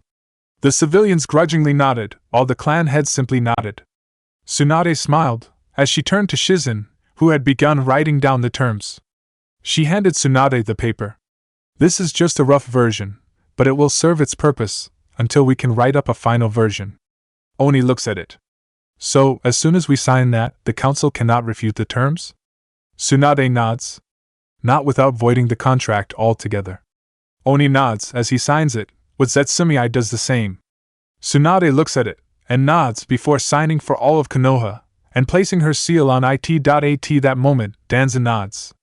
Now, Zetsumi-san, please, unmask yourself, so we may know what residence you live in. Zetsumi looked at Oni, who nodded. She slowly reached up, and pulled her mask off. In that instant, almost the entire council gasped. Kushina Uzumaki Namikaze simply smirked. Hello, Konoha. I'm back, she said. Chapter 8, Settling in, Making Plans. Almost immediately, killing intent washed over the council chambers. Kushina stood there, utter fury in her eyes. Tsunade sat there, her mouth open in surprise. KK Kushina? She whispered. Kushina turned, looking at Tsunade. Hello, Tsunade-san, she said, a slight edge to her voice. It's so nice to see you, after 20 years, she said sarcastically, Tsunade began to tear up. Kushina, please, I can explain, she said. Explain? Explain what? Explain how you became like a mother to me, after I lost my home. Explain how you then abandoned me and Minato? Explain how when I begged you to come back, and be the one who delivered my baby, you refused because you didn't want to have bad memories? She said, slamming her hands down on the desk in front of Tsunade. The Hokage backed away a bit, cringing, while Hamura stood up. Now see here, Uzumaki-san. While we're astounded that you're alive, you can't just dash dot. He was stopped by the katana blade pointed at his throat. You shut the fuck up. You have no right to talk to me like you have any authority over me. Not after what you did to my son. After what all of you did. Hayashi was on the verge of having a heart attack, while Tsum was gripping her armrests. Meanwhile, one member of the council was mentally stunned. How did she come back? I thought I dealt with her for good. She shouldn't be alive, let alone here. Shibi spoke up. Uzumaki-san, you heard of what happened to your son? Kushina turned to him. How could I not? Every nation across this continent knows that my son, the hero of Konoha, was treated worse than any criminal by this village. Some of the villagers out there are practically celebrating the fact that he is dead right now. The council cringed, as Kushina rounded on Tsum. You were one of my best friends. We swore that no matter what happened, we would always care for each other's children. Where were you when my son was kicked out of the orphanage, beat for no other reason than living, and starving to death on the streets? Tsum started to cry. Kushina-chan. I didn't know. Sarutobi didn't reveal who he was, and dash dot. It shouldn't have made a damn difference. Think, Tsum. Think, and stop acting like some hot-headed bitch in heat. How many people have blonde hair in this village? Minato, and the Yamanaka. And the Yamanaka didn't have any kids born on October 10th, did they? She shouted. Tsum burst into tears, as Kushina then rounded on Hayashi. And you? I don't want to even believe half the rumors I've heard concerning your clan. Tell me, were you just trying to get power, when you befriended Minato? Did it give you great joy to stab him in the back, by having your clan attack his son? Hayashi kept his head down, unable to look at her. Kushina just nodded. I thought as much, she said, as she looked at the civilians. You all sicken me.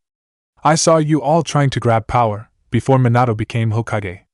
Trying to dictate how things are run in a shinobi village. Trying to act like you had power to command the ninja of this village. Minato stopped you all, but you got back at him, didn't you? You got your revenge for power loss, by seizing it after his death, and beating his son for no good reason. She turned back, to look at everyone. 18 years ago, after I gave birth to Naruto, I was knocked out, kidnapped, and sold into slavery. I've spent 18 years, as a slave to high-ranking IWA generals and officials. I spent 18 years, begging Minato and Naruto for forgiveness, since I couldn't be there, to raise my son. I trusted that he was being well taken care of. Guess I was wrong. There was silence, before one of the civilians spoke up. If what you said was true, how did you run into the demon dragon rider? Oni finally spoke. Simple. I rescued her when I decimated the IWA fortress Ru-Take. I recognized who she was from an old IWA bingo book, and told her what I had heard about her son. She gathered more and more information as we traveled together. Danza stood up. But she was a registered shinobi of Konoha. After she was rescued, she should have immediately returned to Konoha. Since she didn't, she should be tried for treason, and dereliction of duty. He said. Tsunade was about to retort, when Oni held up a hand. That wouldn't be a wise idea, Danza-san. You see, Kushina-san here is a valuable ally. She has greatly helped me out, and in fact, she is the one who persuaded me to come here, and even entertain the idea of working for this village. So if you were to arrest her, and try her for those flimsy crimes you just mentioned, I would get upset. And if I got upset, I would get angry. And if I get angry, my dragon gets angry. Which means that the two of us would go on a rampage in the center of your city, killing thousands, and doing Kami knows how much damage, before we were taken down. Kushina-san is under my protection, got it? Danza slowly sat down, and Oni nodded. Good. Now, the contract has been signed, and everything is settled. Will that be all, Hokage-sama?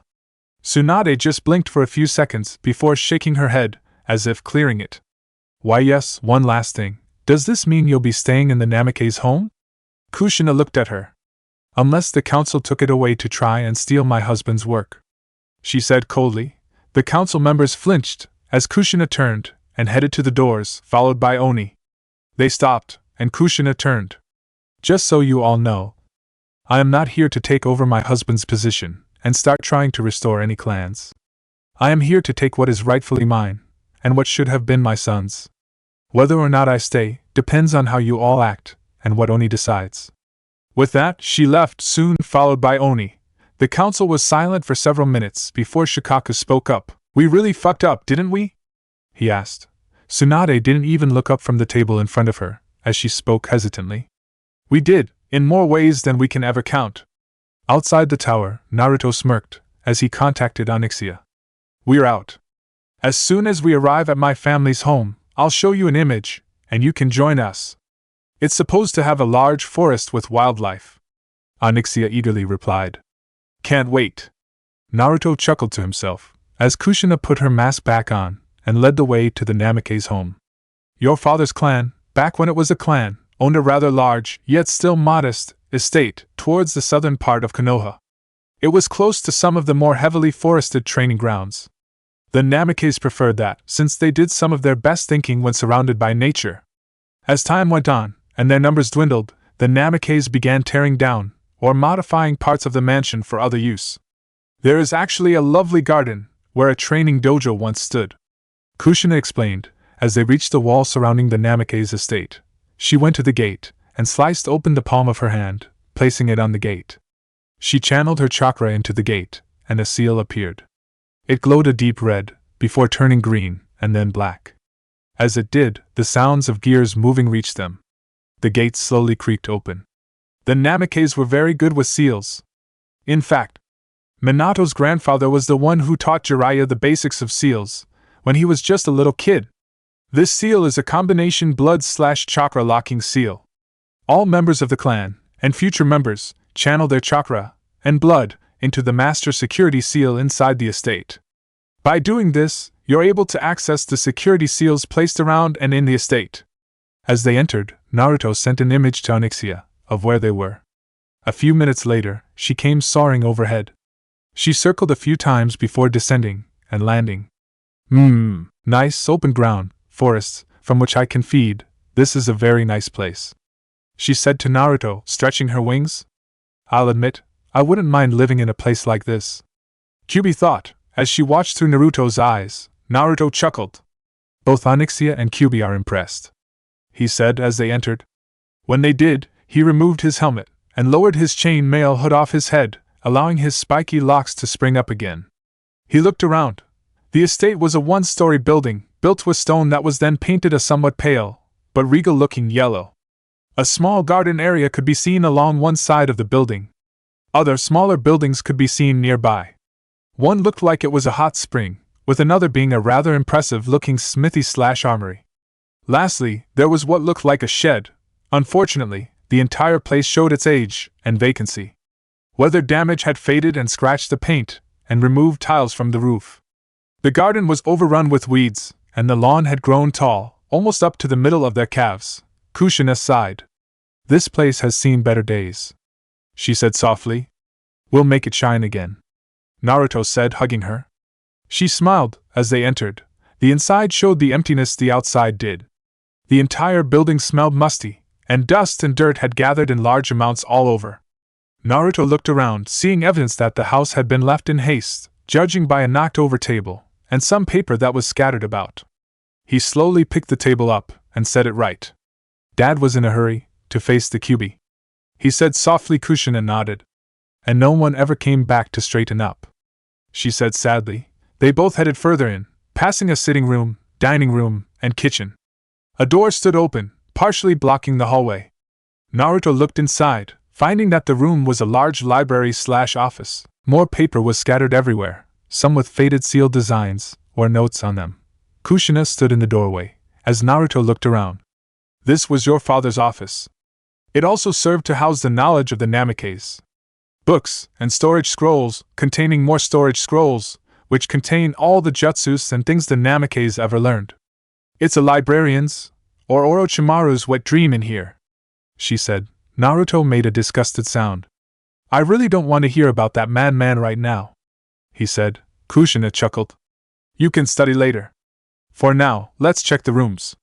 Naruto reluctantly pulled away, and followed her further down the hall. They came to several doors. Kushina pointed to one at the end of the hall. That was our room. You father's and mine. The one next to it, she pointed, was to be yours. It still is, after we're done redecorating, she said, choking slightly. Naruto approached the door, and slowly pushed it open. What he saw made him go rigid for a moment. The entire room was painted in sky blue, with cheerful-looking balloons and clouds. A toy chest filled with stuffed animals, and little baby toys sat against the wall. Against another was a crib. A closest was open, revealing dozens of baby outfits. Naruto looked around, feeling very out of place, in his black, demonic-like armor. He turned back to the door, to see a crying Kushina. This was going to be my room, he whispered hesitantly. She slowly nodded, as he turned, and went to the crib. A clawed gauntlet slowly reached out, and touched the bed of the crib. In his mind, he could see a baby version of himself, cooing sleepily, as his mother softly sang a lullaby, while Minato watched happily and protectively from the doorway. He turned, and saw his mother and father playing with him and his toys. A look out the window caused the image of him running around, being chased by his father. He slowly sat down, sitting in the middle of the room. He closed his eyes for a moment. Inside of him, he felt Onyxia's comforting presence. Then he felt something else. Regret coming from somewhere else. I'm sorry, Naruto, came Kyuubi's voice, sounding rather small. The nine-tailed vixen retreated further into her cage, cutting herself off from Naruto. Kushina came in, and hugged her son, who shuddered, as silent tears fell from his eyes. Mother and son wept, in a room that never had a chance to fulfill its purpose, in housing a growing baby. Outside the Namikaze's walls, Hayashi Hyuga stood outside the gate, staring at the walls. When he was just a young boy, he remembered being escorted here by his parents, to play with Minato. While their parents talked, he took a swig of sake from the bottle in his hands. He stumbled slightly, before looking back up. Back then, they had been best of friends. Around Minato, Hayashi could lighten up from the strain of being the eldest son of the Hyuga Min family. He could be a normal boy. He felt tears in his eyes, and he wiped them away with the sleeve of his kimono. He took another swig, turning as he did. He looked down, to see another figure standing nearby. So, you here to wallow too? He said, slightly slurred. Sim looked at him, then back at the wall. Yeah, she said softly. Sim had met Kushina not that long after the Yuzukunoichi joined Konoha. The two had been placed on missions together, using Sim's tracking, and Kushina's skill with a blade, to really hurt enemy forces during the Third Shinobi War. They had made a fast friendship, since both of them were a bit tomboyish, due to their upbringing. They had gone on to become jounin together.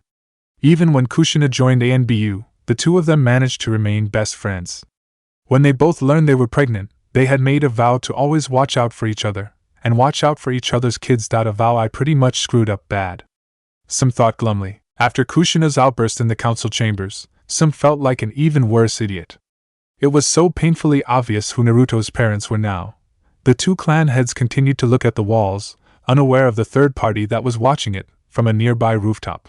Tsunade sat on a nearby roof, drinking a sake bottle. She stared down at the wall, and home, of a person she had thought of as a daughter. When the Yuzu refugees had come in, Tsunade had immediately been assigned to healing the sick and injured, and giving them all checkups. Kushina had been one of the last patients she had seen, as the Kunoichi declared she was fine, and had to be dragged in by 2 ANBU, before she would agree to a checkup. Tsunade had admired her spirit, and took Kushina under her wing. Since the girl's parents and family had all stayed behind, to make a final stand, Kushina took to her, seeing her as both a motherly figure and a big sister. Tsunade had happily accepted both roles, especially with her brother's death still on her mind. That had all changed with the death of her love, Dan. Grief-stricken that she couldn't save him, and convinced that she had been the cause of his death, by giving him her necklace, she had left Konoha, left a bewildered Kushina. It hurt her, but she felt Kushina would be safer away from her, and look how that turned out, she thought bitterly, as she finished the sake. Now, the girl she saw as a daughter hated her guts, hated her friend's guts. And she had every right to, Tsunade sighed, as she stood up. She gave one last, forlorn look to the Namake's home, before she left, heading back to her office. Near the wall, both Hayashi and Sim did the same, giving one last look, before returning to their respective homes. One to think about how she could beg for forgiveness, and a second chance to repair her shattered friendship. The other to wallow in self-loathing and sake for his actions. Below Konoha in a dark tunnel, a figure slowly limped along. A brief flash of light revealed the bandages over his right eye, his right arm in a sling, and the cane in his left hand. Danza moved through his secret route facility, eventually reaching his office. He soon entered, and quickly moved to a file cabinet. He rustled through it, before pulling out a group of documents that bore his seal, and that of the Tsuchikage. With a simple flick, the papers landed in an empty wastebasket, before flames engulfed them. Now, if only I can get my hands on the Tsuchikage documents.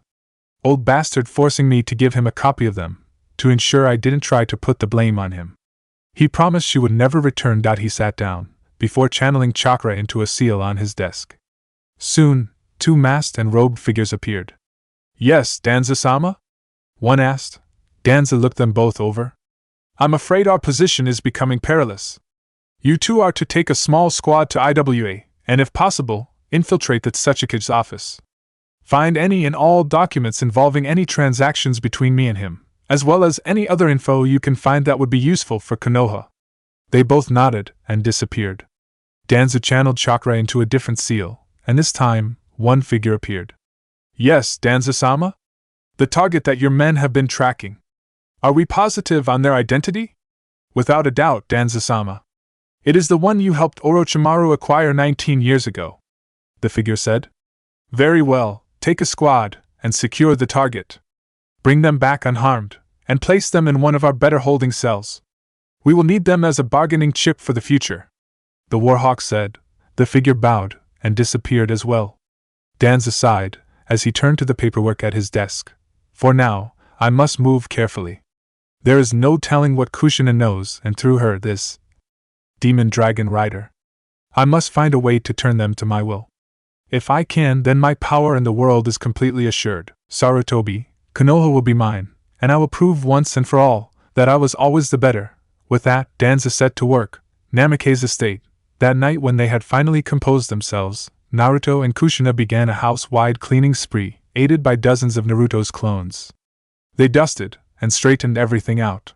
One clone, wearing the hooded robe and lower face mask Naruto wore when not in armor, bought groceries to replace most of the spoiled and rotten food. The lawn work would have to be done carefully, as it wouldn't do for a ninja patrol to come by and see the demon dragon rider using the shadow clone jutsu to clean up weeds, as it would raise suspicions, especially with those who knew Naruto's handiwork. However, Naruto could use magic to control the plants and ease the work.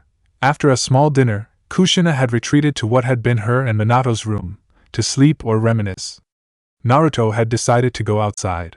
Onyxia lay curled up, around the side of the house. She rumbled softly, as Naruto approached her, and climbed over her legs, settling against her side. You're troubled, she said softly. Yes, I am. There is just so much I need to do, and being here in Konoha, I need to know what's changed. But I can't, not without blowing my cover, he said, as he gently stroked her side. Then perhaps you should blow it. Your friends have probably suffered these past 4 years, thinking you were dead. That Hinata girl seemed nothing like how you described her. Naruto sighed. But I can't. If I blow my cover now, the council will be all over me. They'll find a loophole in the contract, or renege on it completely. And when they do, they'll come. You, me, my mom, we can fight, and fight well. But not even we can take on an entire hidden village, not with a garrison of some thousands of ninja. The only way I can reveal myself is if I can get the daimyo's protection. And at this point, that's not going to happen. Onyxia huffed. True, I don't think we would have to fight all the ninjas in this village. Many of the shinobi members seemed quite upset at your loss, especially with your mom reminding them. I think they would side with us, whether to repay you or your mom. And many of the shinobi would follow their Hokage's command. Naruto shook his head. No, their hatred of Kyuubi is too much of a risk. For now, I'll remain nothing more than an enigma in their minds. Onyxia huffed again. It is your choice. But we must find a rider for the other egg. I sense that fate has brought us here to find another. Naruto chuckled. You know how I feel about that fate stuff, he said, scratching her side. She giggled. I know. Naruto Namikaze is not bound by fate, or the laws of men. He does as he pleases. Naruto chuckled. You know it. He yawned, as he stretched. It's late, he murmured. Onyxia curled around him, keeping him warm. Then stay here. I'll keep you safe, little one. Naruto nodded, as he drifted off. Hyuga compound in her room, Hinata lay in bed, wearing a simple tank top and sweatpants. A kunai lay under her pillow, where she could easily grab it, but a kunai couldn't protect her from her dreams. She tossed and turned, as a dream began to play in her mind. She found herself in a large field, full of flowers. The sun shone high overhead. She looked down, to find herself dressed as she was, back before she learned of Naruto's death. She slowly looked back up, and gasped, as she saw an orange and blue-clad figure approach. His blonde hair waved in the breeze, as his whiskered cheeks moved into a smile. Naruto Uzumaki smiled, and waved at her, as he approached. Hinata felt her chest tighten, and a warmth spread across her cheeks, that she hadn't felt in 4 years. She approached him, a smile forming on her face. The two of them grew closer and closer. But when he was within a few feet of her, his smile faded, and his eyes widened in fright. Hinata felt confused, as he started backing away. And Naruto-kun, what's wrong? She asked, only for her voice to sound muffled. She looked down, only to see herself in her ninja clothes. Her arms covered in the gauntlets. Naruto backed away in fear. Why you're not Hinata? You're a monster! A cold-blooded killer! He started to run away. Hinata gave chase. Naruto-kun, wait! Wait! She shouted, chasing after him. He ran, darting into a forest. She followed him, always following. Suddenly, she burst into a clearing. And there stood the black-armored figure, who held Naruto in one hand, and his blade in the other. She growled, and charged, drawing her swords. The demon dragon rider laughed, as he swung his sword. She blocked, grabbing the blade with both her hook ends, and tearing it from his grasp. She swung, slashing open the armor he wore, and stabbing deep into his chest and neck. He gurgled, and fell, blood seeping from his wounds, and form under his helmet. She knelt down, eager to see the face of the one who would dare harm Naruto. She ripped the helmet away, but screamed, as she fell back. Fell away from the lifeless blue eyes that stared at her. Away from the blood-stained whisker birthmarks. She shook like a leaf, as she stared at Naruto, who wore the now blood-soaked armor of the demon dragon rider. Then, the corpse began to move, and slowly sit up. She cried, and shook, as the dead body of her crush looked at her, and spoke. This is the fate of monsters. Monsters only hurt the ones they love, he said in a hollow voice. She let out a scream. Hinata shot out of bed, her skin clammy, and drenched in sweat. Her eyes scanned the room, her hand gripping the kunai. A dream? Yes, just a dream, she murmured. But it was unlike any dream she had ever experienced. She had not dreamed of Naruto for years now. But now, she had a dream, of him being the demon dragon rider. She slowly settled into bed, trying to forget what she had seen. But as she started to fall asleep, a voice she had never heard before echoed in her mind. Soon, you'll have to choose the path of demon, or protector. Soon. The voice faded, as she fell back asleep. The next morning Naruto breathed lightly, as he ran another lap around the Namikaze estate. He was wearing a bandana around his head, to hide his hair, and his face mask over his lower face. His chest was bare, revealing a number of light scars, and his muscled torso. He still had on his black pants, and boots. Eye in the sky, Onyxia flew lazy circles, hunting for breakfast in the Namikaze grounds. Below, Kushina went through several kata with her katana. She moved easily from one position to the next, showing none of the signs that she had been a captive for 18 years. Near constant training for a few months had helped her regain her chakra control, strength, and skill. As they trained, an ANBU appeared outside the Namikaze estate. He went to the gate, and examined it, before finally touching one seal, and channeling chakra into it. Inside the grounds there was the sound of a loud bell. Kushina looked up, as did Naruto. She went to the gate.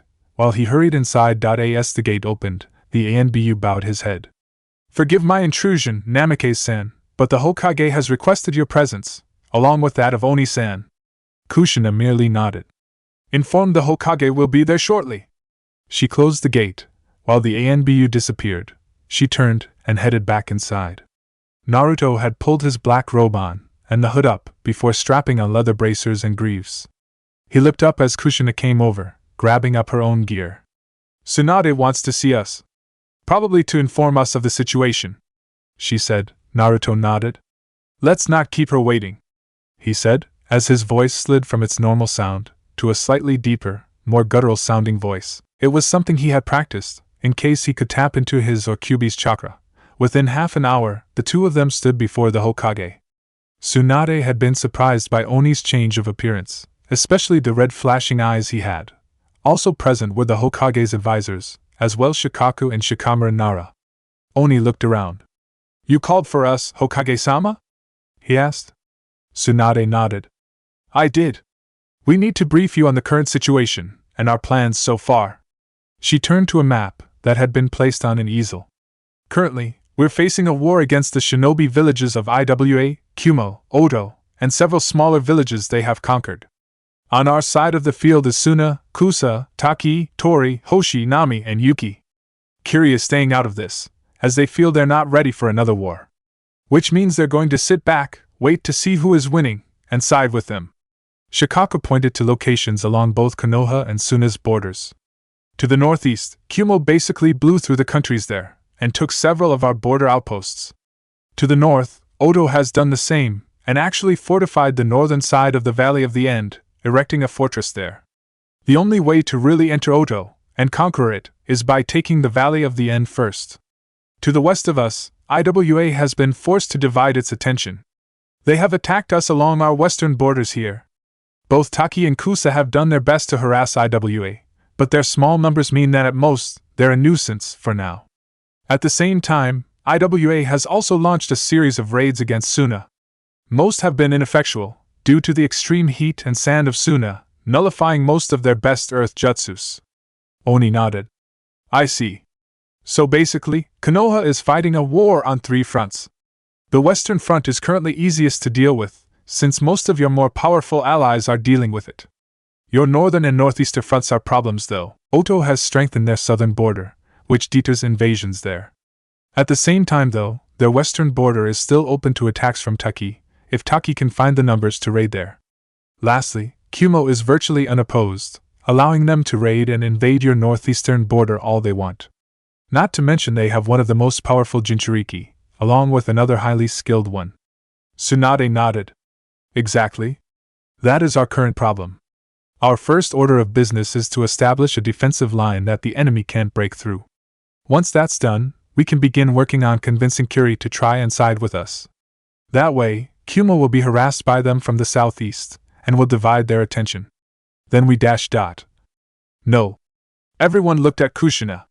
Like you said, Kiri is holding back, waiting for a winner. Trying to convince them to side with us will just show that Konoha is desperate and weak. Hamura glared at Kushina. Diplomacy is not a sign of weakness, he said. It is, when not used properly. Diplomacy is best used by those who don't need to use it. If you hold the upper hand, it's better to negotiate than trying to negotiate with nothing to offer. Oni said. A far better plan would be to invade one of those 3 countries, after the defensive line is established. Hamura and Koharu scoffed. You must be mad to think that is possible. We cannot establish a defensive line, only to then invade one of their countries. It is madness. Shikamaru looked thoughtful though. Would you care to explain your reasoning? He asked. Oni nods. Of course. You all forget exactly who or what you've hired to your side. With my dragon, I am not bound to the ground, and thus I can travel farther, faster, and be harder to detect than an invasion force. So, you think you are a one-man army, capable of defeating an entire village of shinobi by yourself? Koharu asked, glaring at Oni. Oni chuckled. No, but I think I can handle a village that is down half its ninja, he said, as he moved to the map. Out of the 3 main enemies, Oto is too weak to be a true threat. Iwa has the greatest number of shinobi, and poses a significant threat, due to their earth jutsus being perfect to defend against fire jutsu. However, they are currently held up by the number of allies attacking them. That leaves Kumo. Kumo is the ideal enemy to take out first. And I know how. Shikaka leaned forward. And how would we take Kumo out? Simple. We offer them a target they can't refuse. Namely, this fortified outpost here. Oni pointed it out. It's strategically placed to prevent Kumo from getting too far past our borders. It's well positioned, so a relatively small number of ninja could defend it. But it would take a large number to flush them out. My plan is that we put the bare number needed to occupy this outpost. Kumo will see this chance to break into Konoha's borders, and will commit a large force to take this outpost. Meanwhile, I can move around behind them, and attack Kumo in its weakened state. If I can cause enough damage, Kumo will be forced to pull its ninjas back to guard the village. Maybe even force them to withdraw from the war altogether. Everyone looked at Oni. Tsunade had a look of surprise, the elder's suspicion, Kushina had admiration. Both the Naras simply nodded. You know what? I think I like this guy, Shikaka said.